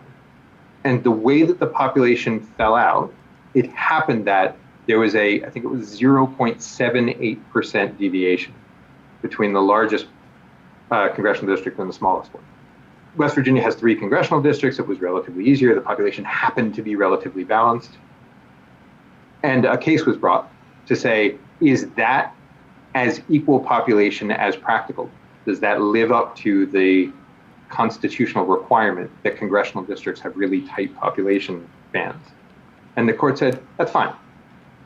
0.78%, this is relatively small. It was for a legitimate, consistent reason. West Virginia had done it this way for a long time. And so that's acceptable. You don't have to break up the counties in order to get to a tighter band. So those are the two opposing. I don't think anybody would suggest that if the difference in West Virginia were 5% or 6% or 7% in the congressional districts, they have to be tighter. If the districts were 5% apart in West Virginia, as your counsel, if I were your counsel, I would not encourage you, even for a really good reason, to draw congressional districts with that disparity. But they also don't have to be down to one person plus or minus. That's what people thought for a long time. That's what some of the lower court cases required. And that's not, Supreme Court's made clear, that's not the standard. So around about, we know 0.78% for a good legitimate reason following county bounds is okay in congressional districts. I think much over 1% would start to draw the court's questionable eyebrows. In state legislative lines, you've got more latitude. And here's where, in particular, I think the last commission got itself in trouble by tying its hands too tightly. they gave themselves a 2% threshold and then a 5% threshold and then a 1% threshold. And that meant that they were unable to accomplish some of the other objectives, or they set themselves up to be limited in the other objectives they could accomplish because they made their population constraints overly tight. Again, at the last minute, they tweaked a lot of stuff. And so I don't want to suggest that they violated the law last time, but they did not set themselves up for success in the way they went about the process by constraining themselves so closely at the outset, if that makes sense. Commissioner Toledo? Yeah, I just have a quick question. So if litigation is likely, then in your estimation, what are the likely challenges? Are they VRA challenges, data challenges related to, and I know this is, like a little, it's difficult because it's speculation, but in your estimate, based on the litigation that you have seen, what would you think would be the most likely challenges to the commission? So I will apologize for this answer in advance, but if you've heard me mention it in the last couple hours, it's a likely aspect of a litigation claim. And what that means is it is impossible to make everybody happy with the maps that you produce. We certainly hope the last commission came to large consensus, not unilateral, not uniform consensus, but came to a large bipartisan, multi-partisan consensus. We certainly hope that you'll be able to do so again this time. But even if you all reach consensus, that's not going to mean that everybody in the state's going to be happy with the maps they've received. And particularly where partisan actors can seize on an aspect of the maps they don't like, they'll use that as the opportunity or excuse to sue. And particularly where nonpartisan groups are standing up for their communities and see that there's been a real deviation from the law, they will use that as excuse or opportunity to sue. And that's not dependent on the nature of the community represented or the particular party. In litigation across the country, I've seen Democrats suing against maps they didn't like and Republicans suing against maps they didn't like, and nonpartisan organizations that are more conservative or less conservative suing against maps they didn't like. Sometimes those lawsuits are warranted. I'm not suggesting that everybody who sued is simply complaining. Sometimes they're real legal violations that they're standing up for, and sometimes they're not. I wish I had a better view of what litigation were likely. I think that if the census data are not good, and they are known to be not good, as mentioned, I think litigation on that issue is likely no matter what you do. So if the census data are known to be not good, using them will prompt litigation, and not using them will prompt litigation. I think that if you are not careful about the way that you go about compliance with the Voting Rights Act, that's extremely likely to prompt litigation.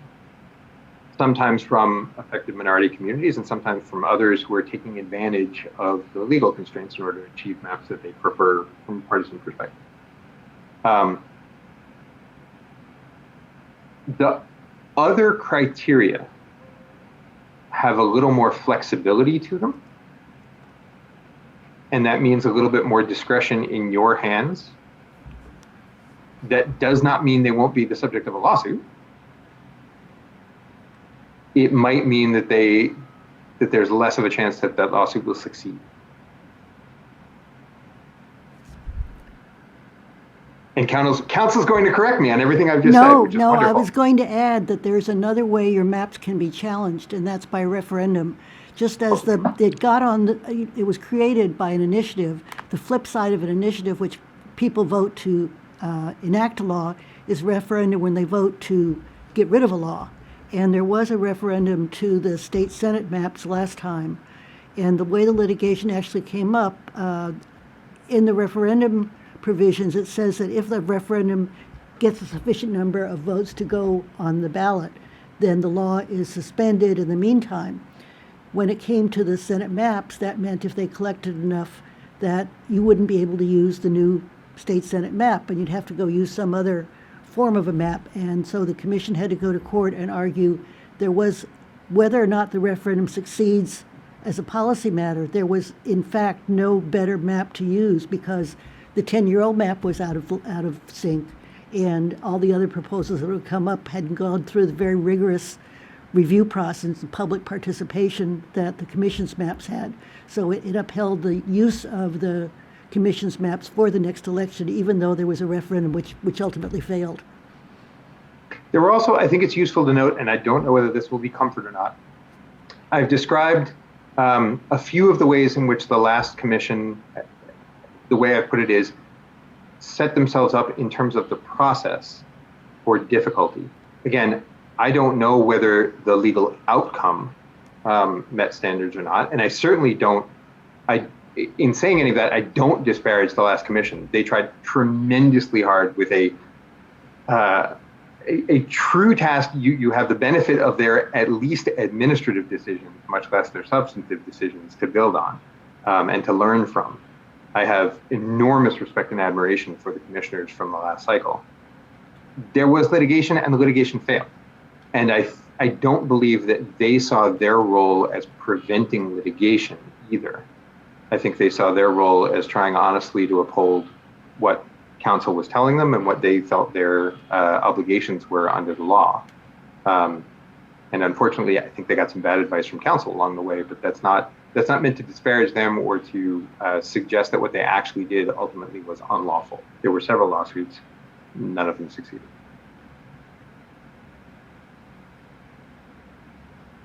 Commissioner Kutagawa? Thank you, Professor Levitt. I have, this is just more maybe a point of clarification or just for me to understand. You mentioned the communities of interest or these, the data sources, how the data, basically the way I'll word it is, how is the data going to be cut? And how is that decided? Who, do they just say, okay, this is the data we're going to provide you? Do we tell them what data we're going to look for? I mean, I'm just imagining there's so many sources of cuts of data that could be possible. And I'm just curious as to how does that decided, who decides it, etc. That's a great question. And the short answer is you do. So unlike in the area of the Voting Rights Act, where there's sort of a rich both statutory and litigation overlay on the sorts of data you have to use or can use and sort of generally accepted practices for that. The California state law leaves it to you to decide how to determine where communities are. Part of that is inevitably going to be public testimony because hearings are required and you will hear earfuls from the community. And part of that will be about where communities of interest are. But, and here, whether today or tomorrow, I apologize for the time I'm taking. When you hear from Ms. McDonald, she will describe to you the various ways in which the last commission directed her to provide data or the sorts of data she was asked to provide. You can ask for all of those, some of those, none of those. It's really up to you to direct your consultants in terms of the data you'd like to receive.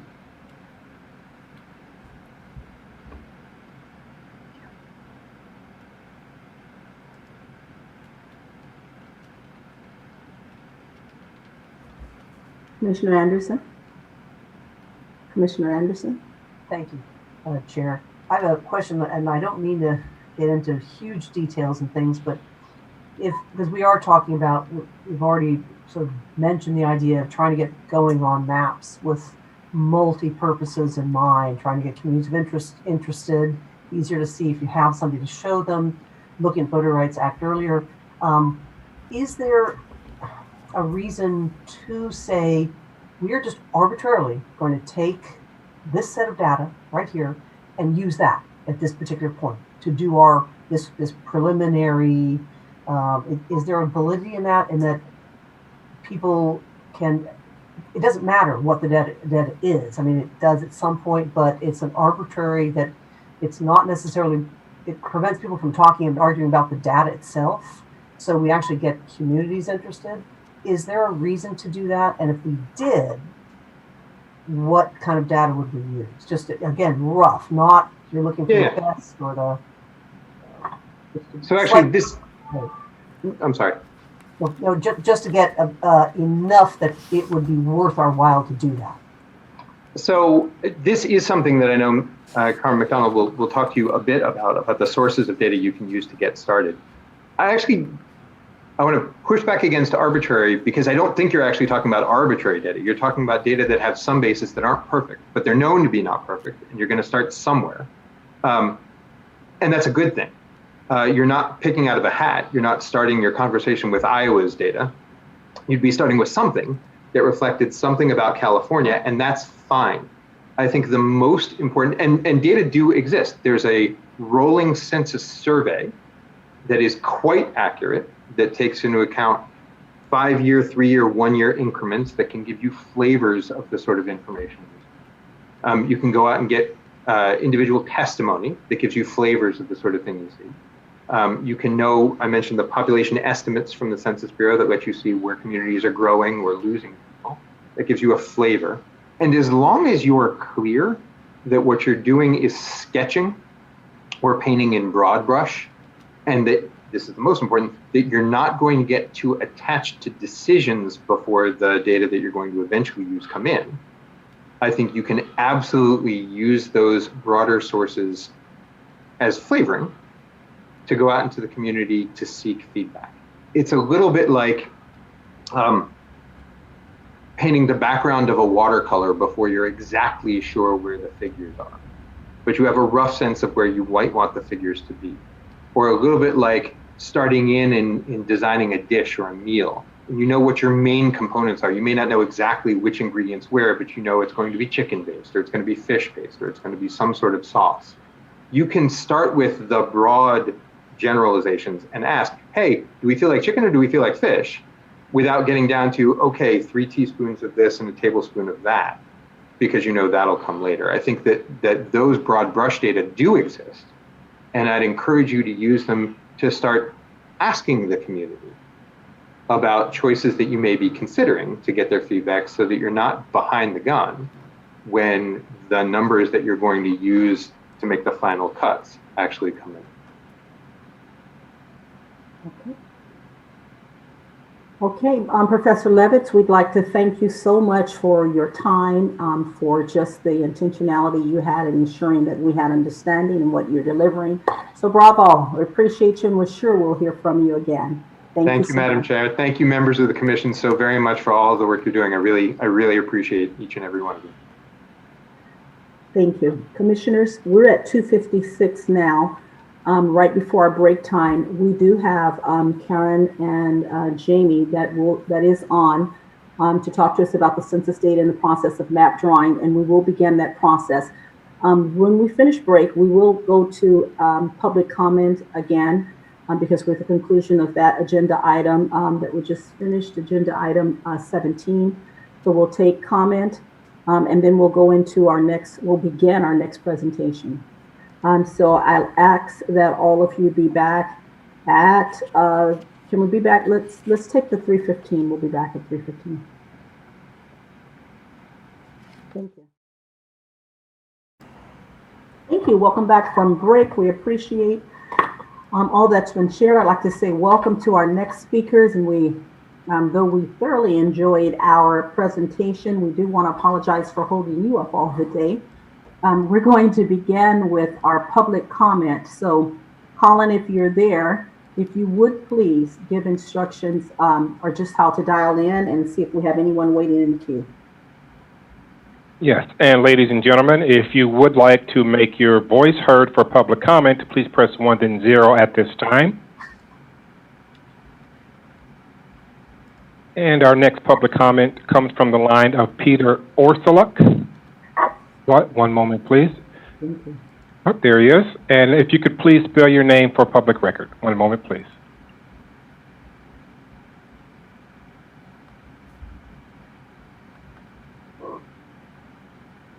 And excuse me, Mr. Orsuluk, if you could please press 1, then 0 again.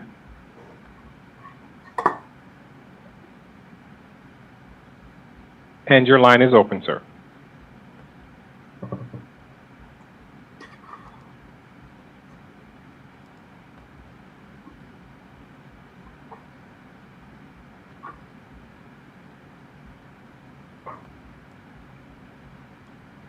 We're not hearing anything, Colin. And sir, if you do have your line on mute, could you please unmute the line? Yes, hi, my name is Peter Orsulak, Peterorsulak. I have a question after watching last week's Rose Institute panel, and I was hoping Dr. Levitt could answer, but it looks like his presentation's over. Maybe the commissioners can look into it further. The Rose Institute's Mr. Bush went through the history of redistricting in California, and he talked about an initiative in 1990, and then he skipped ahead to Prop 11 in 2008. But I recalled another attempt at reform that they didn't include. So I went back online and took a look because I knew I had voted on it during the Arnold Schwarzenegger years. I found it. It was called Prop 77, and it was put on the 2005 ballot by Arnold. I don't know why Prop 77 wasn't in the Brose presentation, even though the 1990 measure was. It had different criteria than the current law that resulted in Prop 11 reforms. Prop 77 required the nesting of assembly districts within Senate districts.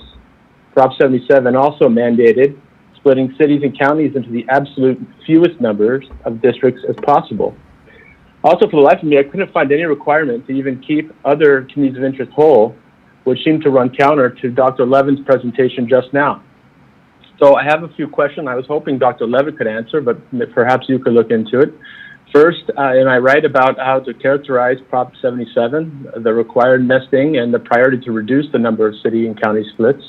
And that didn't even have a requirement for communities of interest when it was voted down. Second, am I right when we approved Prop 11, it said nesting was allowed but not required, and that communities of interest were of equal priority to cities and counties?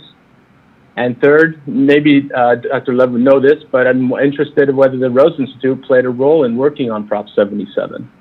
I asked because Mr. Johnson talked about scoring maps based on how many cities and counties, like it was the most important thing, which seemed to be in line with Prop 77's goals. It sounded like he was trying to potentially conflate the requirement that is in Prop 77 with what the current law is under Prop 11. Some clarity to this would be very helpful. Thank you for consideration. Thank you so much for calling in, and the questions that you have been captured, so we'll see if we can ensure if Professor Levitz will get some of the responses, and maybe they can just be posted online. Do we have another caller? No, Madam Chair, we have no further lines in queue. Okay. Thank you so much.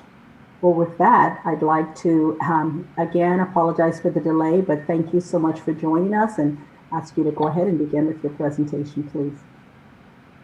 Absolutely. Thank you, commissioners, and no problem on little time change. I'm happy to be very flexible. My name is Jamie Clark. I'm the Redistricting Data and Access Coordinator at the statewide database at Berkeley Law. Karin was scheduled to go ahead of me today, and because my presentation just fits in a little bit better with the time frame of this meeting, I'm going to go ahead now, and Karin will continue in the morning. This presentation is going to be a recorded video of a live presentation that was given to the Auditor's Review panel. That presentation was also given with Mr. Levitt and with Karin McDonald, and references their presentations at some points. So if you hear that, that's because we were all together in a similar setting a year ago, although it feels like quite a long time ago, given all the changes we've had in our world in the last year or so. The presentation is a walkthrough of the California redistricting criteria. It involves a brief live line drawing demonstration using mapping software. And then again, just sort of going through each of the criteria, each criterion, and we can kind of see how they all interact and build on each other as they're sort of being balanced, as they're all being considered when we're putting these districts together. The example geography is not of the full state of California, it's just of Santa Clara County. And it doesn't go in depth, I should say, on the VRA, because as you now know, the Voting Rights Act is very complex, and to be able to really do justice to the Voting Rights Act, we would have had to do sort of like a behind the scenes voting rights analysis, or excuse me, a racially polarized voting analysis. And we didn't do that in this, for this presentation. And so it's really just the other criteria. But of course, when you're creating districts, you'll have the racially polarized voting analysis under your belt before you start line drawing. In this video, we do look at what's called census geography. These are the units of geography on which census data is released. Some of this geography is really familiar. For example, counties, or a geographic layer called the place layer, which is what we think of as cities. It's the census definition of the boundaries of cities. And then some of the census geography is not so familiar. So those are, for example, census tracts, census block groups, and the smallest unit of geography. This is the most itty bitty unit of geography on which the census releases its findings is called the census block. And we'll see examples of this in the demonstration and the presentation. And Karin will go much more deep into census geography tomorrow. The video is less than 1 hour, and we will do Q&A after, time permitting. The same map that's viewed in the presentation, I still have saved, and I can share my screen afterwards if any of you would like to revisit anything that's specific to the map shown in the video. And of course, I'm available for general questions after this or tomorrow, if needed, time permitting, again today.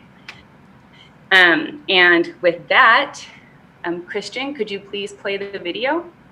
This is the court reporter really quickly. Do you want the video transcribed as part of today's record? Thank you so much. The video is already transcribed. For purposes of today's matter, do we want to transcribe it again, or just defer to previous transcriptions of that video? We're going to transcribe it again, Pete. Thank you. Commissioners, if you'll stand by, I'll be routing this video through the CRC HQ on your Zoom feed, so you may want to pin that.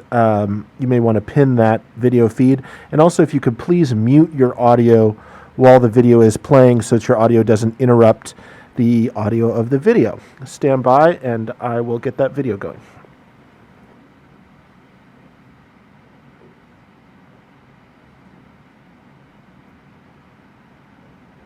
To Jamie. Thank you very much. Thank you to all of the members of the review panel and the alternates and everyone who's here today. Thank you so much. Okay, so in today's live mapping demonstration, we're going to be using a mapping software. Again, there are multiple mapping softwares out there and available to the public. This is just one of them. They all, for the most part, will perform the same functions, and whoever the redistricting commission's consultants are, they'll use some form of redistricting software, certainly. Our world that we're redistricting today is Santa Clara County in California, of course. As Karin mentioned, the data that we're going to be using involves municipal geographies, for example, the county boundary and city boundaries. There will also be census geographies, census blocks, block groups, and tracts. We will go over those shortly. The underlying data that we're using is from the most recent census population numbers, the PL94 from the 2010 decennial census. And we will also be taking a brief peek at the American Community Survey CVAP, Citizen Voting Age Population figures for Santa Clara County. So before we begin, we are going to be creating some fictitious assembly districts and Senate districts. There will be 6 fictitious assembly districts and 3 fictitious Senate districts. The total population of Santa Clara County, according to the 2010 census, is 1,781,624 total population. So each of the 6 assembly districts, the population that we are aiming for will be 2,906,940. And for the Senate districts, we're going to be aiming for 593,000, 881. So just a review really quick of what we're looking at to get everybody familiarized with the map that we're working with. And of course, the commission will be working with a map of the entire state of California. This is just one county.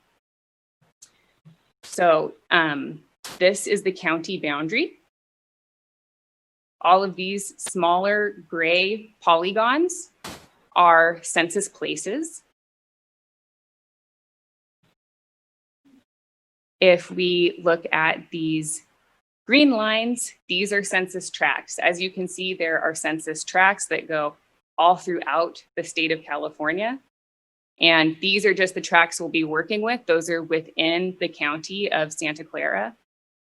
Same with census block groups. These red lines delineate the boundaries of census block groups throughout California, and we'll just be working with the census block groups within Santa Clara County.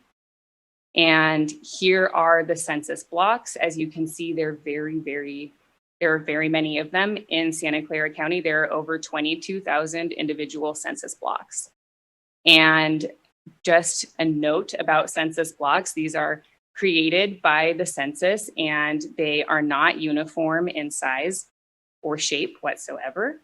Here's an example of one census block. That highlighted red area is one census block. Generally in more rural areas, like here in Eastern Santa Clara County, census blocks do tend to be much larger.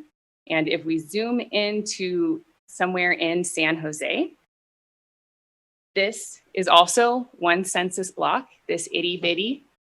It's a, excuse me, 1 minute. By city Karen? streets. So it's not just one census block, but also one city block. And if we zoom out, we can see that we lose sight of it altogether. So there's a very, very large difference between how census blocks can look. I don't know how much more of the video will appear the same way, but those last couple of slides, I was not able to see what was being illustrated. I don't know if the other commissioners are seeing it, if it's mine, but I'm not able to clearly see the video. It is very faint. The contrast is not great. Would you like to proceed, Madam Chair? Well, I'd like to know, I guess I'd like to get a read if there is a way to sharpen the definition on the video that would allow us to see. I don't want Jamie to make reference to things and show or the video either way, and that we should be seeing that we're not looking at. I don't want to just have us sitting, given the appearance that we get the point, and it's not coming across. So if there's a way to make it a little bit more defined, if we can work on the technology, if that is an option, I would prefer that. And if not, then this is our option. We'll have to proceed with the words. Yeah, I don't have a way really to sharpen up a YouTube video with in this current configuration. And I'm wondering if it's the picture of the picture or if it's. What did we do last time? Because it didn't seem like we saw it this way. You saw it exactly like this, Commissioner Anderson. Oh, okay. We do have Ms. Clark on the call, so there will be time for questions afterwards for any parts that aren't clear. Yeah, I have this same map that is available. We can look at it. more in depth after the video. And I believe that after this, we won't be looking at like teeny tiny gray lines on a map, and there will be more sort of like larger polygons, larger shapes that we're looking at, and it might be a little bit more clear just what we're looking at further on in the video. Okay. We can give that a try. I just never want to sit through and have you think we're seeing something that we are not. So, yes. Is it something that's publicly on the website, the Shape California website, that somebody could just pull up and share screen on Zoom so we could see it more clearly? Because part of the resolution problem is that it's being shown on a screen and then being shown on Zoom through video. So there's going to be a lot of degradation in the quality of the picture.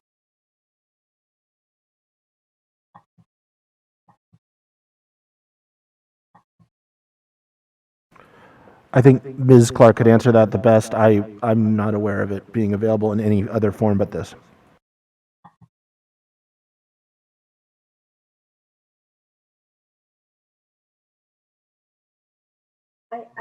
This is Commissioner Ahmed. I don't think this is a video being shown on screen and then shown through Zoom. I think this is an actual YouTube video being screen shared. That it's actually we're streaming a YouTube video through the video interface, so we're not doing a screen share because it wouldn't be fast enough. So this is Okay.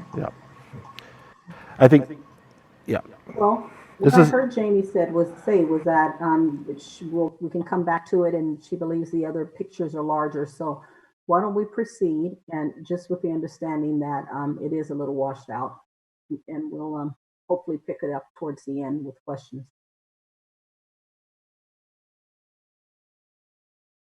So one trait that Karin touched on in terms of something that commissioners will need is patience.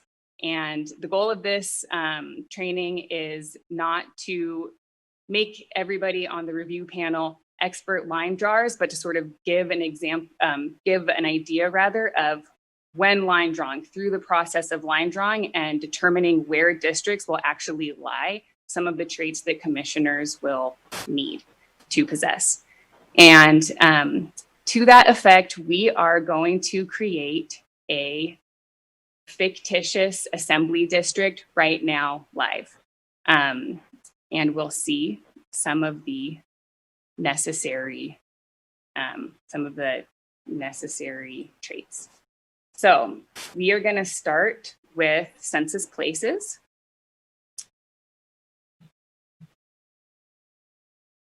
And I'm going to pull out a box. This is a tool that that this software provides. It shows the changes. Unfortunately, I can't make the text on this any larger, so pardon me. This will show the total population of this district.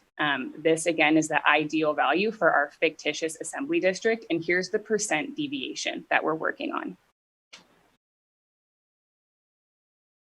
So if we choose one census place, we can see that we're still well below our percent deviation. So right now we're negative 83% of the total population that we're looking for one assembly district. So I'm going to keep adding a couple of census places. I know that up here is San Jose, which is going to be too large to be in one assembly district, so I'm not going to add that one. I will make this change.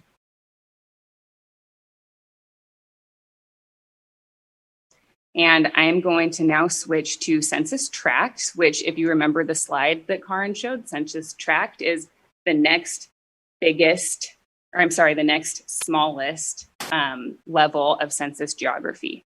So I'm moving now to the census tracts, which again are these green outlines. And you can see this census tract we just selected is quite large. And zooming in again, now we're at negative 67%.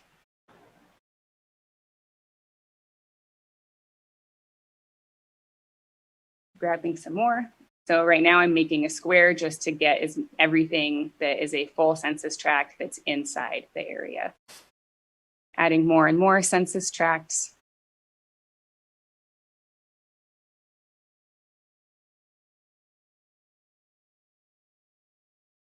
Oh, too much. So we just went over. So now we're 9%. I'm going to take some of these out.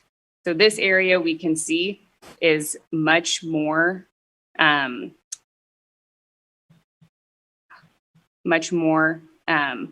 densely populated than this large census tract.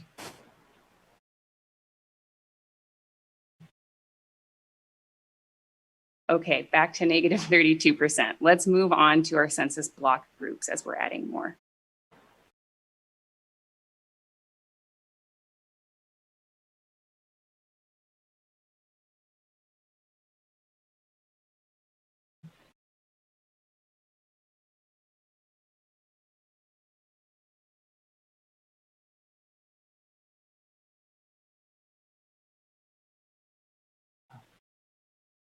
Keep clicking away till we're getting a little bit closer. Negative 16%.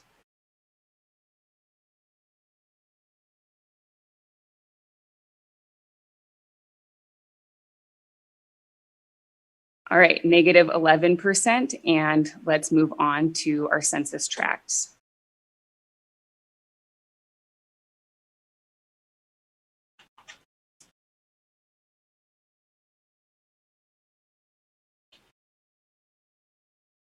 Or census blocks, please excuse me. And if we zoom in close enough to our census blocks, labels pop up. This shows the population of every single person of every single census block. So this is as reported by the 2010 census. We see here in this block, there are 447 people.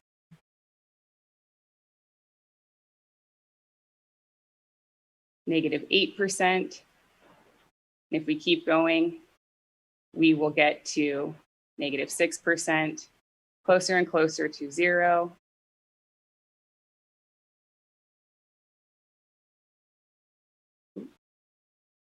All right, and now we are almost within our 5% deviation as Ms. McDonald and Mr. Levitt mentioned. The Constitution guides that we want to be within 10% total deviation for each district. Sometimes we think of that as within plus 5% or minus 5% deviation. So right now we're here in 4.03%. So this, I'll make this change.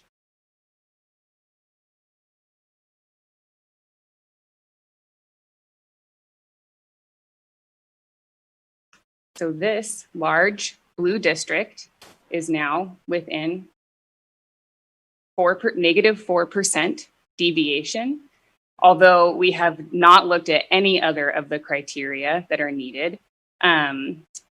This, if we're only looking at total population, could be a district that complies with the population standards.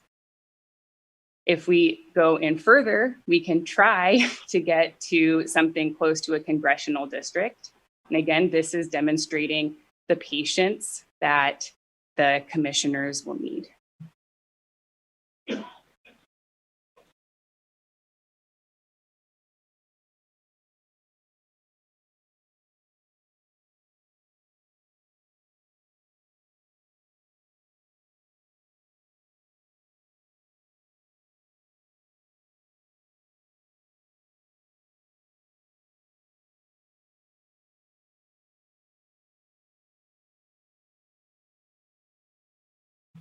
So now we're within 101 people of the ideal value if the assembly district and the congressional district were the same population. So, which of course is not going to be true. But if we were trying to balance this assembly district, or rather, if this assembly district was a congressional district and had a much stricter population guideline, then this is within 101 people, it's 0.03%. As you know, during the last redistricting, the commission went to plus or minus one person deviation. Many other states also followed those guidelines. It is unclear what population guideline this coming commission will follow for their congressional districts. But just based on this, you can imagine that narrowing into exactly one person plus or minus is going to require a lot of attention to detail while you're looking at the bigger picture of exactly where your district is, where you want it to go. And will also require a lot of flexibility in terms of, say that you really want your district to go across 7th Street, north on Broadway, and then, west on Webster, let's say. And you love those lines because they're really clearly clear markers that are really easy to understand, but you just can't get there for population purposes. And unfortunately, you're going to need to cross 7th somewhere. So it's going to require that the commission can sort of keep an eye on the big picture, what they want all the districts to look like, but also maintain the flexibility to be able to say, okay, we know that in draft A, or in our first draft that's out in July 1st, we made this possible. Things have changed now. And unfortunately, these exact lines that we really liked can't be followed anymore. So we're going to need to be flexible and figure out where on 7th we can change, where on 7th we can make one census block of a change in one direction or another.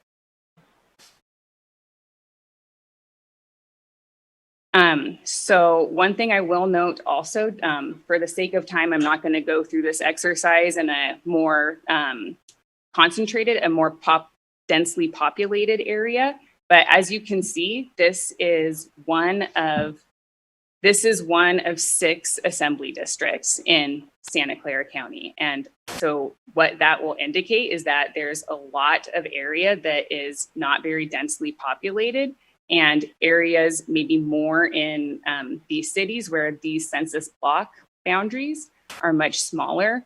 Those will have much smaller districts geographically, but they'll still have the same population in them.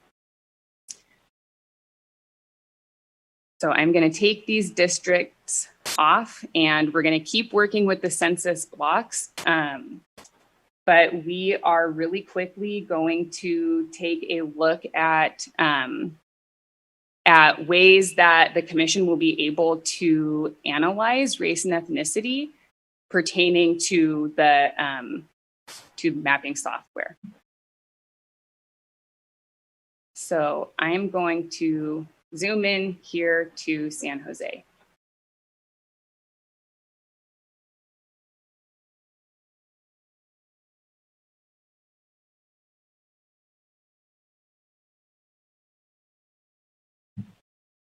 And on each census block, the census blocks are all filled in, and these darker blue census blocks indicate that there are more people living within the census block, and this is total population. So there's more people living in the census blocks that are darker colored. These census blocks indicate that there's nobody living in there because they're more lightly colored. So this is sort of an example of population density. And for this, just for this exercise, we're just going to be looking at Latino population.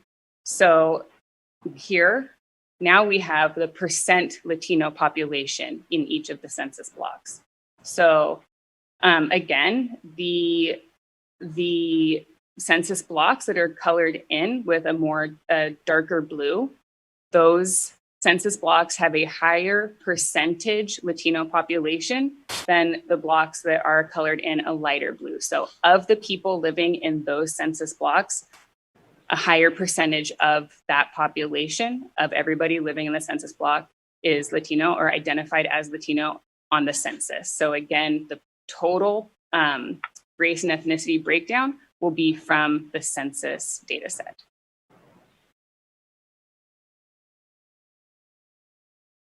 And then moving on to voting age population, this is also provided by the PL 94.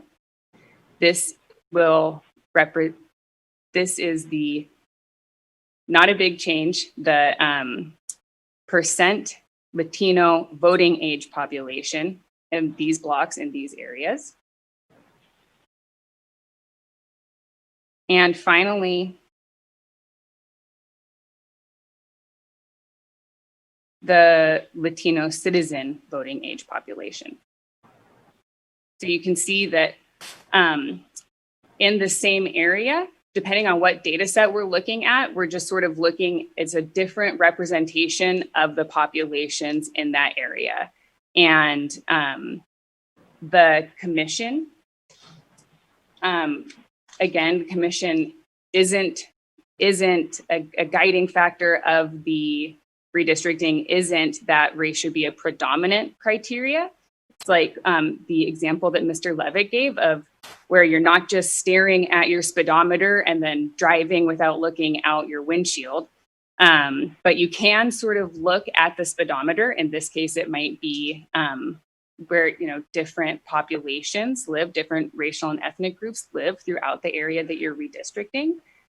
So it's sort of like keep it in your awareness and avoid unnecessarily intentionally splitting groups, while at the same time keeping in mind that that just because you know that there is a large percentage of a certain racial, or ethnic group residing in one area, that doesn't mean necessarily that in that neighborhood there's a cohesive neighborhood identity just because of who is living there or who happens to be living there.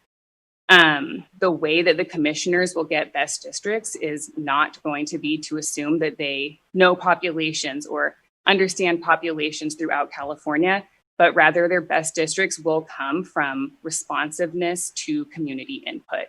So again, just because in this area, there, as compared to the rest of Santa Clara County or the rest of the city of San Jose even, there are large Latino populations living in this area. That doesn't necessarily mean that it will be a community of interest. However, if a community member comes and testifies and says, yes, this is my community of interest, there are a lot of, there's a shared cultural background, there's shared heritage here, then it would definitely be considered a community of interest. Are there any questions about that so far? So we have a question from a public member. Please state your name for the record. Sean Dugar with Common Cause. So the last go around, the public encouraged members of the commission to do the exact opposite of what you were saying. In LA, you had members of the African American community come together and say, you know what, we have established relationships and coalitions that go beyond race. So don't create a district that's 50% plus African American. Let us work in partnership with other communities. Do you see that in other places across the state? Yes, definitely. And so there are many areas throughout the state where there will be multiple racial or ethnic groups cohabitating, or I guess living in the same areas. And this is a really good example of something that could be a community of interest. This particular example also could be a potential Voting Rights Act district should the commission choose to consider multiple ethnic groups voting together as a voting block, as opposed to just looking at one group at a time when they're analyzing for their Section 2 districts.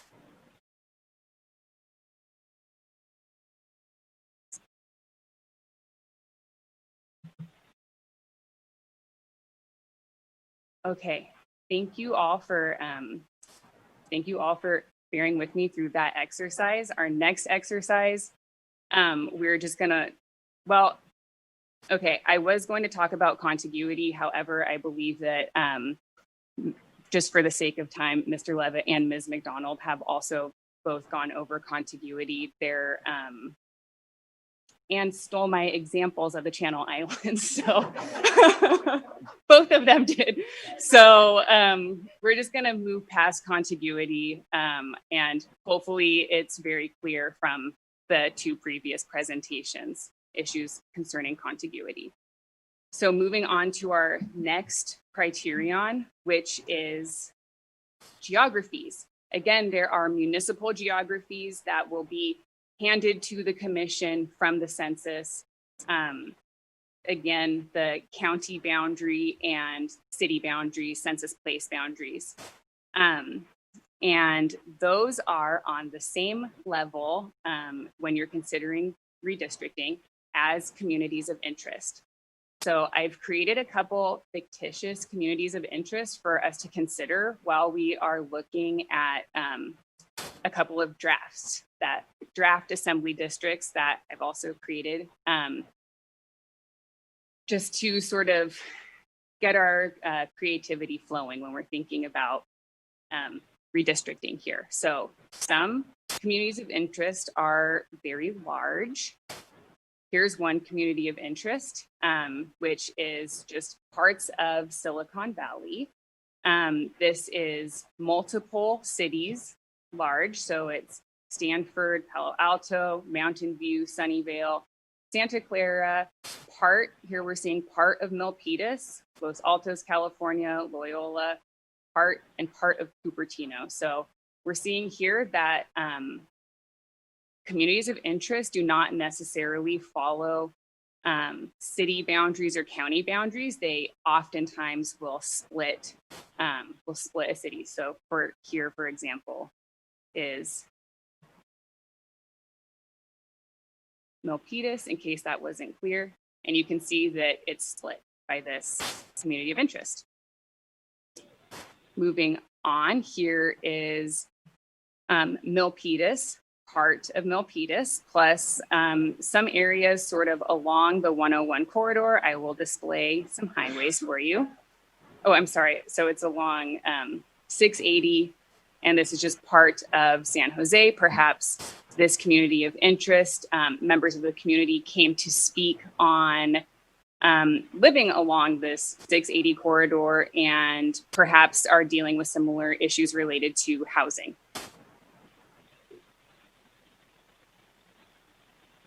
Some communities of interest, those were both large communities of interest. Some can be very small. So this community of interest is called Rose Garden. It is a neighborhood in San Jose. It's a historic neighborhood.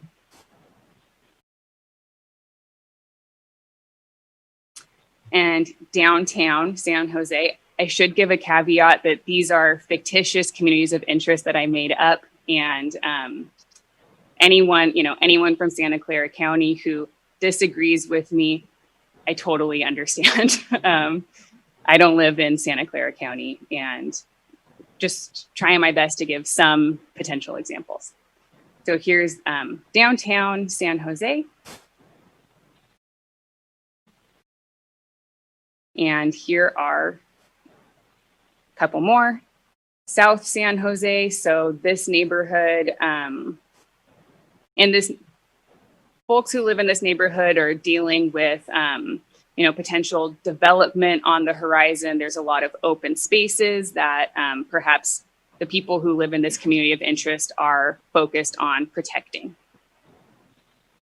South 101, these are a series of smaller cities that are positioned along the 101 corridor. There's a shared economic history in agriculture, and really these cities are different from the rest of Santa Clara County. They're really not involved in tech industry or Silicon Valley, more of a rural agricultural feel to these cities. And foothills, these are cities in the foothills of the Santa Cruz Mountains, which run right along here. This is also a different feel from maybe more urban environments in Santa Clara County. They have more like quaint downtowns and more of a small town feel, even though they are in a county that maybe has a larger urban feel, or at least one very large city.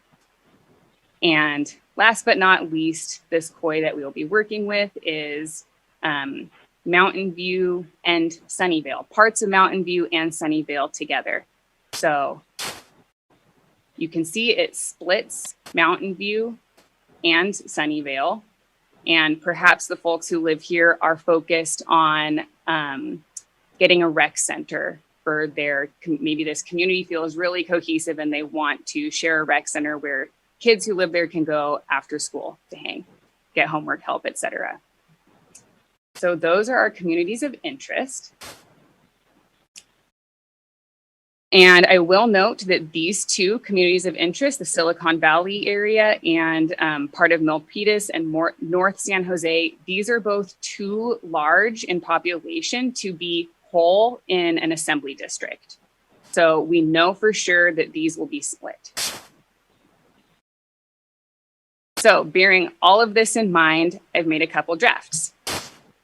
This first draft focuses on keeping cities intact. So this is keeping all of the cities in Santa Clara County intact. However, the city of San Jose is split for population purposes. That is also too large to be in one whole in one assembly district. And these numbers here on this label, this represents the percent deviation of each of these districts.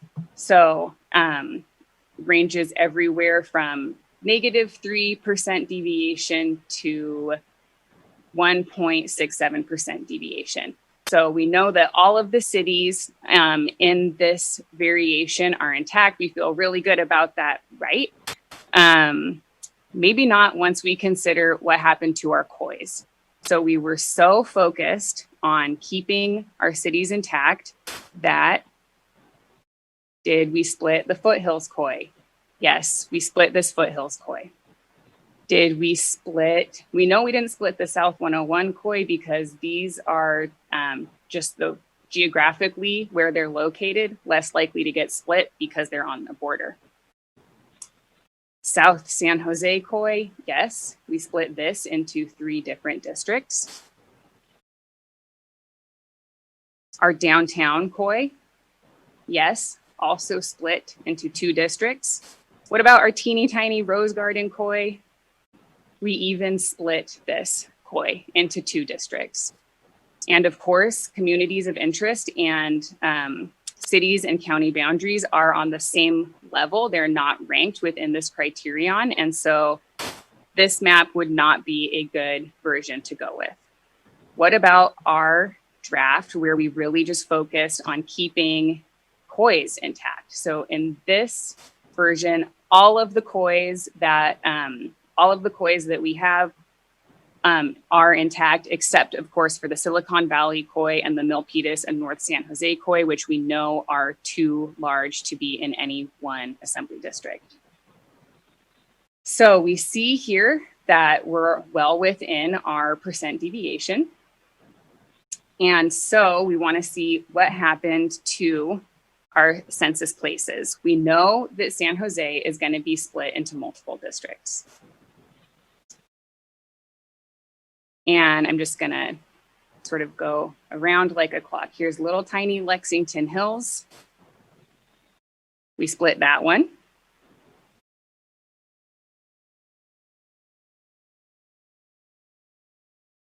Los Altos. We split that city. Mountain View. Yes, it's split. Sunnyvale, also split. Santa Clara, also split. Milpitas, yes, it is split. And East Foothills, yes, it is split. So we, as communities of interest, which I'll show a couple just to prove, this one is whole. Foothills is all in one district. South San Jose in one district, downtown in one district, little tiny Rose Garden Koi in one district. So although all of our kois are sort of protected in this version, we do not have our cities intact. So this would also not be an advisable draft. Moving on to our final draft. This draft has all of our cities and all of our kois intact. And of course, if we were on a statewide level, we would also be considering counties. And I would just like to note that this is the draft that also uses the highest percent deviation in order to keep all of our kois and all of our cities intact. And so as a result, this would be the most ideal version to go with. Really quick, I'm just sort of gonna go through each of these again, and please just notice how different each of these district iterations look compared to each other. Again, this is keeping the cities intact. This is keeping the communities of interest intact. And this is keeping cities and communities of interest intact. So this is just something that the commissioners are all going to have to keep in mind, is this balance between keeping all of these geographies intact, the geographies that they receive from the census and the geographies that they receive from the community. And yeah, and basically this is just a demonstration of all of these different variables that go into creating good districts that are gonna be responsive to community members and that are also going to be responsive to their criteria, that are their mandated criteria. I'm gonna take this label off because it's a little bit distracting as we move on to our next criteria, which is compactness. So we've heard quite a bit about compactness from Mr. Levitt and from Ms. McDonald. And basically I feel like a large takeaway that we've heard from their presentations is sort of the eyeball test is a test that people have used to sort of talk about compactness in the past, and also looks aren't everything. So I'm going to take the highway layer off as well. And I would like to focus specifically on this district, which of course is not quite as exciting as the earmuffs district in that we saw the example from Chicago. But I do want to point to this because it's shaped like this. Looking at it, I could just hear everybody say, oh yeah, the shrimp district or something like that. It looks like a shrimp. And it does bypass this population right here, these towns, Los Altos and Loyola. However, I also would like to point out that it is keeping the town of Palo Alto together. So that is a reason for this boundary line. And it's also keeping this community of interest, Mountain View and Sunnyvale together, where perhaps adding these cities into this district would be either splitting Sunnyvale or Mountain View and potentially also splitting this community of interest. So just in terms of compactness, when it comes to actually mapping, there are usually many, many good reasons that that a district will not be like a perfect circle or a perfect square. And the commissioners will need to be able to understand that, and also will need to be able to explain that. It is, again, as Karin mentioned, it can be very, very strong visual cues that you're getting as a commissioner from the districts when you're looking at them and you're like, I can't believe this. This looks like a shrimp. When in fact there will be very, very good reasons to draw districts in a way that might not seem the most compact at first glance, and And also keeping in mind that compactness is ranked lower than keeping cities and counties and COIs together, than equal population, and then any sort of race or ethnicity considerations that the commission will be needing to make.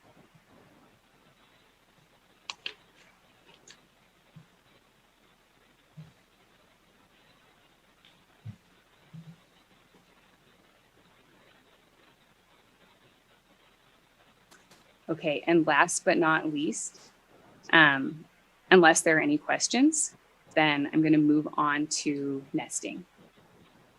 So I do have a question for you. Yes.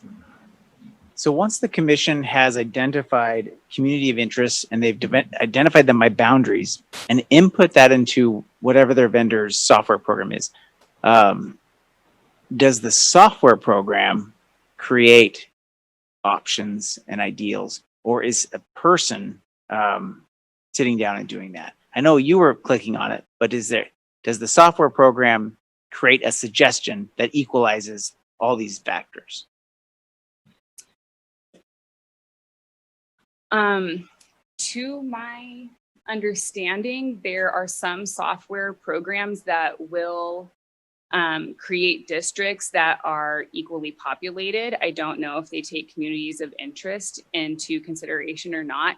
However, I would say that to get the best districts, the commissioners will need to sort of weigh all of the factors that they have in mind, or I'm sorry, that they are given. And then also they'll get the best districts by hearing the input that is given to them and being able to sort of sort all of the input together and say, okay, I see that,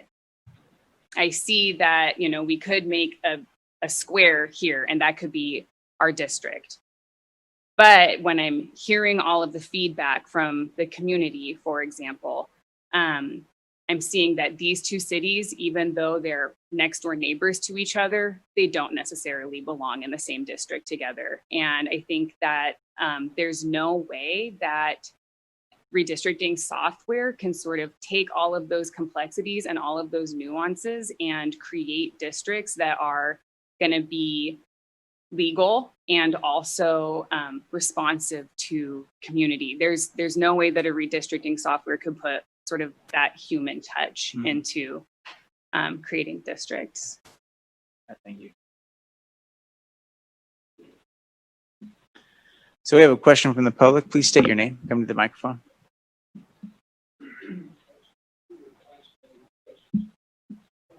So I just want to follow up on your question. Operationally, what goes on? It's been mentioned that the commissioners have staff. So do staff create these options, or do the commissioners, you know, tinker and do they have to have that kind of ability to explore and do the work the software and get the answers, or is that something staff does? And you know, what's the personality of the commissioner and their ability to be, you know, investigative? What's the need there? Certainly. Another great question. Thank you.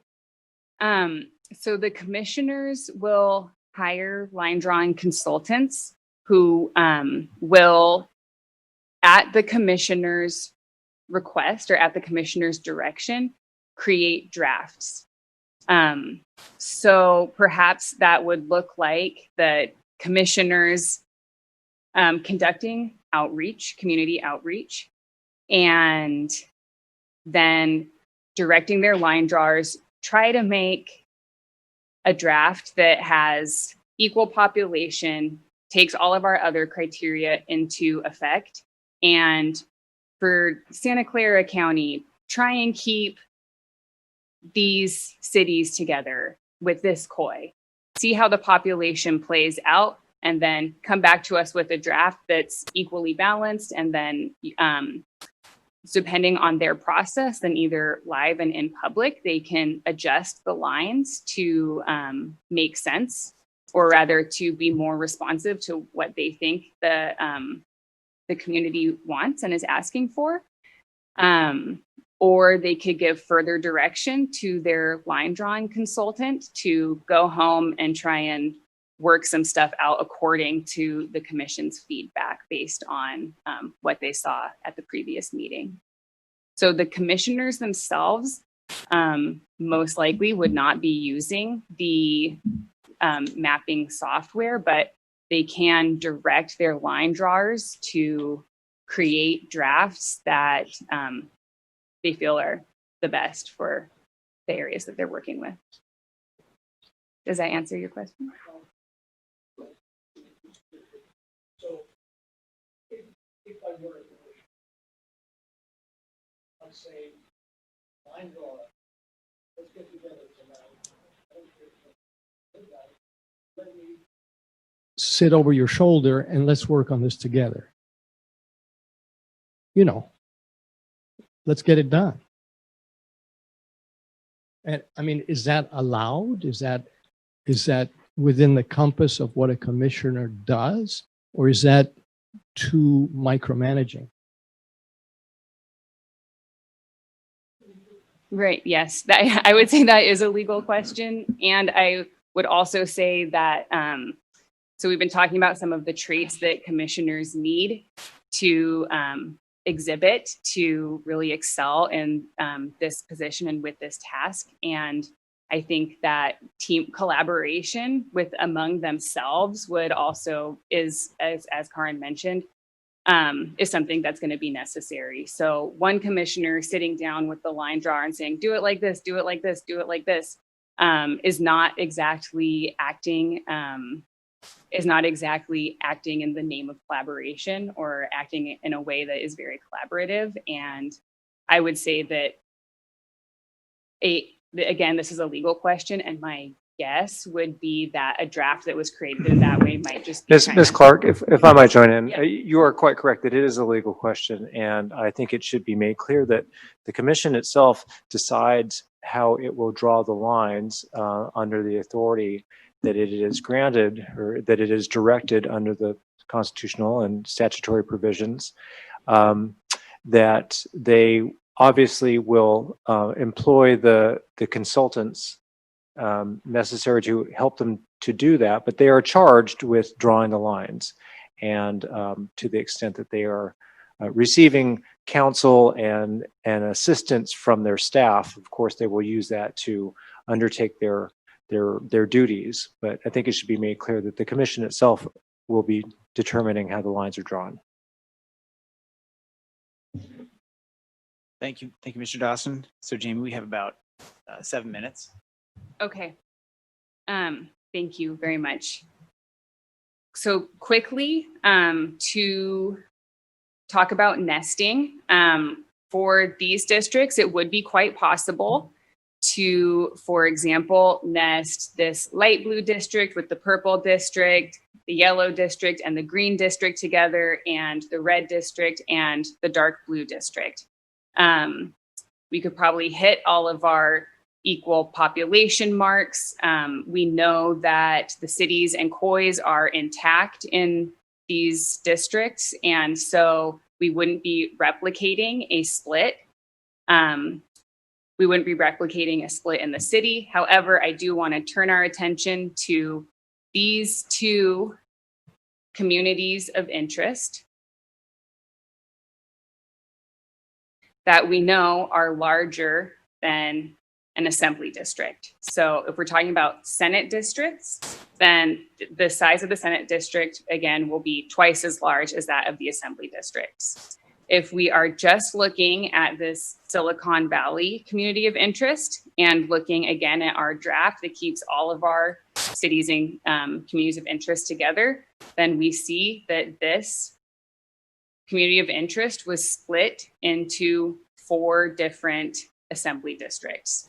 So no matter how we nest, this community of interest will still necessarily be in at least 2 different Senate districts.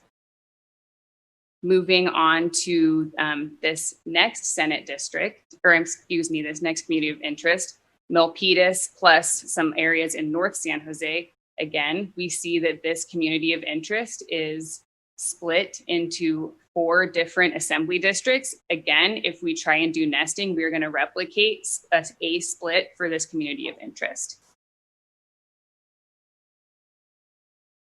So the commission in this case would have the option to create Senate districts that are not nested. I'm going to show again, this draft. We can see just based on how messy these lines look, this is not a nested Senate draft.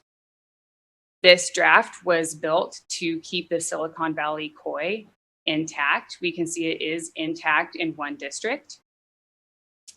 However, and this is something that certainly the commission will face, this area of Milpitas right here is shared between these 2 communities of interest. And so these 2 communities of interest in a certain way are at odds with each other to be intact in the Senate level plan.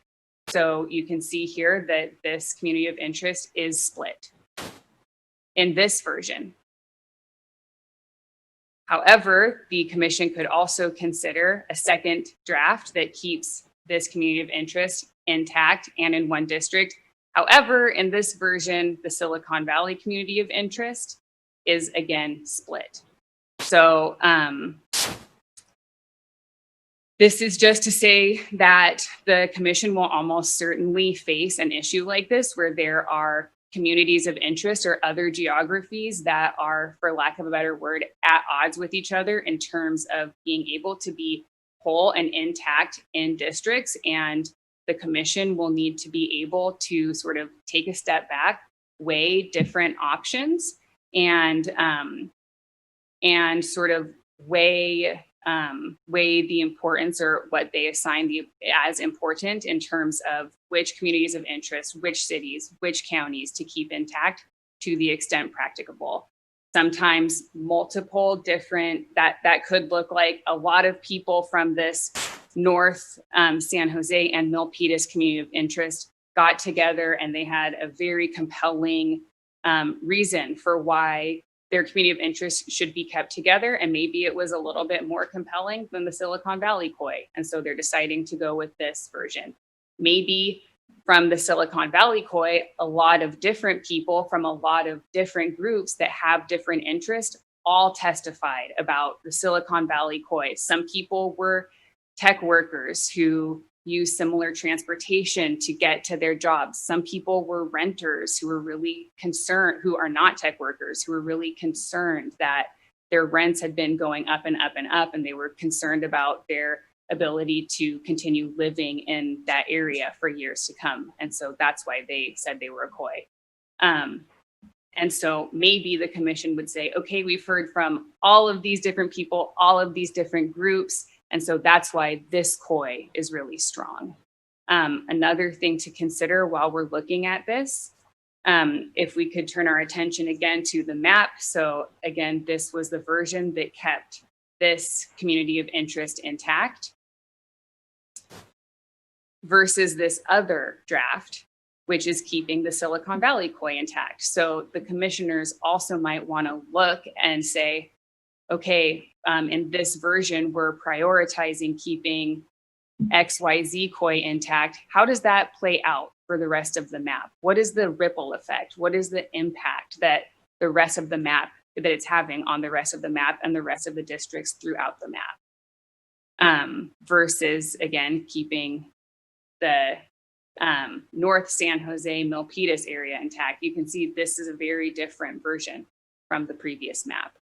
So I know that we are out of time. I think, again, just sort of thinking about all of the different traits that the commissioners will need. They'll need to be impartial.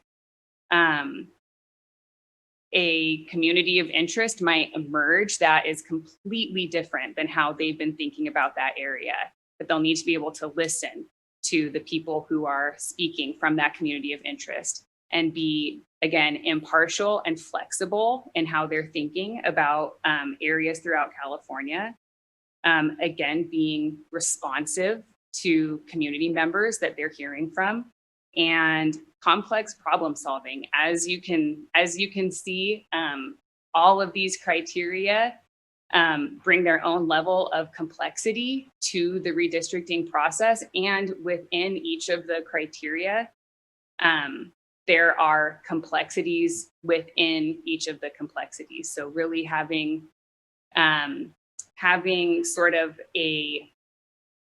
having a character that can sort of put all these little puzzle pieces together that will create really good puzzle pieces that are going to be the districts within the state. Thanks so much, Christian, for sharing that video. Thank you to all of the commissioners and all the members of the public that are watching. I am happy to answer any questions. Again, I have this map pulled up and can share my screen at any time to sort of share any specific pieces of the map that might have been hard to see in the video, or if there are any questions that are specific to the map itself.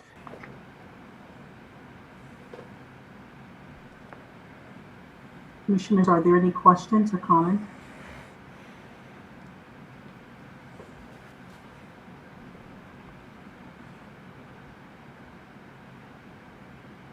Yes, Commissioner Yee.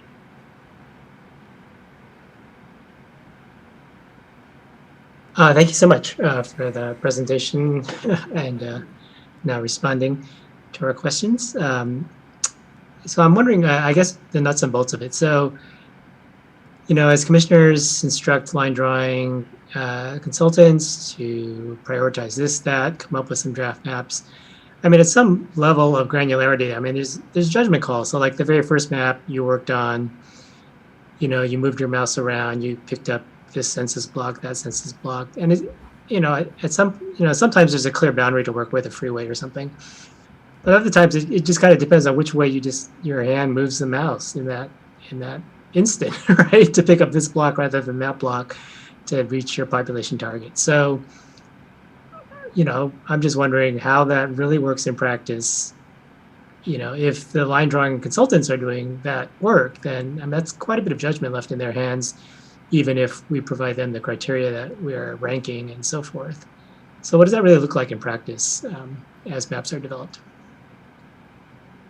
That's a great question. Thank you. So, although in my example, certainly it was kind of random, like click here, try and get within a certain population deviation. In reality, when the commission is working with the maps, there will be all of the criteria in mind to guide their efforts, to guide your efforts. And from a line drawer side, I would expect that the commission would guide the line drawers, give direction to the line drawers in anticipation of seeing a version of a map that, again, adheres to all of their criteria and is responsive to public testimony. And then if the commission sees that version, doesn't like it, there's options to adjust that before the draft would be published, the official draft would be published. And additionally, I lost my train of thought. I'm so sorry. Yeah, and additionally, I would also think that it would be reasonable for the commission to expect that the line drawers would be able to explain reasoning behind making any decisions. If it was, okay, we're keeping these counties, these 3 counties together in our district, and then I needed to pick up population from another county that is going to be split, this is why I chose this area. And it's to keep another county intact and to minimize splits, or because we heard about this community of interest, which is in this county, and we're we're working with that community of interest and respecting the boundaries of that community of interest. So although, again, in my example, it was a little bit random, but the commission will be able to really guide and give direction. And again, line drawers should be able to sort of validate or say, here's where the decision points were, and this is why this version looked like this. We can see a different version that looks a different way, and the commission will be able to adjust whatever versions the line drawers would present. Right. I'm just thinking that validation could be fairly tricky in a very densely populated area where, you know, a block here, a block there. I mean, it does come down to judgment calls, right? I suppose it will be up to community testimony to provide some of that validation for the choices that get made. Yes, and the commission will also be able to work with a map just as we saw live and in public. And so being able to sort of verbally explain decision points along the way, say, okay, we want, you know, we see that this community is intact in this version, and that means that this county is split, and we're going with this because we're focusing on this community, and really taking advantage of being able to make those decisions in person and talk it through amongst yourselves and work with the map live, I think is also a way to sort of deal with some of those decision points and being able to really explain your thought process as you go.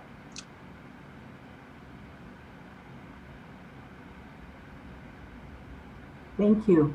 Any other commissioner?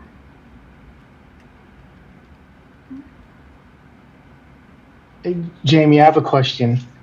So as you were making the maps and you were clicking on the populations to capture that populations, it's sort of the borders of those sort of self-promulgate, right?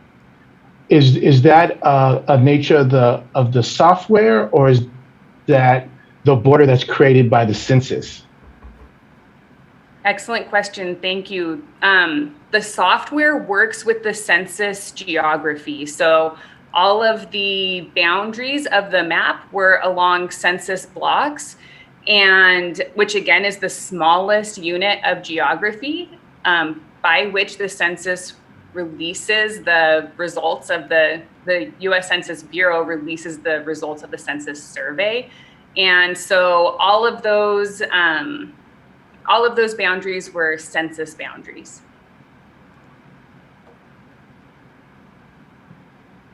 This is Commissioner Vasquez. But following up on Commissioner Taylor's question then, are we bound by census block boundaries in terms of creating our maps? And if so, what's the methodology? I'd be curious to know what the methodology the census uses to define census blocks. Certainly. So I know that Karin will get into this in more detail tomorrow. The methodology that the census uses, I can share a very rough outline. One piece of it is that the census doesn't want anybody's personal information to be identifiable. So for example, they're never going to put one household in one census block, because then they can say, oh, look, or somebody could say, oh, look, here, I know that Jamie lives here in this household and there's only 2 people in this census block. So kind of looking at all of the data, I have a feeling that like these are about Jamie specifically. So that's one reason that in rural areas, the census blocks are really large because again, it's just less densely populated in rural areas. And so including multiple households, multiple households might be, a mile away, depending on where you live, versus in a more metropolitan area where there are more households, typically in smaller areas, geographically speaking. And the reason that census blocks are used in redistricting, again, is because it's the smallest unit of geography by which the survey results are released. So using the census geography ensures that during your redistricting process, you're working with the most accurate data that's available. So when you're counting the population, you know, okay, there are 125 people living here. Whether or not you could split a block, I think would be a legal question, and I'm not a lawyer. Got it. So checking for understanding, say for example, we had a really big census block, we would probably not be wise to try to split that in order to achieve some goal, because the population, we couldn't identify then how many people we'd be capturing in any sort of split. Yes, is a big reason absolutely. why. Got it. Okay, yes. That makes sense.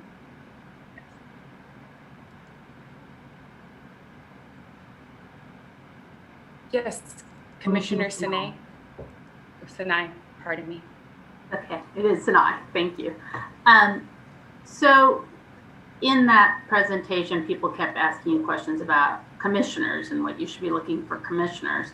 I'm going to turn the question around and say, as we're looking at line drawer consultants, what should we be looking at and what should we be asking? And also, just for the sake of conflict of interest, you don't apply, you're not applying for that, right? Your organization. Statewide database is simply the redistricting database for the state of California, and statewide database does not draw lines under any circumstances. So no. And I would say that in terms of looking at line drawers, I think that it is wise to probably look for experienced line drawers, and also to look at the outcomes of lines that have been drawn, depending on sort of what you're looking for in terms of line drawers, see if their previous lines have accomplished that.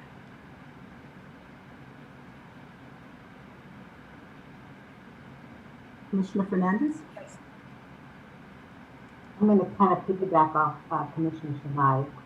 She was thinking that what should we look for in line drawers. As we venture forward, I guess my concern is going to be when we have feedback for community of interest. What should we look for in terms of a legitimate community of interest versus maybe not so much of a legitimate point?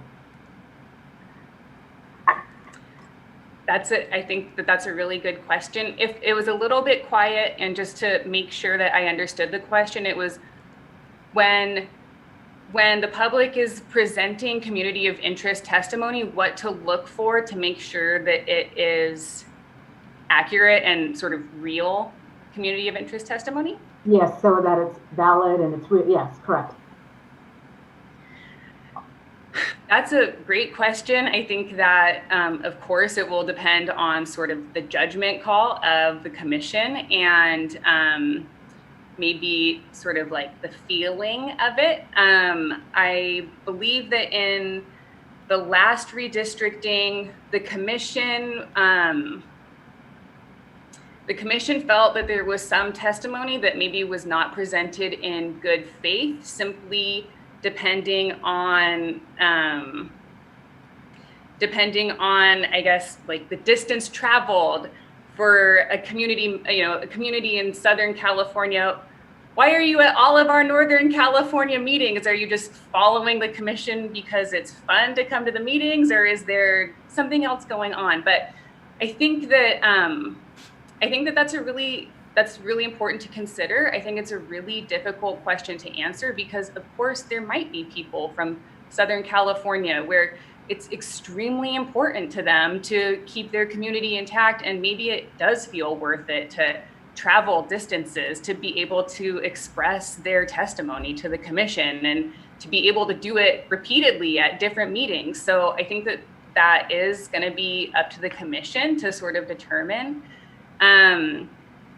And similarly, as we kind of mentioned in the presentation, that there might be communities of interest that you're hearing conflicting information about.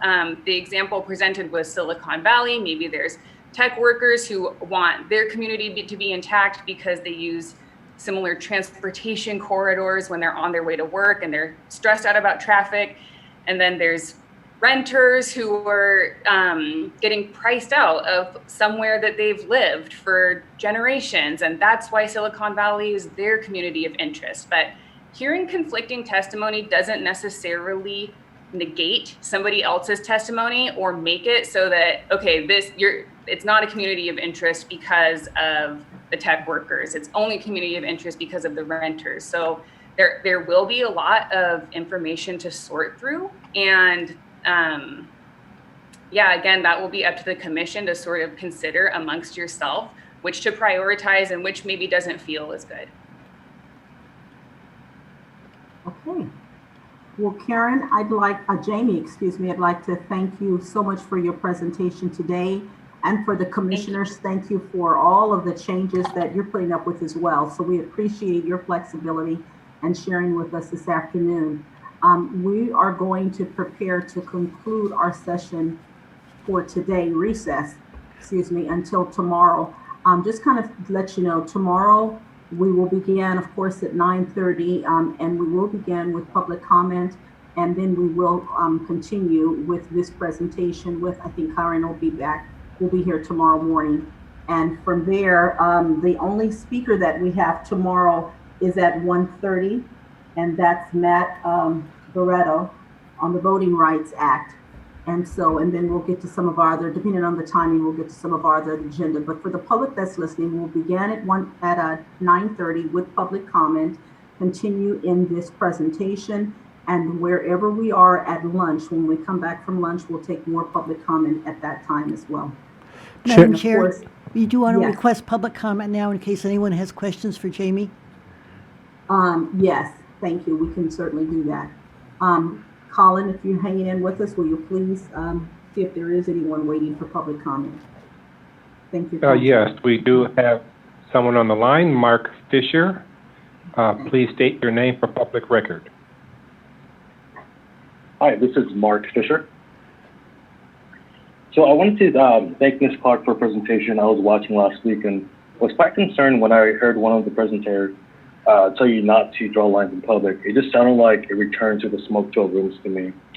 But Ms. Clark's presentation really showed to me how complicated this can be, how keeping community A whole can really split city B. But precisely because it's so complicated, I have a strong disagreement with the Rose Institute and encourage you to include this type of live line drawings in your deliberations. Not when you're just putting together your first draft, that seems way too complicated. But near the end, when you're trying to fix the problem, it would be invaluable to the public to understand that they can get split and why it's happening. They may not be happy, but at least they can understand you tried.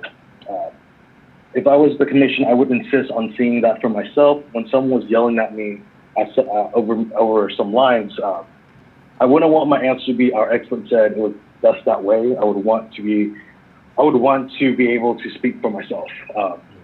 So I really appreciate Ms. Clark and Mr. Levitt. They really seem to get this isn't their commission, it's your commission, it's our commission, more importantly. Not sure everyone last week understood that. I get the concern that not wanting to have the last voice win, but that can be fixed without sacrificing testimony. Early on, focusing on getting testimony by region, identifying priorities without drawing maps.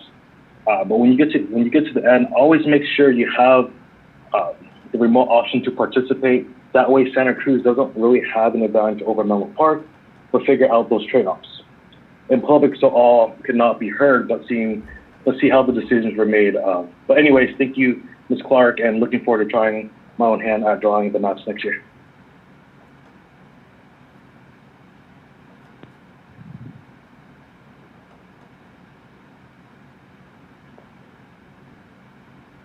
And Madam Chair, there are no further lines in queue from the public for comment. Thank you so much. Okay, commissioners, we will recess until tomorrow. Thank you so much for your time and energy on today. I appreciate it. See you tomorrow.